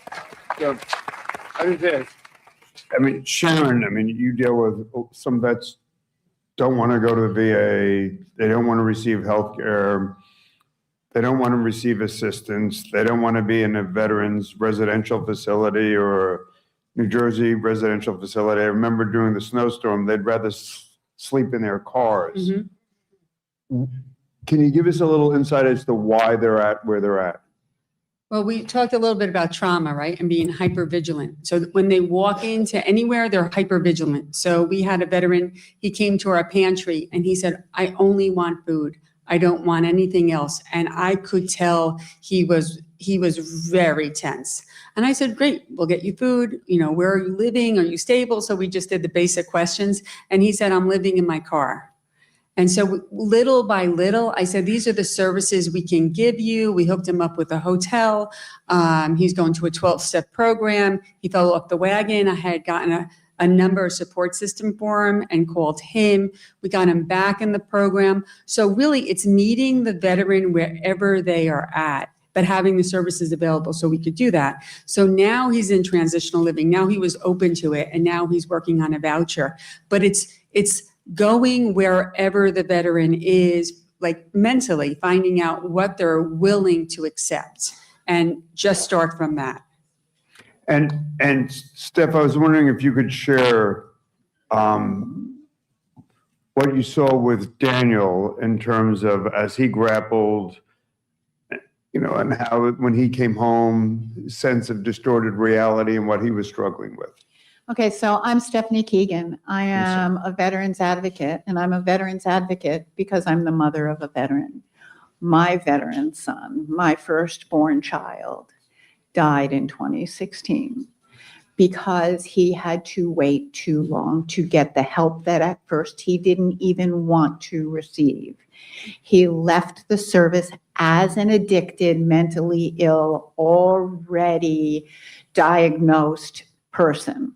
And it took 13 months for But that. I want to even back up further. Yep. I mean, he didn't go into the military that way. No, he didn't. Daniel went into the military with an 800 on the verbal and a 760 on the math.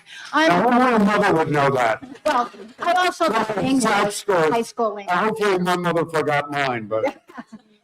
he also had a perfect score on the ASVAB. So you military folks understand, this is not the normal person signing up for the military. And what did he see in Afghanistan? He spent 26 months over 2 deployments in Kandahar. He was the lead intel analyst for something called the Battle of Marja. You can look it up as the Battle of Marja or Operation Mushtarak, and you will see that amongst all of the casualty events in Afghanistan, this operation was the second highest level of casualties. Daniel had brought this information on that area to command, a commander that you would know if I spoke his name, but I don't want to have to deal with lawyers.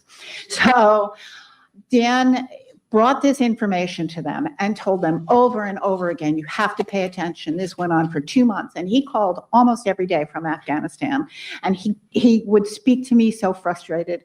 When they finally decided they were going to pay attention and go in, they put together a plan that he didn't approve of.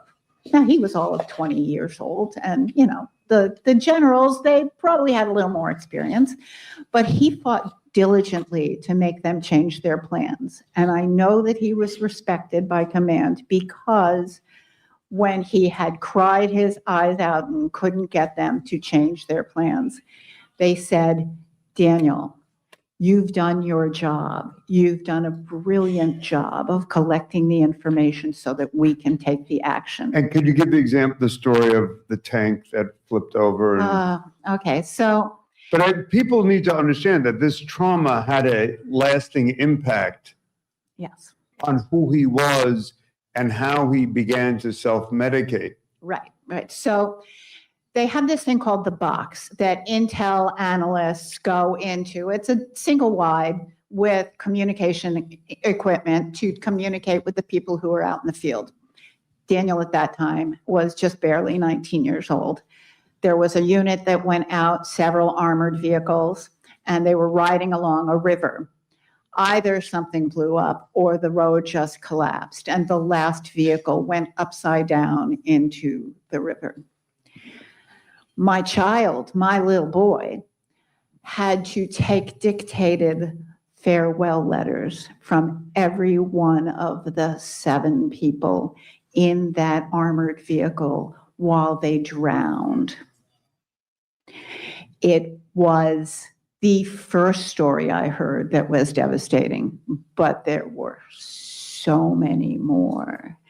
And that's where I come into the conversation on the subject of PTSD, but also moral injury, because my child couldn't save them. He couldn't save the soldiers that were going out on Mushtarak. He couldn't save the soldiers in that armored vehicle. He wrote letters. And then he wrote letters to every family of every service member who died during his time in Kandahar, every single one of them, so that they would know that their loved one had been respected. And if he didn't know them, he would find somebody who did, so he could speak to that person personally. He did that for them. He built a library on Kandahar Airfield from the ground up and filled it with books from Operation Paperback. That's the 800 and the Verbal Kid. So I just want to jump in so that obviously Daniel has these terrible circumstances, and how does that, from being far away and when he comes home, how does that begin to change him? Okay. About 30 seconds after I saw him after his second deployment, I knew he was in trouble. But he was an intel analyst and he wanted to stay. He wanted to do 20 years in the Army. So he wasn't going to report himself as having any issues because they would take away his credentialing. Unfortunately, because he was suffering so and didn't want to self-report his mental health issues, he became an addict. His drug of choice was heroin. And I'll tell you, when I saw him, I knew immediately his face was so tight, I felt like he was going to crush his skull. His eyes were so dull. These eyes that gleamed before the Army they were gone. He was in a dark, dark place, and he refused to acknowledge that because he didn't want anyone else. So I just want to pick up, I want to ask Dr. Gabe Williams, Dr. Chowdhury, and also my dear friend Allison. So at this point in time, when we hear what happened to Daniel and we hear what happens to his experience, trauma begins to distort what he feels, and arguably also trauma begins to distort how he understands himself. And I just asked Dr. and Allison just to respond. Trauma is a neurobiological issue, and the experiences that one has compound upon that. So that affects the way you view the world, the way you view yourself, and how you interact with the world. And so that trauma, in some cases, leads to addiction. In other cases, it leads to withdrawal. In other cases, it leads to loss of employment. In other cases, it leads to falling down the rabbit hole. Trauma is a neurobiological issue, and it compounds. Dr. Chowdhury?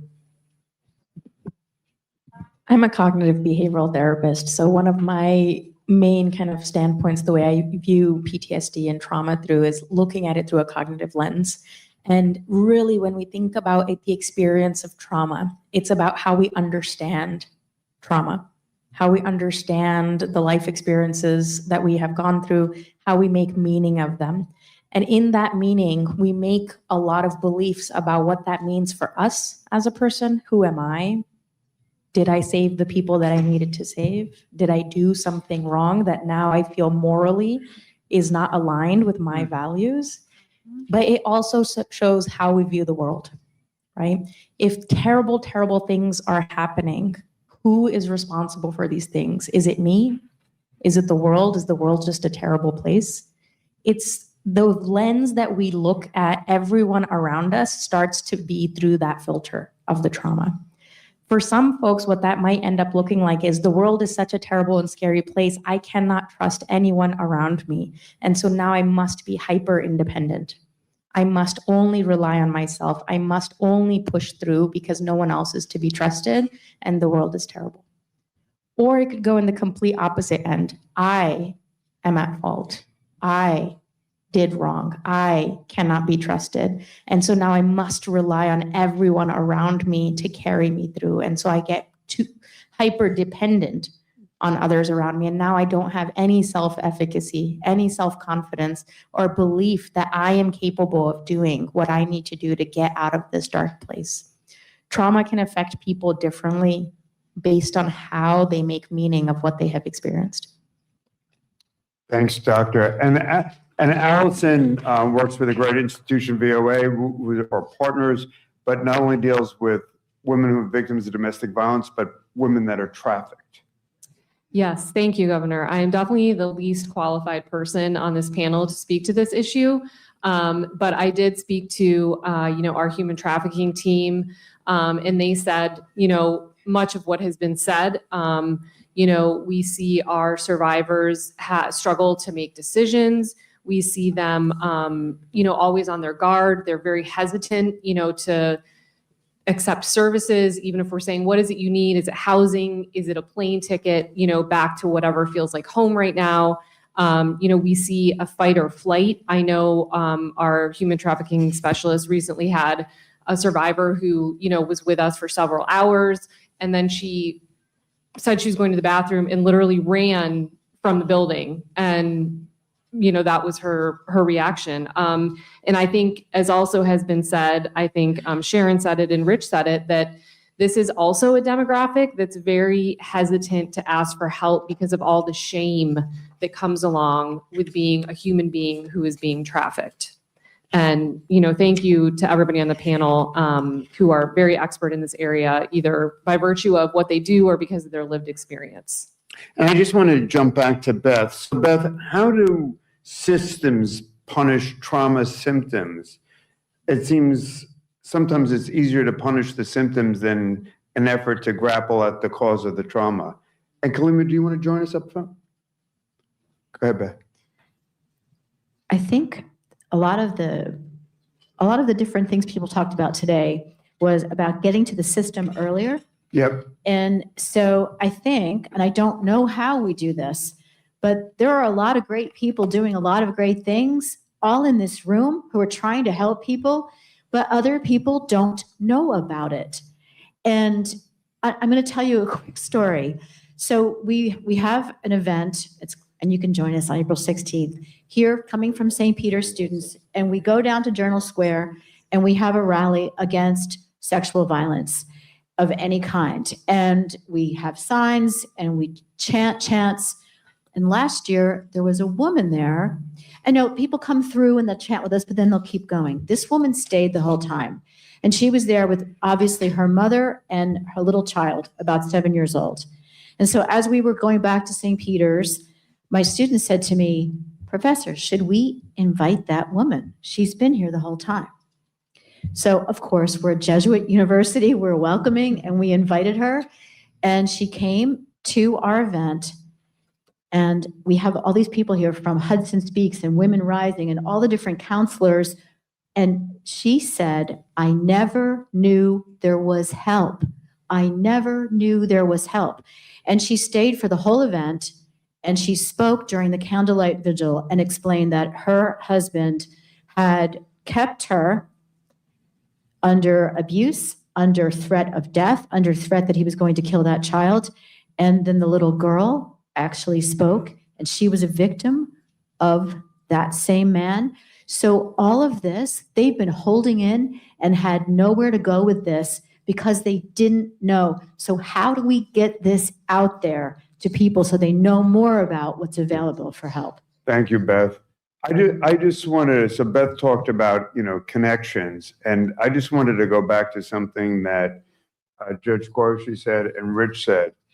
So Rich, for healing to occur earlier, and Judge said perhaps it should be done when people are being discharged, how do we provide for a healing environment that's free of humiliation, that respects the individual, that is an environment that encourages healing? And when should it occur? I mean, I think that's important for Stephanie, it's important for Sharon, Judge Corsi, but all of us. How soon do we do the intervention? Well, the intervention should be done before you get out, because it's not, they know that you were in a combat situation. But one of the things that works in New Jersey in Middlesex County, and I think 3 or 4 other counties, that kind of refers to what the judge was saying. I'm a veteran diversion mentor. If somebody a veteran commits a crime in Middlesex County, a low-level felony, the judge, the prosecutor, and a veteran mentor work with that person for 6 months to 2 years. And right now, I just finished my 7th one. And when we got done getting them all straightened out, and my form of therapy is not what most therapists would agree to, but it's more veteran in your face type of stuff. All 7 of them, passed through the program, and then their arrests were expunged. That's important because then they don't go to jail, and then they can get a job. Then they can become a laborer. I want to say one other thing about therapy. I went 40 years without getting therapy and going through all these different things. What cracked me is I was in this movie, Hacksaw Ridge, and whatever came up in that movie, I went into convulsions in the middle of the movie theater. And my wife said, "If you want to stay married, you're going to get help," because in the middle of the night, I would punch the bed. I would punch the pillow when certain dreams came up, and I started scaring her. But what's interesting about being a therapist, going to a therapist, is that the one thing my therapist finally taught me is to recognize the symptoms when it's going to happen. In other words, I actually check when I feel it coming, and I feel like I'm going to go off the rails and whether drink too much or have an anger management issue, I check my pulse. And if my pulse starts racing, I know there's an issue. And if I know there's an issue, then I know how to stop it. So I don't know how we can get more individuals to get therapy. I wish we would change the terminology mental health, because I think that's one of the things that stops veterans and other people from wanting to get help. I have nothing wrong with my brain. Why, so somehow somebody's got to come up with different terminology to help people. But the mentoring is a huge thing. For those of you in this world, if you have a veteran, find another veteran from the VFW, the American Legion, whatever it is, to mentor the individual. We know how to talk to each other. It is a different language, and it is a different ethos. And thanks, Rich. And I just want to thank Judge Corsi, I want to thank Sharon, I want to thank Stephanie, and so my dear friend, Senator McCurry, just walked in, who was USMC. Don't hold that against him. But he's going to be on the next panel. But obviously, we're very much concerned about the idea of expanding those courts beyond diversion for state courts as well.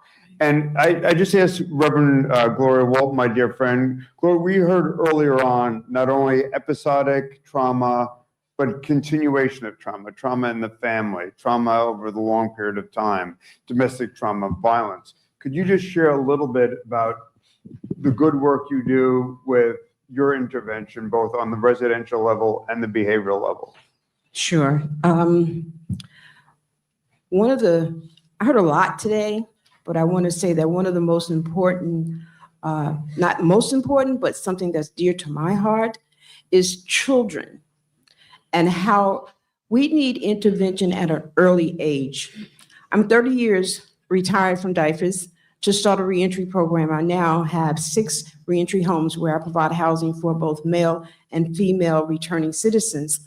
And I separate them because I didn't know about trauma as a DIFAS worker. We wasn't taught about trauma. When I went back to grad school, I never heard about trauma. I got my first experience at Rahway State Prison because no DIFAS worker wanted to go to the prison. And I went, and it was an awakening.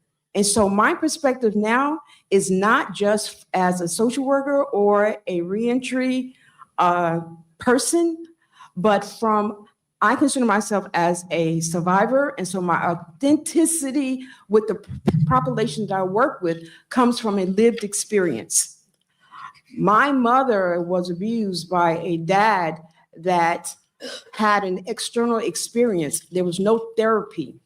There was no one to guide him on how to, and so there was transferred anger. He was a sought after baseball player, but he was also verbally abused by his dad. One experience by his dad on his dying bed. So there was never any time for healing. And that anger became, he turned into a monster. And so my home was very painful. I was never physically abused because I was the person trying to manage the environment to make sure that my mom would survive, although she did attempt suicide. I heard someone talk today about trying to help parents, a person that's abused, to navigate from home to a safe place. So we ended up here in New Jersey. Again, no therapy, no one, even when I was the one I'm originally from South Carolina, and I went to school one day and they taught us how to use the telephone. Hello.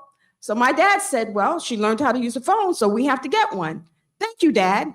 Because every time he'd act up, I'd be the one to call the police. And so there's so much to tell about that. But here's how I define my dad. And there's a book coming. It's called Learning to Live, Living Louder Than the Pain. And that pain that I found in my current position, working with those throughout the reentry population, both male and female, unless we have some early intervention, that pain grows and it becomes generational. And so my dad not only was abusive to my mom, but he was also abusive to my brother because he did not want my brother to be like him. Well, what do you mean be like him? He was a sought after baseball player in the South. So he felt that had he lived someplace else, he only had a 3rd grade education, but he had a business. They built homes. But the pain in the home, I see you making your head. The pain in the home is what I was able to identify with when I became a DIFAS worker, which I had no idea that I would be a social worker. But I recognized the pain that these young people had, and I was able to help them. Yeah. I was also able to make recommendations about resources that was needed. Well, I just want to pick up off that pain and Kalima. Kalima, when Gloria just talked about the pain, could you microphone? Thanks. And so part of this is understanding on interpersonal trauma is understanding that there isn't a perfect calm, there isn't a forgetting, there isn't an erasing of the past, but how do we focus on healing to what Reverend Walt was beginning to talk about. Kalima, just a little bit about your story and your trauma. Hi, everyone. I'm Kalima Toon. So I have an open court case right now, and still going through it. But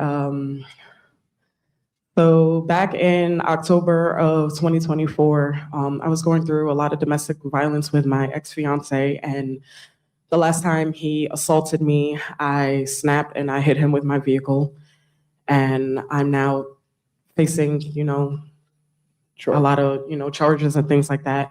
I'm very hopeful though, because, everything was, caught on camera, and, it was a pattern of abuse. This wasn't something that just happened one day and I just decided to just hit him, you know what I mean? But what I learned through all of this is that you really need support, and, the turn that your life takes through all of this is just really insane. And I just really wish that, everyone had the resources to, just overcome just everything, you know what I mean? Because I got suspended from work because of this. I was a 911 fire dispatcher, and I worked for the city for 10 years. And, when this happened, everyone just kind of, just turned their back on me, just shunned me. So Kalima, what does it do? What does it do to your sense of trust? Oh, it's devastating. I would say trauma is like a lingering devastation. You know what I mean? It cripples you from the inside out. You don't want to wake up. You don't want to get out of bed. You don't want to get things done. Except for grandma. Except for grandma. But, besides that, you know what I mean? Trauma is, very devastating on the mind, on the body. It affects you, from the inside out.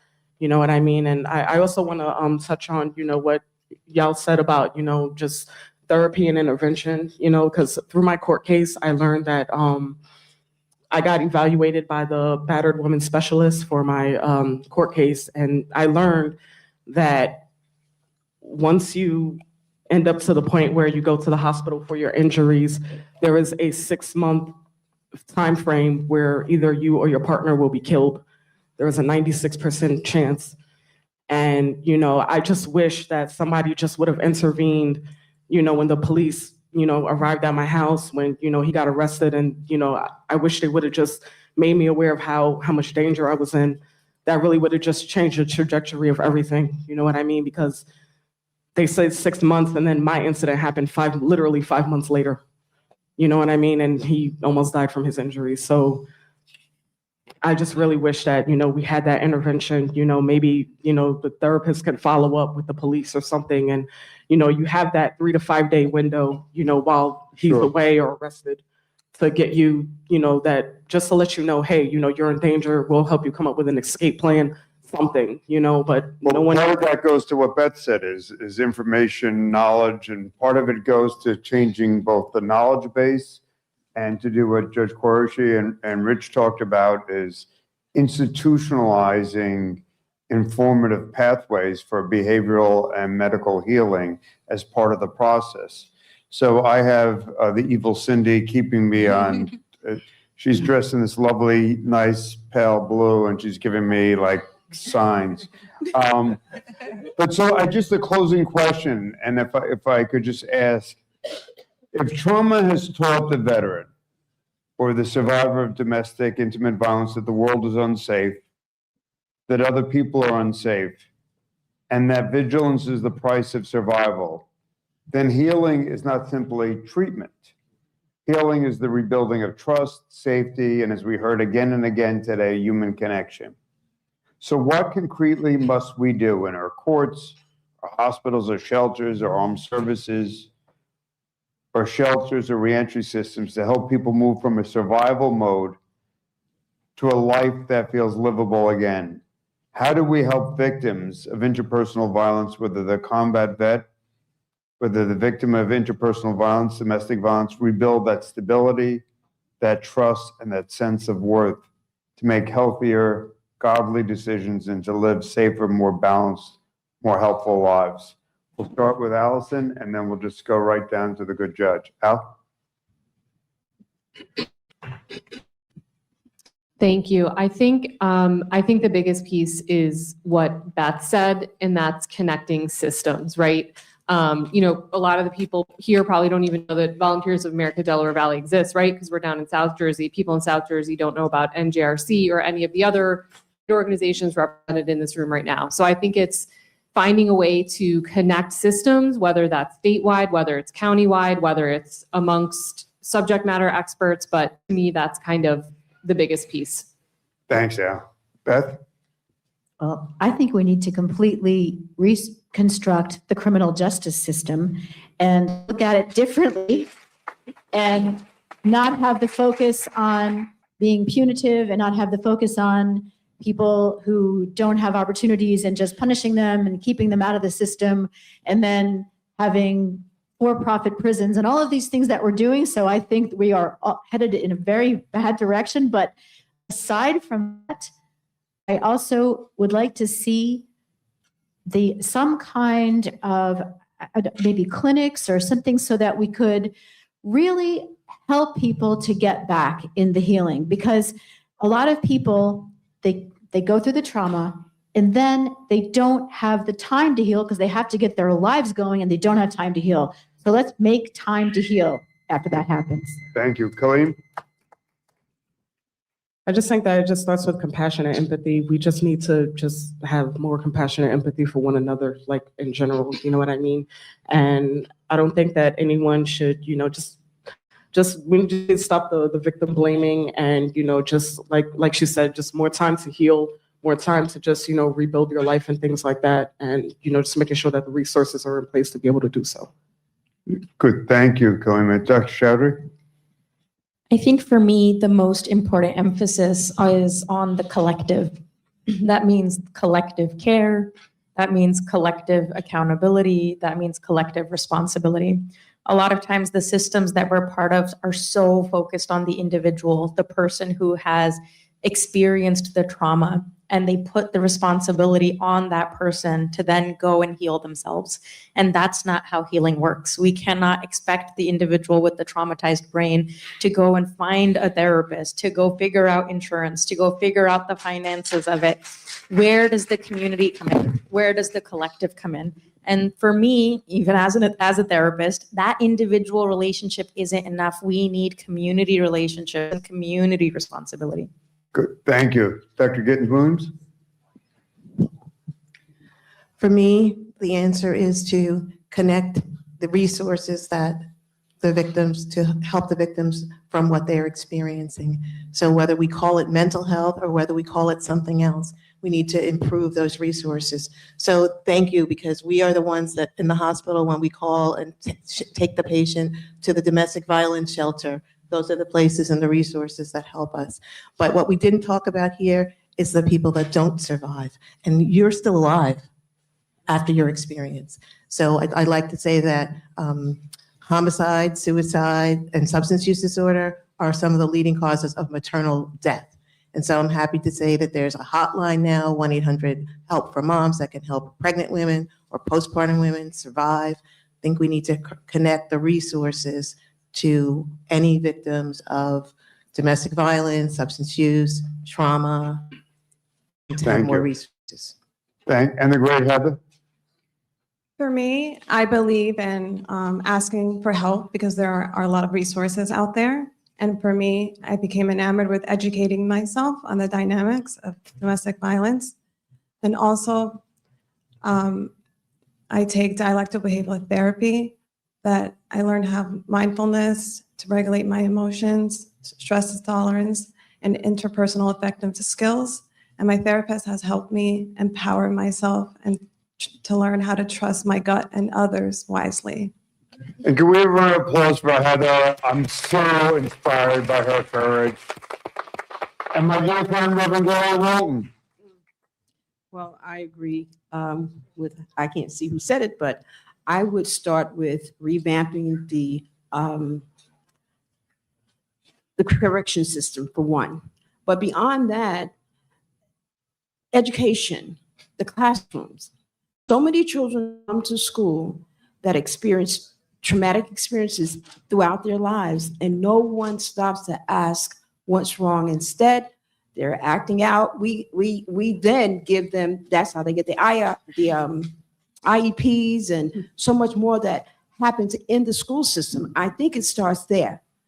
If a child is absent from school, we get truant officers. Well, we need to go deeper and find out what's going on so that families can be informed and communities can be empowered to help. Because no one, I mean, our children will interact one way or the other. And that's why I do not house those that come from prison with those that come from jail, because not only the resources, but the traumatic experiences are different.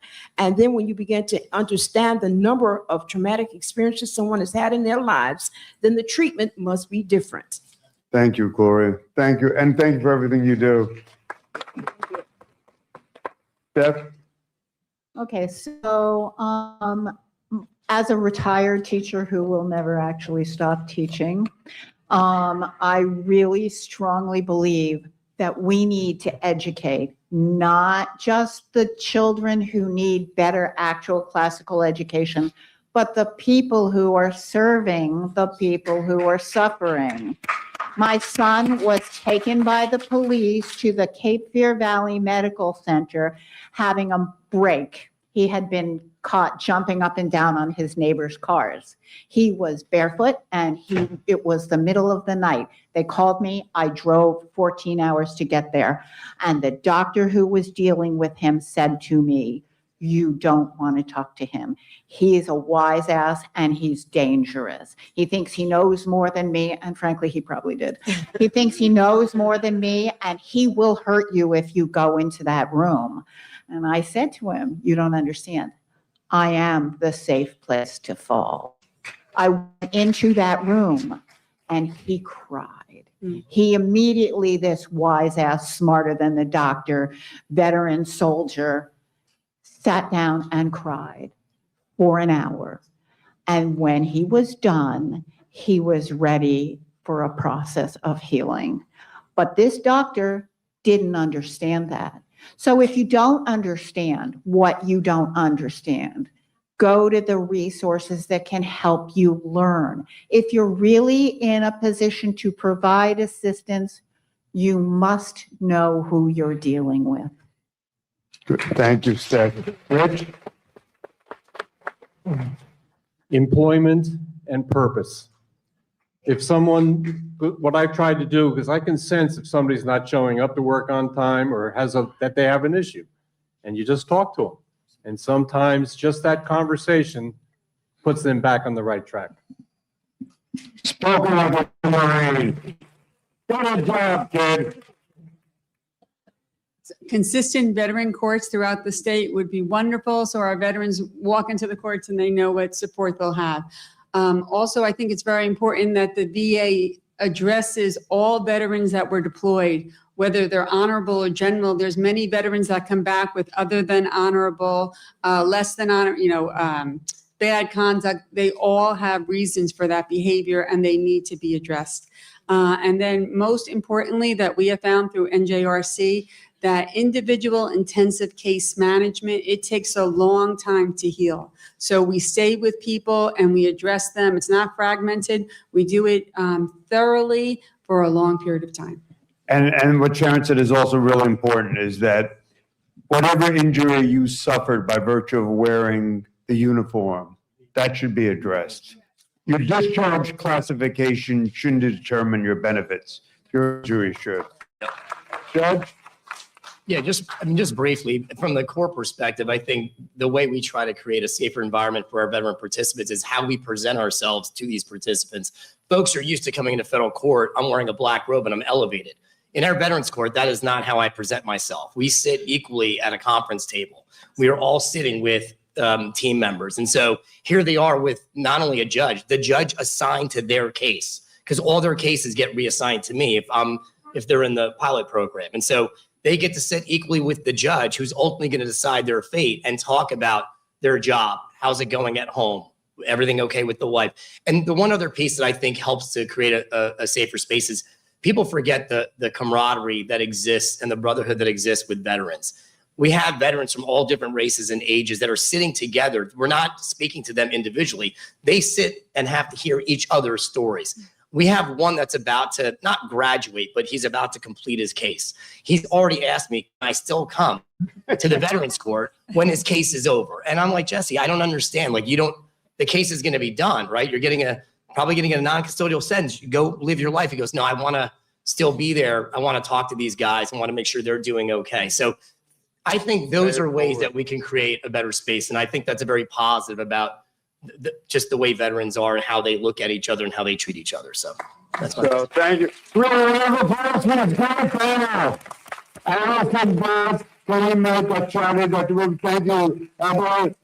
Stephanie. Good night, Rich, Sharon, Discovery. Thank you very much. Next, the Joe Harden Show. That's Jones in Middlesex County. He's got this program live. I've been with him for 7 years.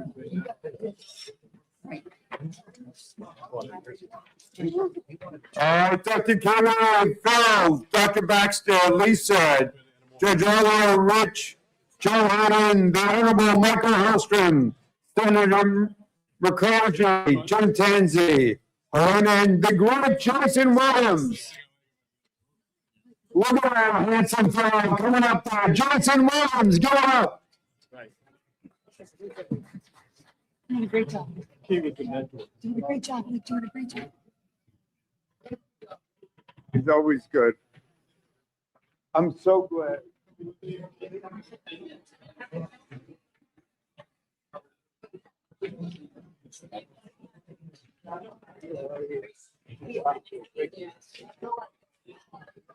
So I'm gonna just say hello. Real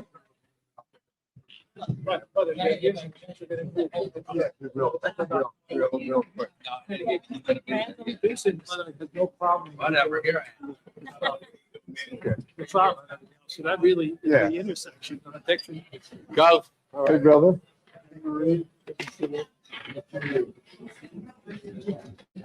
And this is a great panel focusing in on addiction and incarceration.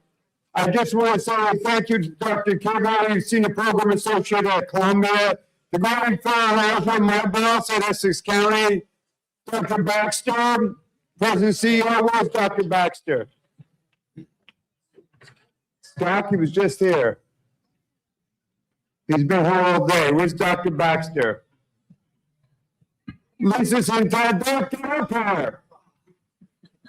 Judge Arlo, Rich Greenberg, Joe Harden, Michael Hellstrom, Vice President of Luna, Senator Reyes, Laura Marine, Jim Tanzi, First Assistant, Union County, Rhonda Tomeo, Assistant Commissioner, Division of Women Veteran Services, and we're going to Jason Williams.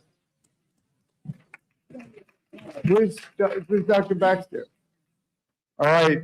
And now, ladies and gentlemen, I'm introducing the son, presenting judges, Joe Harden. Joe? You're on. Thanks, Jim.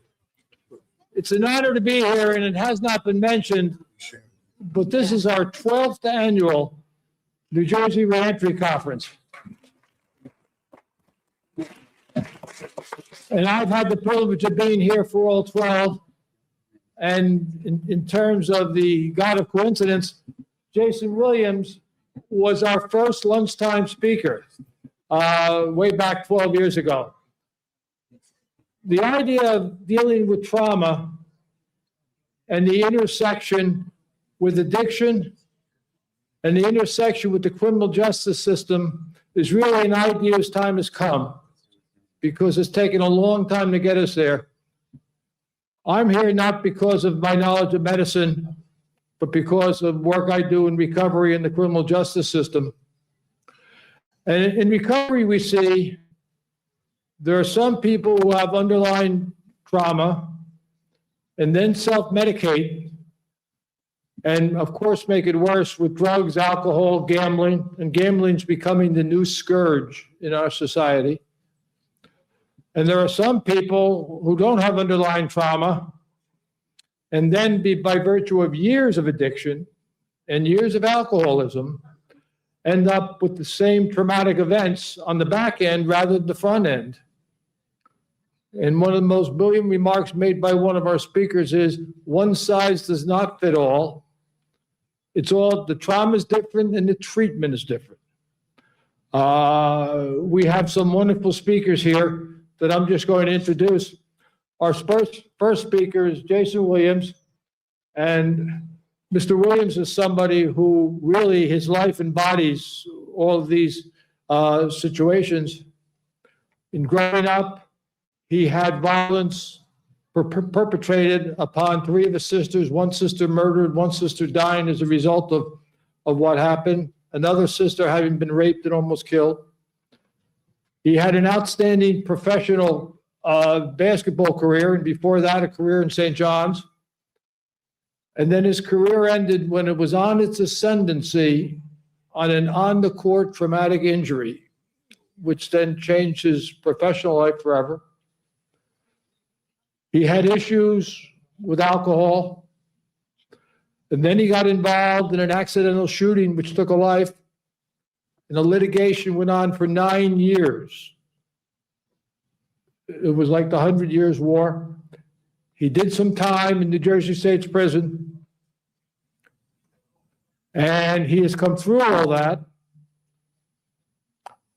He is a sober man of honesty and dignity, and he's now involved in a remarkable program himself where he is working with recovering addicts and alcoholics, and he is working with people coming out of jails and prisons and personally teaching them how to drive tractor trailers so that they have gotten commercial CDLs.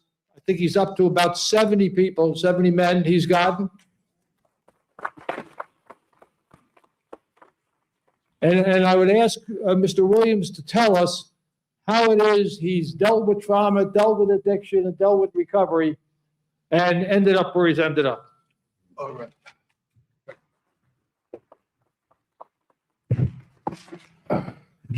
John, I heard you're a pretty good lawyer. I always wanted to take the stand. He wouldn't let me, so I'm probably going to come up here and take the stand here. Yes, Joe said I'm not paying him anymore. You got that right. I ain't got no more left. Check it on, Joe. I know it's cold outside because you got your hands in your own pocket. All right. All right. I'm a recovering alcoholic, and I have a disease that tells me I don't have a disease. I have the only disease that you can go to jail for. When I went to prison for something I deserved because I was a coward. I had an accident for a man, Mr. Gustafi, who I barely met. He was a driver. People think he was my driver. He was not my driver. I just met him that day. He said, come on, have some dinner with us.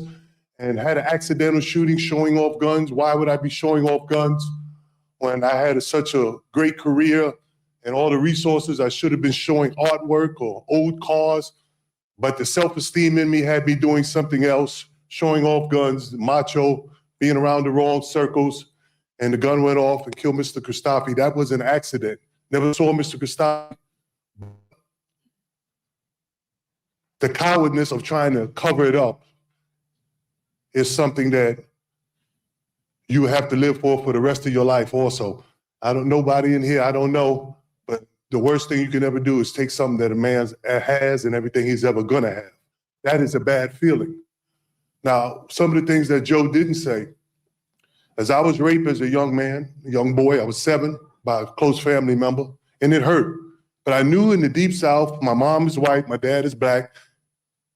They figured, let's move out of Lower Manhattan and get away from this racism. So they moved down to Ritter, South Carolina, and their roots came out. You know, I got a white mom, a black father. I didn't have many friends. We went through a whole lot of things. But I knew after I was raped that I could not tell my dad because my dad would hurt this family member. So my whole life, I knew I wanted to keep mother and father and everybody together. If you know anything about me, I always want people to get better around me all the time. And one of the things, about 4 years ago, I got inducted into St. John's. I got inducted to the Hall of Fame. And The only accolade I tell you I would take was, that to say something well that Joe said about the program is that I went to St. John's. Both my sisters were killed. I raised their children. I had 3 sisters that passed away. My first sister was stabbed 17 times, beat over the face with a hammer, and was the first woman to catch the AIDS virus. My second sister started using drugs with her, and my third sister came home to an alcoholic husband who shot her in the face and killed him, then killed himself. I raised my sister's kids.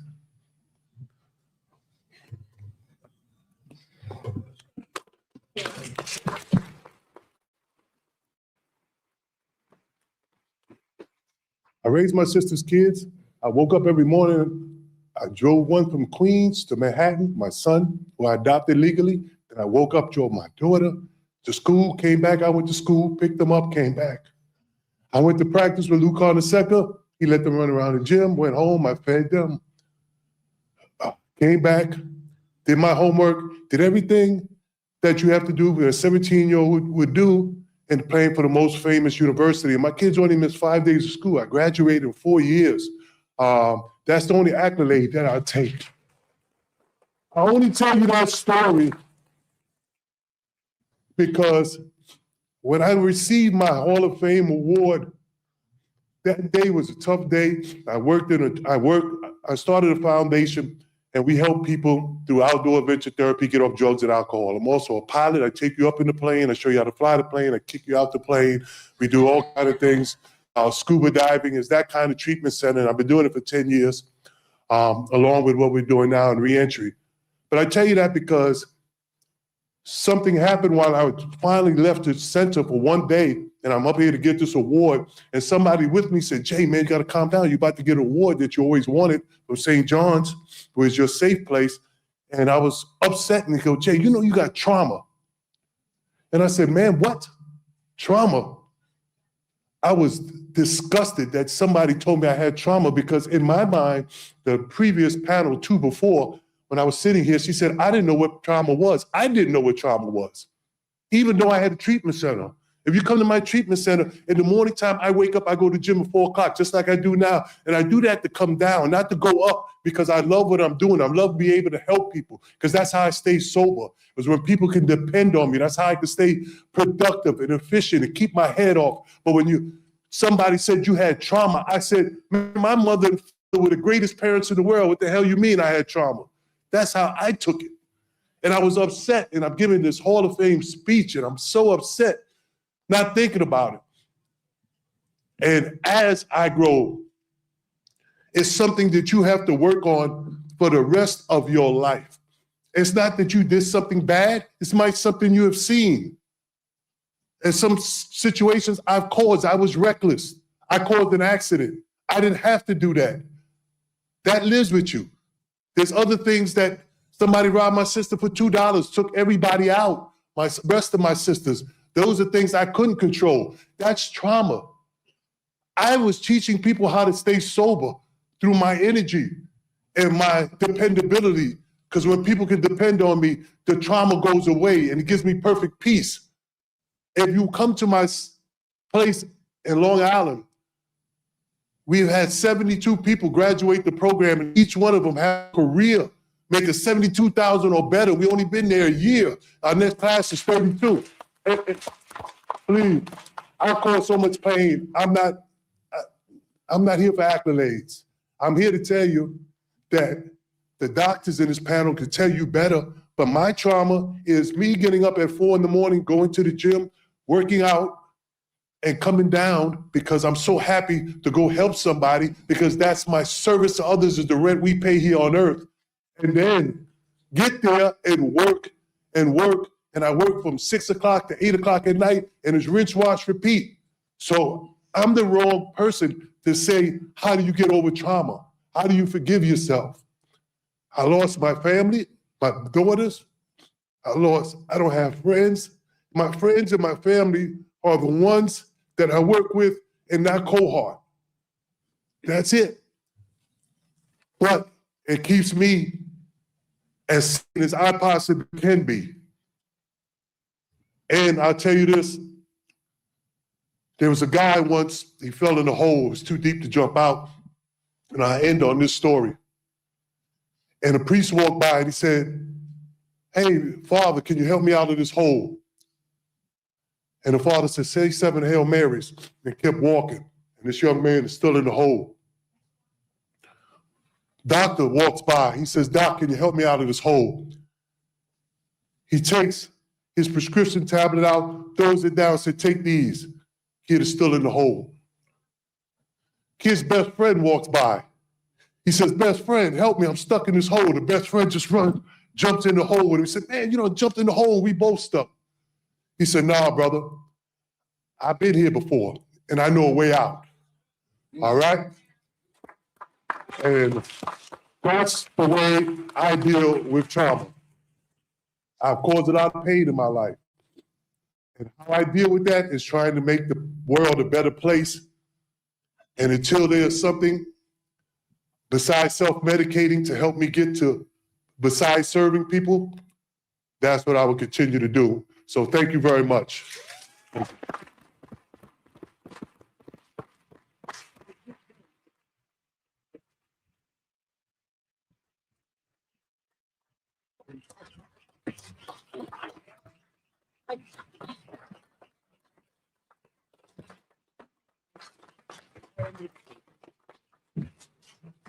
You know, I think there's a very interesting lesson here from what Jay just shared with us, and I communicate with him every day.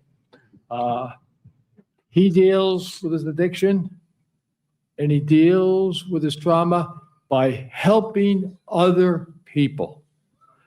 And what he's doing every day is helping other people. And when you get out of yourself, you're not always thinking about yourself, not to mention the fact you're putting points on the board. Our next speaker is Dr. Lewis Baxter, who's had work in addiction and worked with recovering people. Doctor, would you share with us your thoughts? Bill?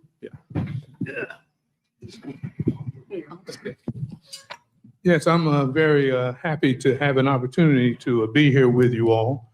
And I'm just listening, and you know, some things are coming together for me. Back in 1989, I was one of the first of my group with the American Society of Addiction Medicine to get involved with the development of drug courts. Along the way, I've been on the board of directors for the National Association of Drug Court Professionals. And in my real calling as an addiction medicine specialist, I've learned some things over the years. And the most important thing that I want to tell you all is that we need to understand that addiction, substance use disorder, and psychiatric illnesses are real illnesses. It's not that people are just trying to be smart or I just want to get high. It's not like that at all. It's a real medical illness, just like diabetes and hypertension. Nobody wakes up and says, "I think I'll have an epileptic fit today. I want epilepsy." No one wakes up and says, "I think I'll have diabetes today." But there are certain genetic predispositions that exist, just like with every other chronic medical illness.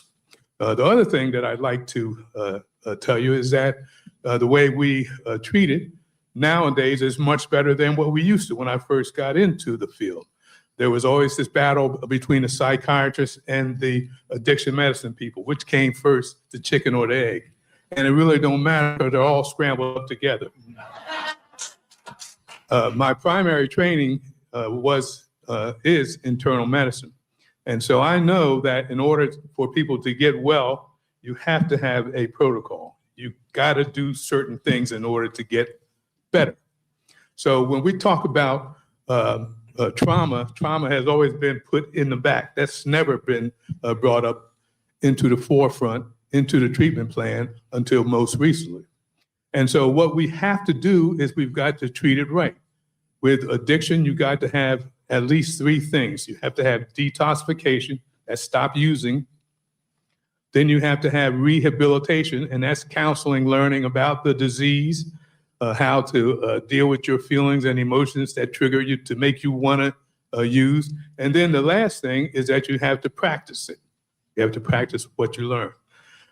We treat diabetes like that. When people come into the emergency room with blood sugars 500, first thing we do is we detoxify them. We put a line into their arm, we drip insulin in until their diabetes comes under control. And at that point, we don't say, see you later, be sugar-free. What we do is that we rehabilitate them. We teach them about their diabetes, how to test themselves, how to exercise, how to do this, make these changes. And then at that time, we don't say, see you later. It's not like a broken ankle. It's done in 6 weeks. Those people that have other acceptable chronic illnesses, we follow them for the rest of their lives. And as they demonstrate wellness, then we see them less frequently. So, Doctor, quick question. If you have a patient with a pre-existing underlying trauma and ongoing addiction problem, which do you deal with first? well, I think you have to deal with them simultaneously because we have to get away from which came first because trauma is trauma and it is very important and ignites some of the kindling that carries addiction on. But we can't say don't deal with the trauma until we deal with the addiction first. And we can't say let's deal with the trauma first and don't deal with the addiction because some people are too fragile to deal with the trauma. Right. And so they have to learn how to manage their addiction. So as best as we possibly can, we need to approach them simultaneously. Thank you, Doctor. Our next speaker is Michael Hellstrom, who is a vice president of the International Laborers Union and does a lot of work with union workers around addiction issues. Yeah. Thank you for having me. Look, trauma and addiction are not just abstract issues, right? They're showing up on our job sites and our training centers and our community every single day. You know, a fact that we had pointed out in our pre-session is that 1,000 construction workers will be injured on a job every single day, but 5,000 construction workers are committing suicide annually in our country. It's an epidemic in our industry, and it's something that we in the Laborers Union are taking pretty seriously. And today I wore a lapel pin that says "Hope Lives," right? And that, you know, trauma is something that we as men, I heard it before with the previous panel, right? Myself, a veteran, it's hard for us to say we need help, right? But, you know, there's a program that we're rolling out, and even though this is in New Jersey, but we're rolling it out in New York where it's okay not to be okay, right? And really trying to figure out about having peer mentors out on our job sites that where, you know, we can identify that somebody is not having a great day that day, but it's okay to go up to that person and say, are you okay today? And do you need assistance? Do you need help? In our unions, we just have so many different resources that we can deploy to people, but they have to be willing to ask for help. We run pre-apprenticeship program, and we found in our pre-apprenticeship program that the peer mentoring is super important about how we're taking folks that are justice affected individuals and coming from disenfranchised communities and the like underserved communities. But when we put them into our pre-apprenticeship program and we're mentoring them through their journey of our pre-apprenticeship program into the apprenticeship program to a journey worker status and staying with them, the outcomes are so much more positive on the other hand, right? Because we know that good jobs, right? Good union jobs, good solid middle-class careers can help people deal with some of the trauma that they have been dealing with their whole entire life. You know, whether it be drug addiction, whether it be poverty, whether it be incarceration, they're all trauma related. And so they're not independently mutually exclusive of one another. But I think labor has a role to play both in the private sector and in the public sector based on we're in the people business. And so if you're in the people business, you have to do everything that you can do to service the people that you're in community with every single day, right? So it used to be stigma years ago that if you were addicted to drugs and then in the construction sector, you probably were chased out of the industry. Today, people are allowed to come forward and say, I have a problem, and we're putting them into treatment centers and recovery programs immediately, and then sticking with them throughout their journey as they rehabilitate themselves because we want to see people get better. And so we want to use our resources to do that. And that's what we're doing in our unit. Michael, real quickly, does your union have programs dealing with trauma standing on its own, independent of drugs and alcohol? Sure. I mean, and again, there is no more traumatic event, no different than the battlefield of a war zone, watching your coworker get killed on a job site. Sure. So when that happens, we're making sure we're responding with crisis teams immediately, going out and talking to our members and other impacted workers immediately, making sure that they understand that there are resources to deal with that trauma event. Because there's the building trades is very similar to that of the military, and I would say that there is a brotherhood and a sisterhood, right? It's very closely connected community. And so when you've been working with somebody for a long period of time, and even if just a coworker who you hear went home and overdosed over the weekend, and that happens in our industry too frequently, or getting killed on a job site. So yeah, we're dealing with those traumas immediately and using our resources to deploy that so that people have those outlets where they can come back and have that conversation and talk that out and get the resources that they need so that they can go on and live healthier, more productive lives. Thank you. Dr. Akina Akaba, doctor, you've done some work with opioids and you've done some work at New York Hospital. Could you tell us your experience and what you think the appropriate treatments are for dealing with the intersection of trauma and addiction? Sure. First of all, it's Atchibee. I just want kind of Atchibee. But thank you. So first of all, before I even begin, I just want to say thank you for just even having me. It's a huge honor to even be here. And also, I wanted to speak to something that Jason, Mr. Williams, said. He said, the doctors on this panel can tell you better than I can. And I just wanted to let you know, just respectfully, I disagree. I want to let you know that your lived experience, is the most important thing that that we can talk about here. Nothing trumps that lived experience, and and to speak and to even further elaborate on that, I feel like the most important thing that we can do to reduce like this stigma and the stigma around addiction and substance use disorder is storytelling, right? Personal storytelling and people sharing their story to help normalize this, right? By show of hands, like who here has heard of Tiger Woods? Everyone, right? It's one of the biggest athletes in the world.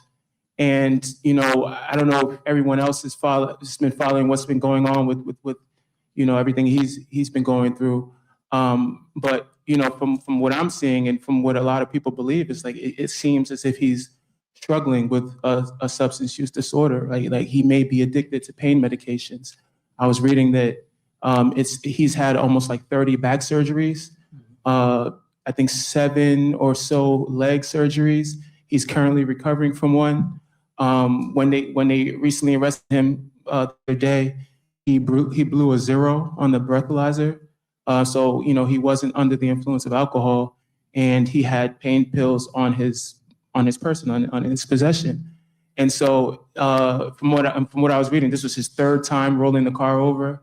And so someone as big as him, probably the most famous golfer in the world, one of the biggest athletes in the world, and I just recently read that he is going into rehab for that. And so for him to share a story, that would be powerful, right? Because no one would look at him as a criminal, with everything that he's achieved.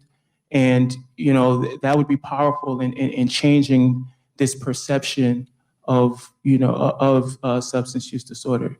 And back to your original question of, I kind of went off script a little bit, but back to your original question of what are the best The things. intersection of trauma and addiction and how you have seen it most successfully dealt with. Yeah, so and how I've seen it most successfully dealt with is through medication, right? MOUD, right? So we have methadone, buprenorphine, but in addition to that, I feel like just in order for us to reduce the stigma, the storytelling is very important. Thank you. Jim, do you want to take over dealing with the institutional government piece? Let me just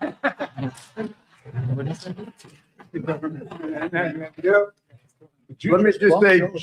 That's right. Now you heard, by the way, you got what you paid for. But on a serious note, I just want to say thank you to the doctor. So I just wanted to pick up on something that Michael said, that this is all, I mean, that we understand the importance of brotherhood, sisterhood, community.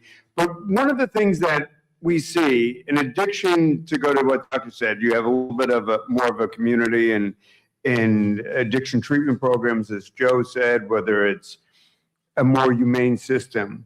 But my friend Phil Elijah on the back said, Joe, Phil said that 30 years ago when you walk into a prison, there were significant number of individuals there that were suffering from addiction.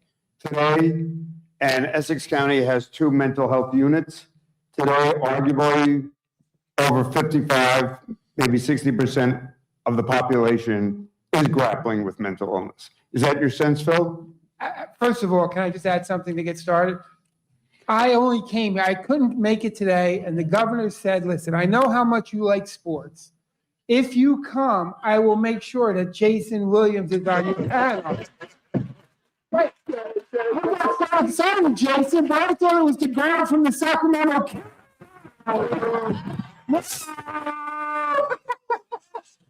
Hey, Ruthie, he actually played in the Brendan Byrne Arena. That's Johnson.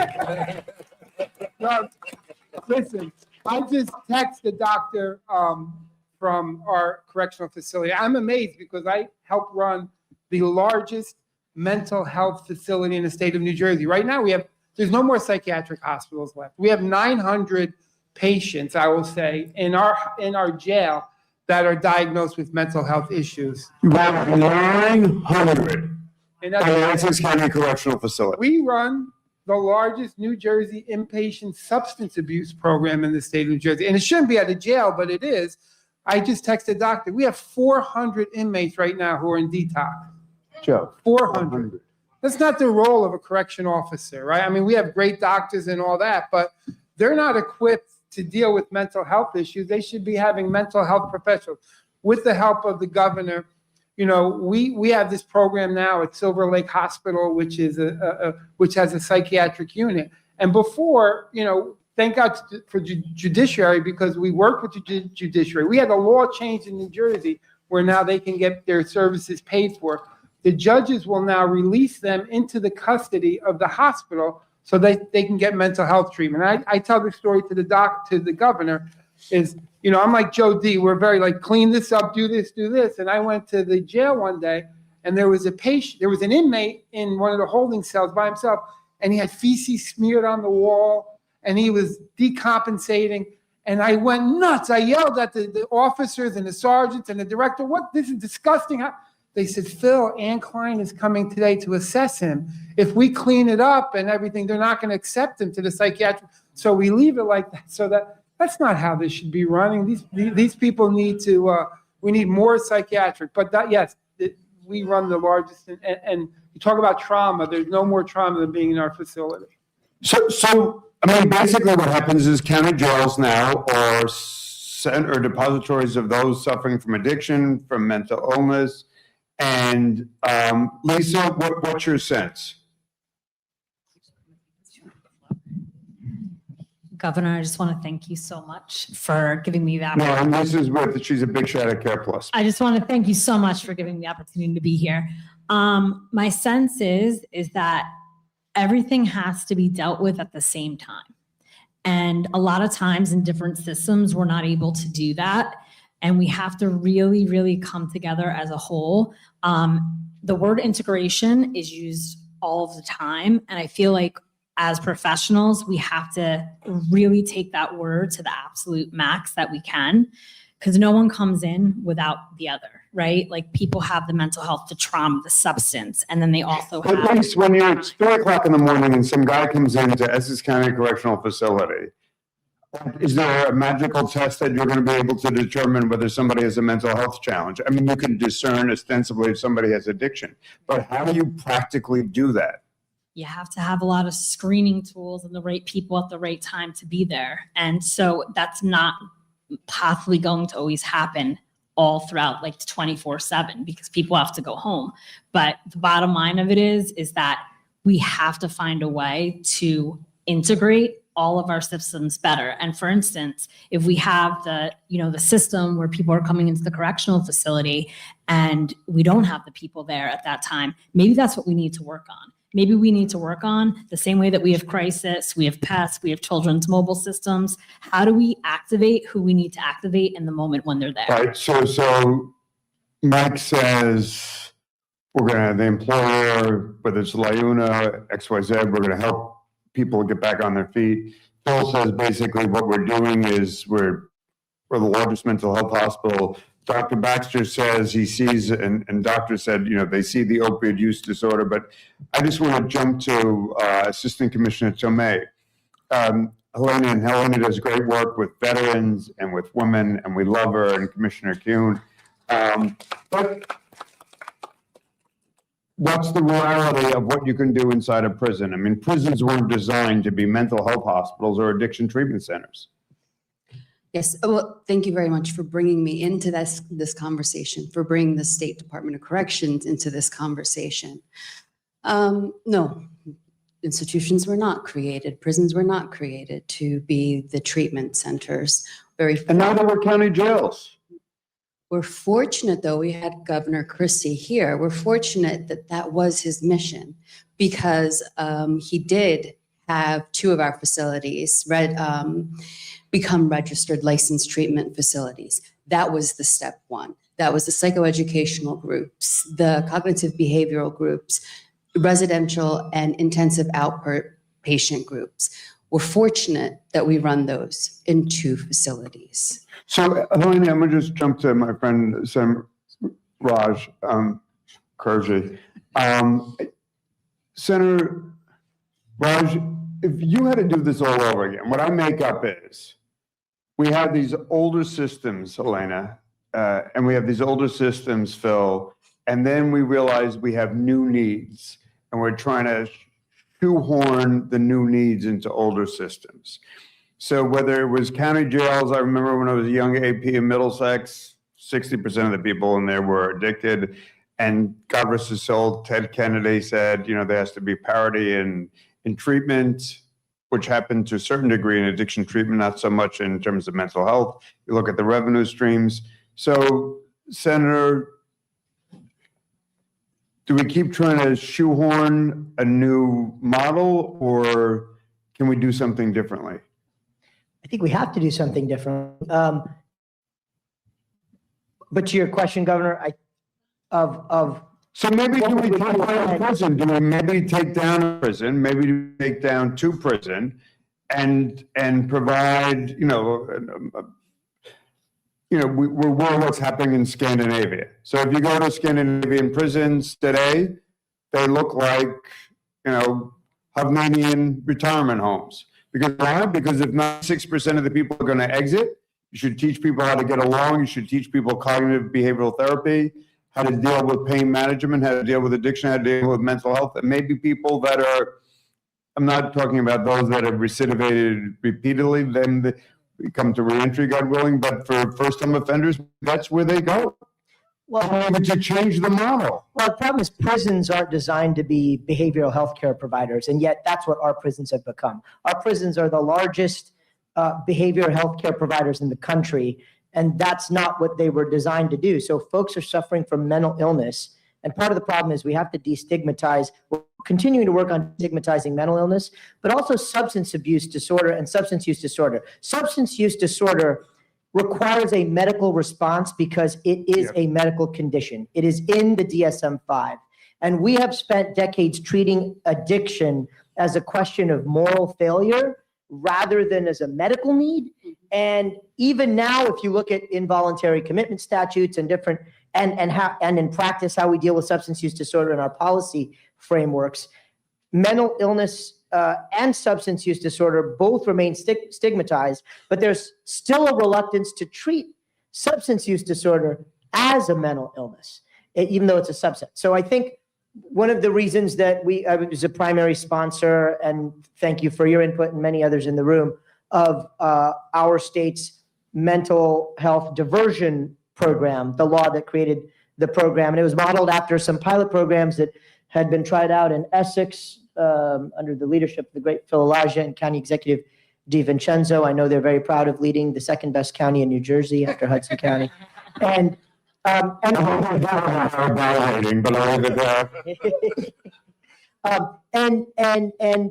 point behind that program in trying to operationalize diversion and coordinated care is that if someone's antisocial conduct was driven by something we can diagnose as a behavioral health condition or substance use disorder, and the most effective intervention is going to be treatment rather than custody, then let's try to, on a systemic basis, create parameters where it's easier to catch these issues and get them into the types of treatment that New Jersey Reentry Corp and other providers can get them. The other problem is, though, access to healthcare, not enough psych beds, enrolling folks that might be willing to undergo treatment and then can't access that care. So I just want to pick up on that to Judge Arleo. So what Raj said, what Senator Mukherjee said is that people can, how do you get a system of government that's guilty or innocent? You have a system of government that's, either you're innocent or you're convicted. How do you help heal people that are grappling with mental illness? Judge Arleo? So when I began my job, a lot of people told me the hardest thing is sentencing. And I realized that the reason why my colleagues felt that way is because it's uncomfortable to send someone to jail, to prison for a long sentence. So they would just sort of sentence a crime and not look at the person because it was easier. And what we've realized, my colleagues, Judge Salas, Judge Qureshi, is that we sentence human beings. And even at your lowest point, the day you get sentenced in federal court, you are still a human being entitled to dignity and to have encouragement. And I see, it's so interesting to hear you guys talk about mental health and trauma. I think Judge Salas would agree with me. We get a very comprehensive report before we sentence a person. I would say 75% of the time they have, in their very short lives, I tell them all, let's not blow your 20s and your 30s and your 40s because you can't get them back, that they have undergone at age 25, 27, 28, tremendous trauma. They don't come to us from the suburbs. They come to us from very modest upbringings where they have been victims of sexual abuse, abandonment, neglect, illiteracy, just living. But can you get them, Judge? Can you get them mental health? What I'm health? saying is, there's no mental health. Like in the federal system, there is outpatient programs that we can use. But to answer your question, we shouldn't be the mental health centers, the prisons or the jail system. Well, the answer should be, well, maybe we should try to intervene before people engage in criminality so they don't have to go to jail, and then we would have a better system of community than the way we do it. It becomes real when they get caught up in the criminal justice system. So we agree with that, but the other question is how do you treat it? So then there's the problem of what do you do with human beings who have lots of problems and a lot of issues that have never been resolved, they've never been treated, addiction, mental health, we all know that, we've all agreed with that. Then we put them into a place where it's gonna make it worse, not better. And that's not, and Phil, Elijah, and this counties do a great job, but not all the federal prisons do, to be very honest, to be very blunt. I mean, we've had people from the the Bureau of Prisons tell us, like, you have to be, we've learned, Judge Salas has taught us, like, we have to be really careful where we send people because they're not all the same. Some of them are really high trauma, really bad places. And then we get them at the back end. Judge Salas gets them before they go in. I got them when they came out. more traumatized. So early Right. intervention, And- but then also we have to provide mental health. There is no mental health. There's no alternatives to prison for people with severe mental health in the federal system. There are no alternatives. It is hard to get mental health counseling and treatment, when you have health care. Never mind when you are it's like, well, at least you really. And then at least, well, now you're like under probation, so we can put you in an outpatient program. But it doesn't exist. It doesn't exist. But we're spending so much money on incarceration, and it doesn't.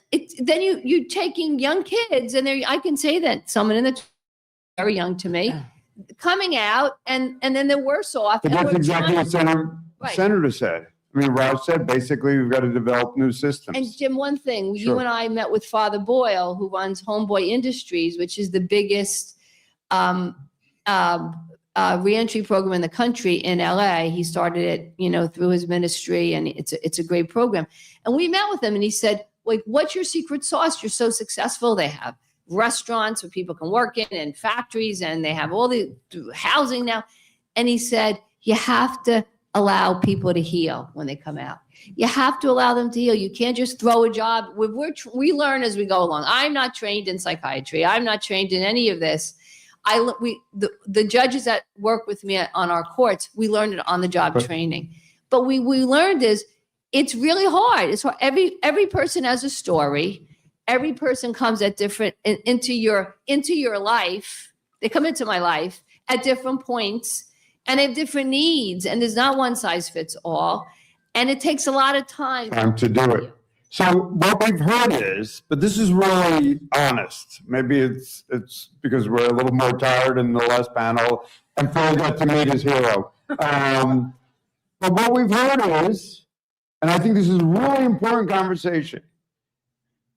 Essex County is the largest hospital for mental illness, probably in the state. The federal district court system doesn't have mental health counseling. Addiction is what Mike said, what Vice President Hillstrom said, is the union does it because it's a brotherhood, sisterhood. But once they go to prison, it doesn't happen. And the good senator said, well, we have to rethink how this works. And Johnson started off this whole program, thanks to Joe's question, saying, I had trauma, disaster. And candidly, Joe had all the relationships and all the contacts and all the power. And to go to what Assistant Commissioner Tomei said is, prisons weren't designed for any of this. So what I make up is we have a basic disconnect between what we have done and now what we're going to do. And Rick, and then Jim Tanzi. Rick, I just want you to share what your sense, and you spent a better part of a career evaluating prisons and jails. Thank you, Governor. And I just want to start with 3 expressions of gratitude. First, to you, Governor, for inviting me. Second, like Jim mentioned, I was lucky to be the director of the Second Chance campaign of New Jersey for about a decade. We passed a whole bunch of legislation. And, many of you in this room probably, I would talk to anybody who wanted to talk about reentry, like anybody. So I also apologize and thank you for listening. And also to Governor Christie, who I know was here earlier. He signed our legislation in 2010, something like that. But I love the theme here. Like, think about treating pain as a crime. That makes no sense, right?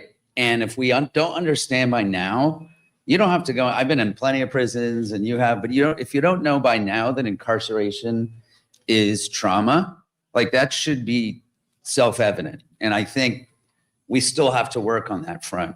And I don't like to use the word criminal. One of my favorite quotes is from the crooked timber of humanity, no straight thing was ever made. And I think we're all a little crooked. So I don't like that label. Not you, Governor. I know him better than you do. Not you, Phil. But one of the things that I think is an illness of our society is that we conflate accountability and punishment because they're different things. I believe in Well said. I believe in accountability, And what we have is this deep rage to punish, and not just here, but across the country.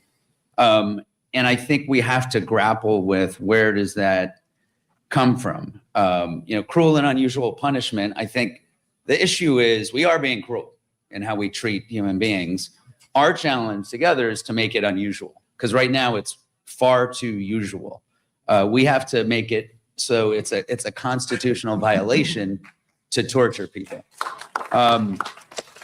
Last thing I'll say, just two policy thoughts, one very specific and one more broad, especially with the senator here. I think this notion of a trauma impact statement, I'm not a judge, but having that be as meaningfully, lawfully as possible before the sentencing happens. And I think there's ways for it to be more meaningful. And then lastly, I'll just say, I think we need to think very big. And this theme is, emerging here. Whether we like it or not, we do have a prison industrial complex. We do have a healthcare industrial complex. I'm not angry. I've started 3 businesses and, profitable, and I'm not against capitalism, but I think we need to rethink how some of those resources are shared with a lot of people in this room. The current DOC commissioner, Victoria, if you're watching, she's a close ally of mine. And I think we should be grateful that she was reappointed, for another term. Last thing I'll say, my younger brother is an addict. He's been struggling it's been a struggle for 25 years. He just turned 50 recently. And so I was reflecting on how did my little brother, how did this happen? And we talk about true healing, and true healing for me is, I teach a class on organizing and social justice movements. Saul Alinsky, who wrote Rules for Radicals, said 2 things.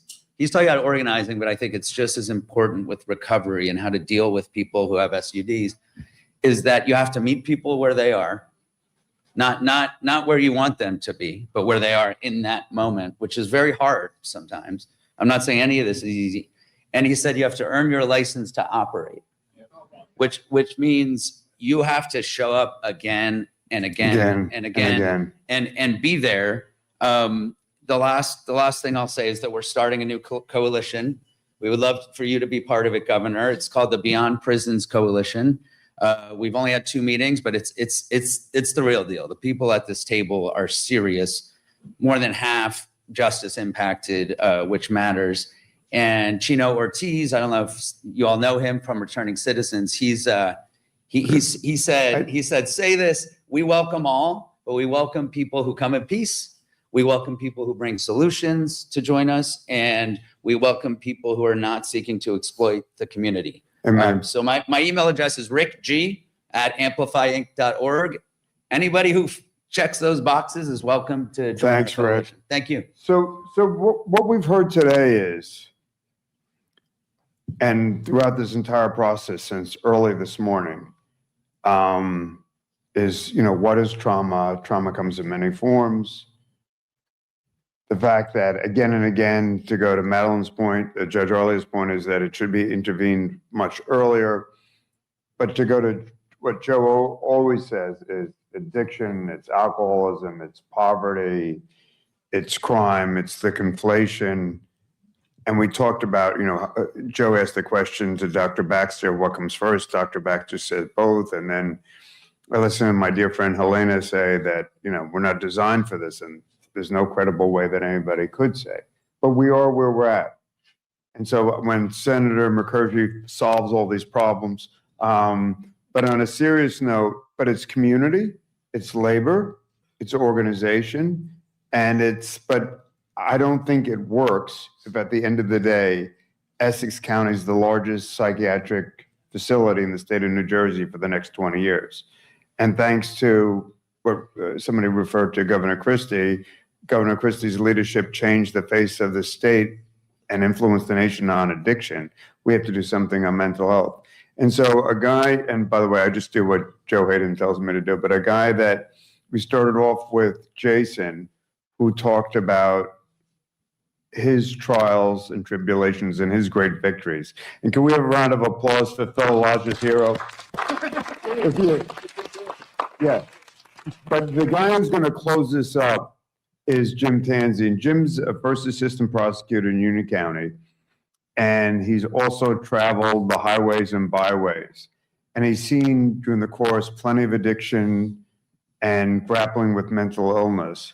And so I just think right now, I mean, it was so wonderful to end this conversation today with this panel because I have more clarity about what needs to be done and what we can do and can't do with the present institutional structure.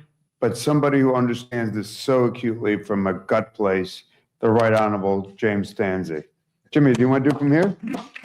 It's up to you. I'm good right here. Okay. I'm good right here. And he's also the best dressed first assistant in the state of New Jersey. I'm really humbled to be here because all these people on these panels, governors and senators and experts and doctors.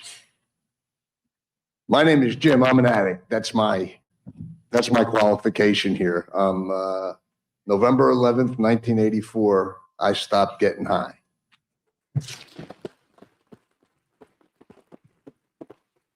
So you don't have to do the math. That's 41 years. I'm clean and sober for 41 years. And everything that's been said, I have reactions to. Some stuff I agree with, some stuff I don't. That's me. But what I say are my opinions. Somebody earlier said that you can't understand addiction unless you're an addict. And I wholeheartedly agree with that. You can study it.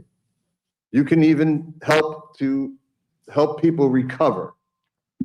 But if you've never woken up in the morning and the only goal you have is to get high, is to get a drug and find ways and means to get more, then you'll never understand it because you're rational. And it's totally irrational behavior. Addiction is irrational behavior. You can't rationally figure it out. So it's impossible to understand unless you've ever had that in you. And I've had that. I've had that. I also wanted to say something when people were talking about the fight or flight mode, right? What people may not understand is that is also addictive. Fight or flight is addictive. What goes along with that are chemicals in the brain that trigger, and for some reason, and it may be trauma-driven, it may be genetic, like the doctor said, there may be a lot of components that feed it. But the truth of the matter is, talk for myself, I like that. That was part of the game for me. Running over to New York, putting yourself in dangerous situations, right? Doing what you had to do, maneuvering. All of that was part of of addiction for me. Trauma. The life of an active addict is trauma. That's it. It's trauma. You lose everything that you ever thought was valuable. That's it. That's the goal of addiction, is to steal everything it can from you, your friends, your family, your job, your freedom, all those things. Addiction's job is to steal all that from you, and in the end, to kill you.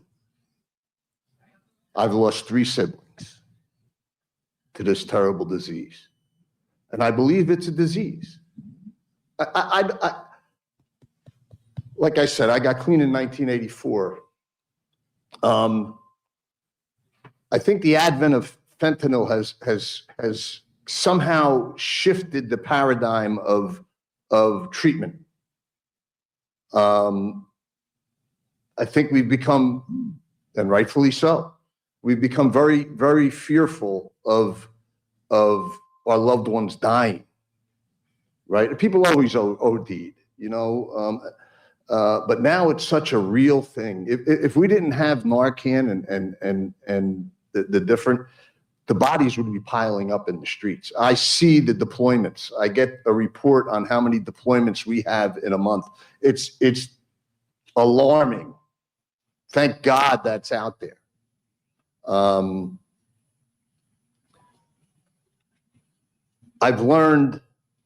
I've experienced a lot of things in recovery. And one of the main things I've experienced is I know that you can't threaten, you can't scare, you can't coerce, and unfortunately, you can't even love somebody into recovery. Can't do it. There's only one thing. There's only one thing that causes people to take that first step. And unfortunately, it's trauma.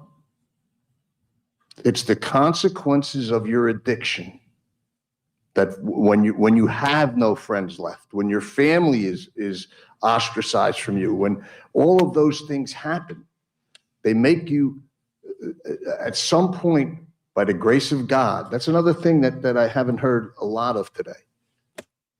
This disease is of a spiritual nature. Amen. It's spiritual. That hole in the gut of an addict is spiritual. And there's only one thing that'll fill that hole, and that's the belief in a higher power. And I don't care who your higher power is. But if you don't have that component in your recovery, it's going to be tough, right? And to deal with the trauma, there are steps out there to deal with trauma. You can deal with it. I've dealt with it. I've dealt with trauma. But you have to, I always liked, and the governor and Joe Hayden love when I tell this story. We met Mike Tyson here, right there, right? And talked to Mike for a while back there. When Mike Tyson was fighting Michael Spinks, everybody was going to Spinks and saying, you know, what do you, and Tyson was knocking everybody out in the first round. And Spinks said, I got a plan. I got a plan. I got a plan. And they went to Mike and they said, Mike, Spinks says he's got a plan. Mike said, they all got a plan till I punch him in the face. He knocked out Spinks in 1 minute and 32 seconds. There's got to be a plan. You got to have if you're going to do this, you have to have a plan. And that plan, and I listened to the doctor down there and I agree with every word he said. He said, you have to start with detox, and then you go to rehab, and then you go to maintenance. I would say, doctors, there's number 4. You have to share what you have. Amen. So why don't we just wrap up with what you have? And so, Jimmy, what Jimmy did is interesting, because what you said is ultimately it's the trauma that can be the catalyst to recovery. What some people would say in the room's bottoming out, but that's an interesting observation, thinking about trauma and today. But before we wrap up, and as we wrap up, and just ask, starting with the good doc at the end, and then Phil, just if we're going to do something about trauma, and we realize that there is different types of trauma, as Judge Arleo said, we should start earlier. People have talked about education. Folks have talked about alternate means of addressing trauma, whether it's rhythm, whether it's pharmacology, whether it's social support. I just want to hear like the 1 or 2 words that you think New Jersey should seriously think about to help improve how we grapple with trauma. Doc? Thank you. So I just wanted to say 2 things, actually. So first of all, Mr. Tanzi, I just wanted to just say thank you for just sharing what you just shared. You know, I want to affirm and, you know, and respect and like, you know, everything you've said. You know, one thing that came to mind when you were speaking was that, you know, the first thing you did was you identified yourself as an addict. And even though I affirm and respect that, I just wanted to, if from my perspective, I see you as a man, as an individual, with a history of substance use disorder. And you've been cleaner longer than I've been alive. You said in 1984. So, but yeah, and I say that to say this, words matter, right? Words matter. And a lot of times, the language in which we use around addiction and substance use disorder actually, increases the trauma and contributes to that trauma and stigmatizes and a lot of times adds shame to, what people are already going through. And so I just wanted to start off by saying that words matter and to always remember that and to, just always, look at the language or be mindful of the language you're using. And then secondly, what I would add in terms of what New Jersey, someone said this on this panel earlier, and then also the veteran on the panel before talked about, just peers or just being, paired with somebody with similar history and the importance of that. And we saw that in a lot of the research that we were doing with the opioid courts in New York State was just the importance of peers. The importance of peer recovery, peer support. Recovery. And in New York State, actually, peer specialists are paid through Medicare or they're reimbursed through Medicare. I'm not sure if they're doing that in New Jersey, but Medicaid, yes. Yeah, they're paid through Medicaid. And so just the importance of that, if we can expand that here in New Jersey, I think that would do wonders. That's great. Language and peer support through Medicaid. Dr. Elijah? Yes, for a few words, what I would do are more alternatives to incarceration. All right, alternatives to incarceration. If anybody wants to look at, we've got a hearing focusing on Silver Lake, which is a psychiatric institution for the former Columbus Hospital. Just go to the Essex County Civilian Task Force, and you're more than welcome. It's an Oakham hearing. My dear friend, the great Dr. Lewis Baxter. Yes, well, what I would like to say is that a lot of what we've talked about, we're doing a lot of work specifically pointed at getting people help earlier in the judicial system, criminal justice system. My organization, the American Society of Addiction Medicine, has just finished publishing guidelines. It's actually called ASAM criteria for criminal justice. And it goes through it step by step, tells you how to start the whole process of evaluating people when they first show up in jails before they get to prisons. And it's laid out. It's taken us about 4 years to get it out, and I would suggest that you pick it up and read it. Thank you, Doctor. And by the way, Doctor's information is going to be online. And I really want to say thank you to Judge Madeline Cox-Arleo, who's my dear beloved friend. I want to say thank you to Judge Salas and Judge Qureshi. Can we have a round of applause for 3 federal district judges? And you know what's great? It's such a high-powered group, well-motivated, great people, and I'm really honored. And I love what Judge Arleo said. I mean, yes, go further upstream, but the reality is we're not doing it where we're meeting people now, and I thank you for your honesty. Matt, any thought on trauma? I couldn't agree more with Phil that. It's an Essex County thing. It's an Essex County thing. That there needs to be more alternatives. Things that our court is doing are really just kind of made up without funding. And I think we need to, Joe Biden once said, show me your budget, I'll show you your values. And we spend so much money. And I'm going to ask you a question because no one ever gets to ask you a question. You told me recently, and I think it's a really important fact for this group to know, how many persons were incarcerated when you were governor as opposed to now? How much has the prison population grown in 26 years? Well, it's actually what's happened in the prison population has gone down. When the prison population was probably about 30,000, and now it's down to probably about 14,000. But what's interesting is what's happening in counties.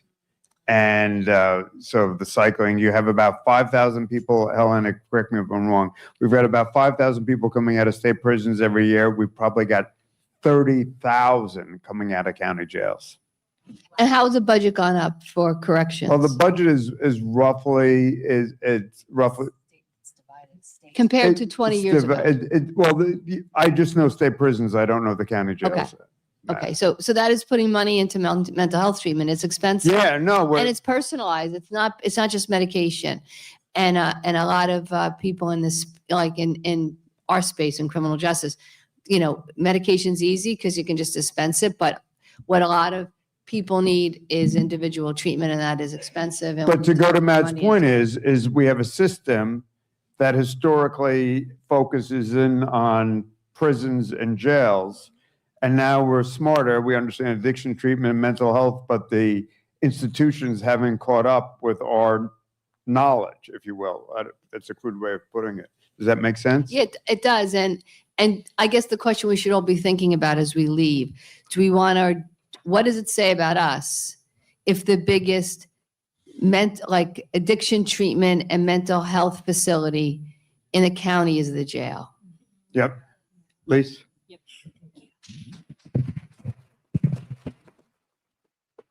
Just for the record, that was Judge Salas and my sister clapping Matt. I can always count on those.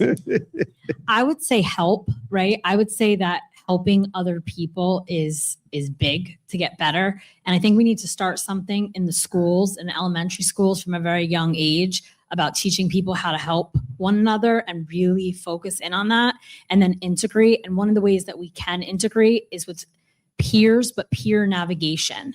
There are a lot of things that get kind of dropped in between, a lot of gaps. And I feel like it's almost like we don't have enough of that liaison, that navigation that happens throughout from the beginning, like of the, the beginning of the continuum all the way into recovery. So we need to bring that more to the table. So peers, but peer navigation. Peer. That's what Dr. said. And then on top of it, then a lot of people, once they then deal with their trauma, have to be given the opportunity to help other people. And Nancy in the back. Nancy, can you come up here? Come on up, quick. So, and then go Rick, and then Nancy's going to get a chance to say thank you to you, Lisa, and Care Plus. And I'm going to give her 4 seconds for her. Go ahead. She's not shy.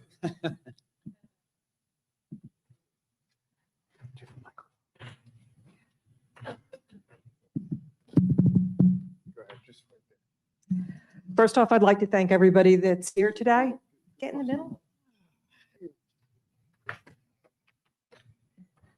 I would especially like to thank Care Plus because they prepared me for my journey into prison. I was incarcerated for a year at Edna Mahan, and everything that everybody said here today is 100% correct. There is no mental health care in our prison system. There's no... And you went through hell beforehand. Yes. And one of the things that I was very happy to hear from the justice people here today is that you're educating yourselves on mental health care and that you're not taking for granted the fact that the prisons, which was what I was told, will give me the mental health care that I need. And I knew that wasn't true, but I didn't have a choice. So again, I think education is key with so many things because there are so many people that are making decisions without having any basis or understanding of what's being offered up right now in the prisons. Thank you very much. Thank you. Michael? Mike, anything? Or Rick? Yeah, I'll go. 30 and seconds. Yeah, thanks again. Just 2 closing thoughts. I think, I always say the human suffering is a truth that cannot be denied. And we need to remember that. And second, I think we just need to rethink some of our assumptions. Mark Twain said, it's not the things you don't know in life that get you in trouble. It's the things you know for sure that just ain't so. Thank you. I think we need to look in the mirror. Mike?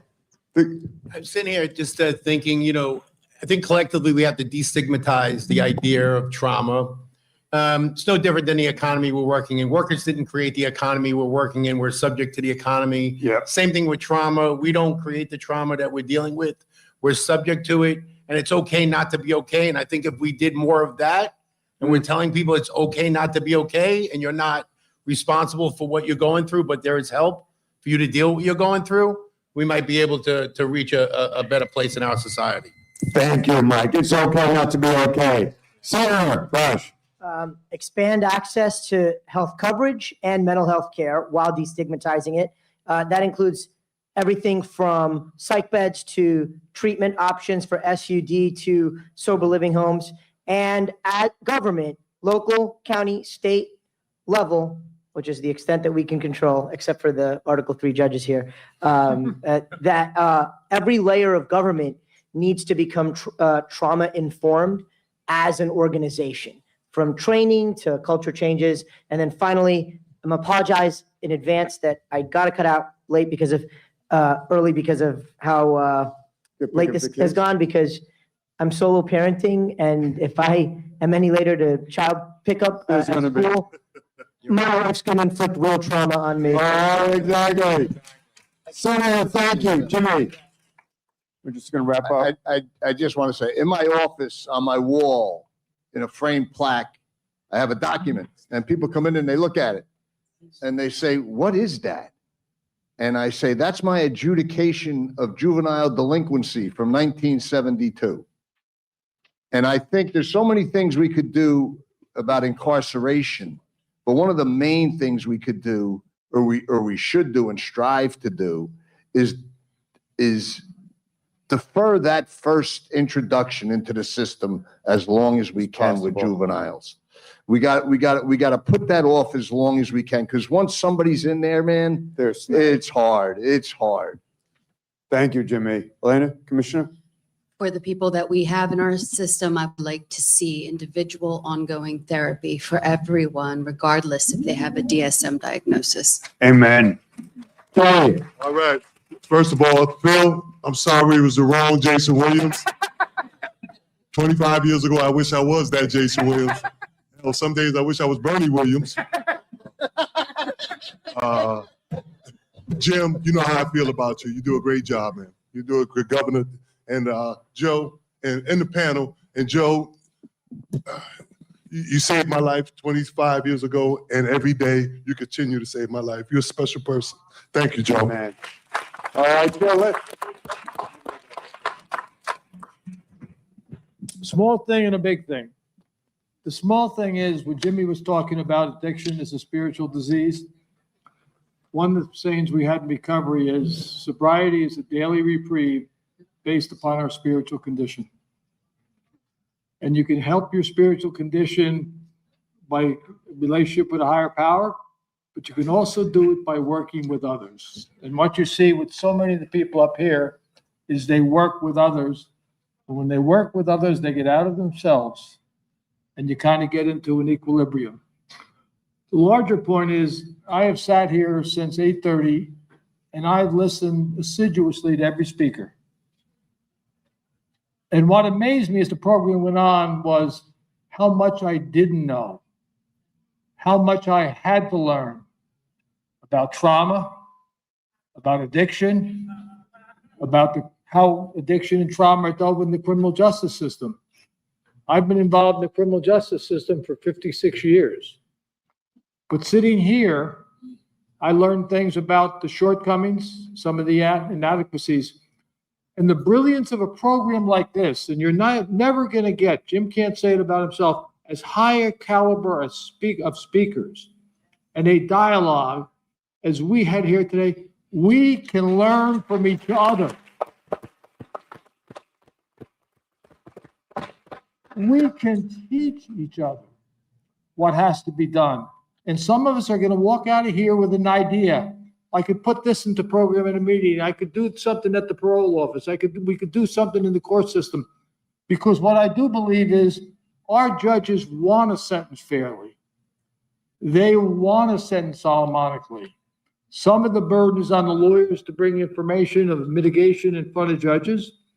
And some of it is systemically, as everybody has said, to nip the problem at the bud and pull people out of the criminal justice system as quickly as we can. I've had juvenile court judges tell me who went 30 years in the system and nobody rarely knows their name. I want to be a juvenile judge because I can help people as a juvenile judge. When I'm a superior court judge, too much, it's too late. But the point is, with this brilliant program, we can learn from each other. We can teach each other. We're going to come up with ideas to deal with trauma, to deal with mental illness. The thing which has surprised me the most is how impactful mental illness problems are in our criminal justice system, and how, frankly, most of the time we just look away. Anyway, it's an honor to have been here. Thank you. Thank you, Joe. And I'd like to thank in a special way JP Morgan Chase, Johnson & Johnson, D&G, Siemens Metal, Hackensack Motor and Health, RWJ Barnabas, Claremont Medical Center, North Beth Israel Medical Center as being our primary benefactors and all the sponsors. And I also say, Tosh, I just want to say thank you to everyone. Particularly, I want to say thank you to Lacey Ann Francis, Lacey in the back. And I also want to say thank you to Cindy. Cindy Amara, where's Cindy? Cindy's running someplace. And I want to say thank you to the entire NJRC crew. I want to say thank you for everybody. But as Joe said, and I think this is so important, we're teaching each other. So many of us became more aware of the deficiencies and the challenges yet before us. I think we've learned to survive, as Phil shared, in an old system. But I think that old system is nearing its breaking point as to some of the more recent challenges on the horizon. We just have to have the courage, the vision, and the determination to design a criminal justice system that's more responsive to the mental health, to the trauma, to the addiction needs of the people we serve than simply allowing systems to be put into institutions where they're not best able to perform. So again, I want to say thank you, everybody. Thank you for your attention. Thank you for the true believers who are being here, and thank you for a great panel.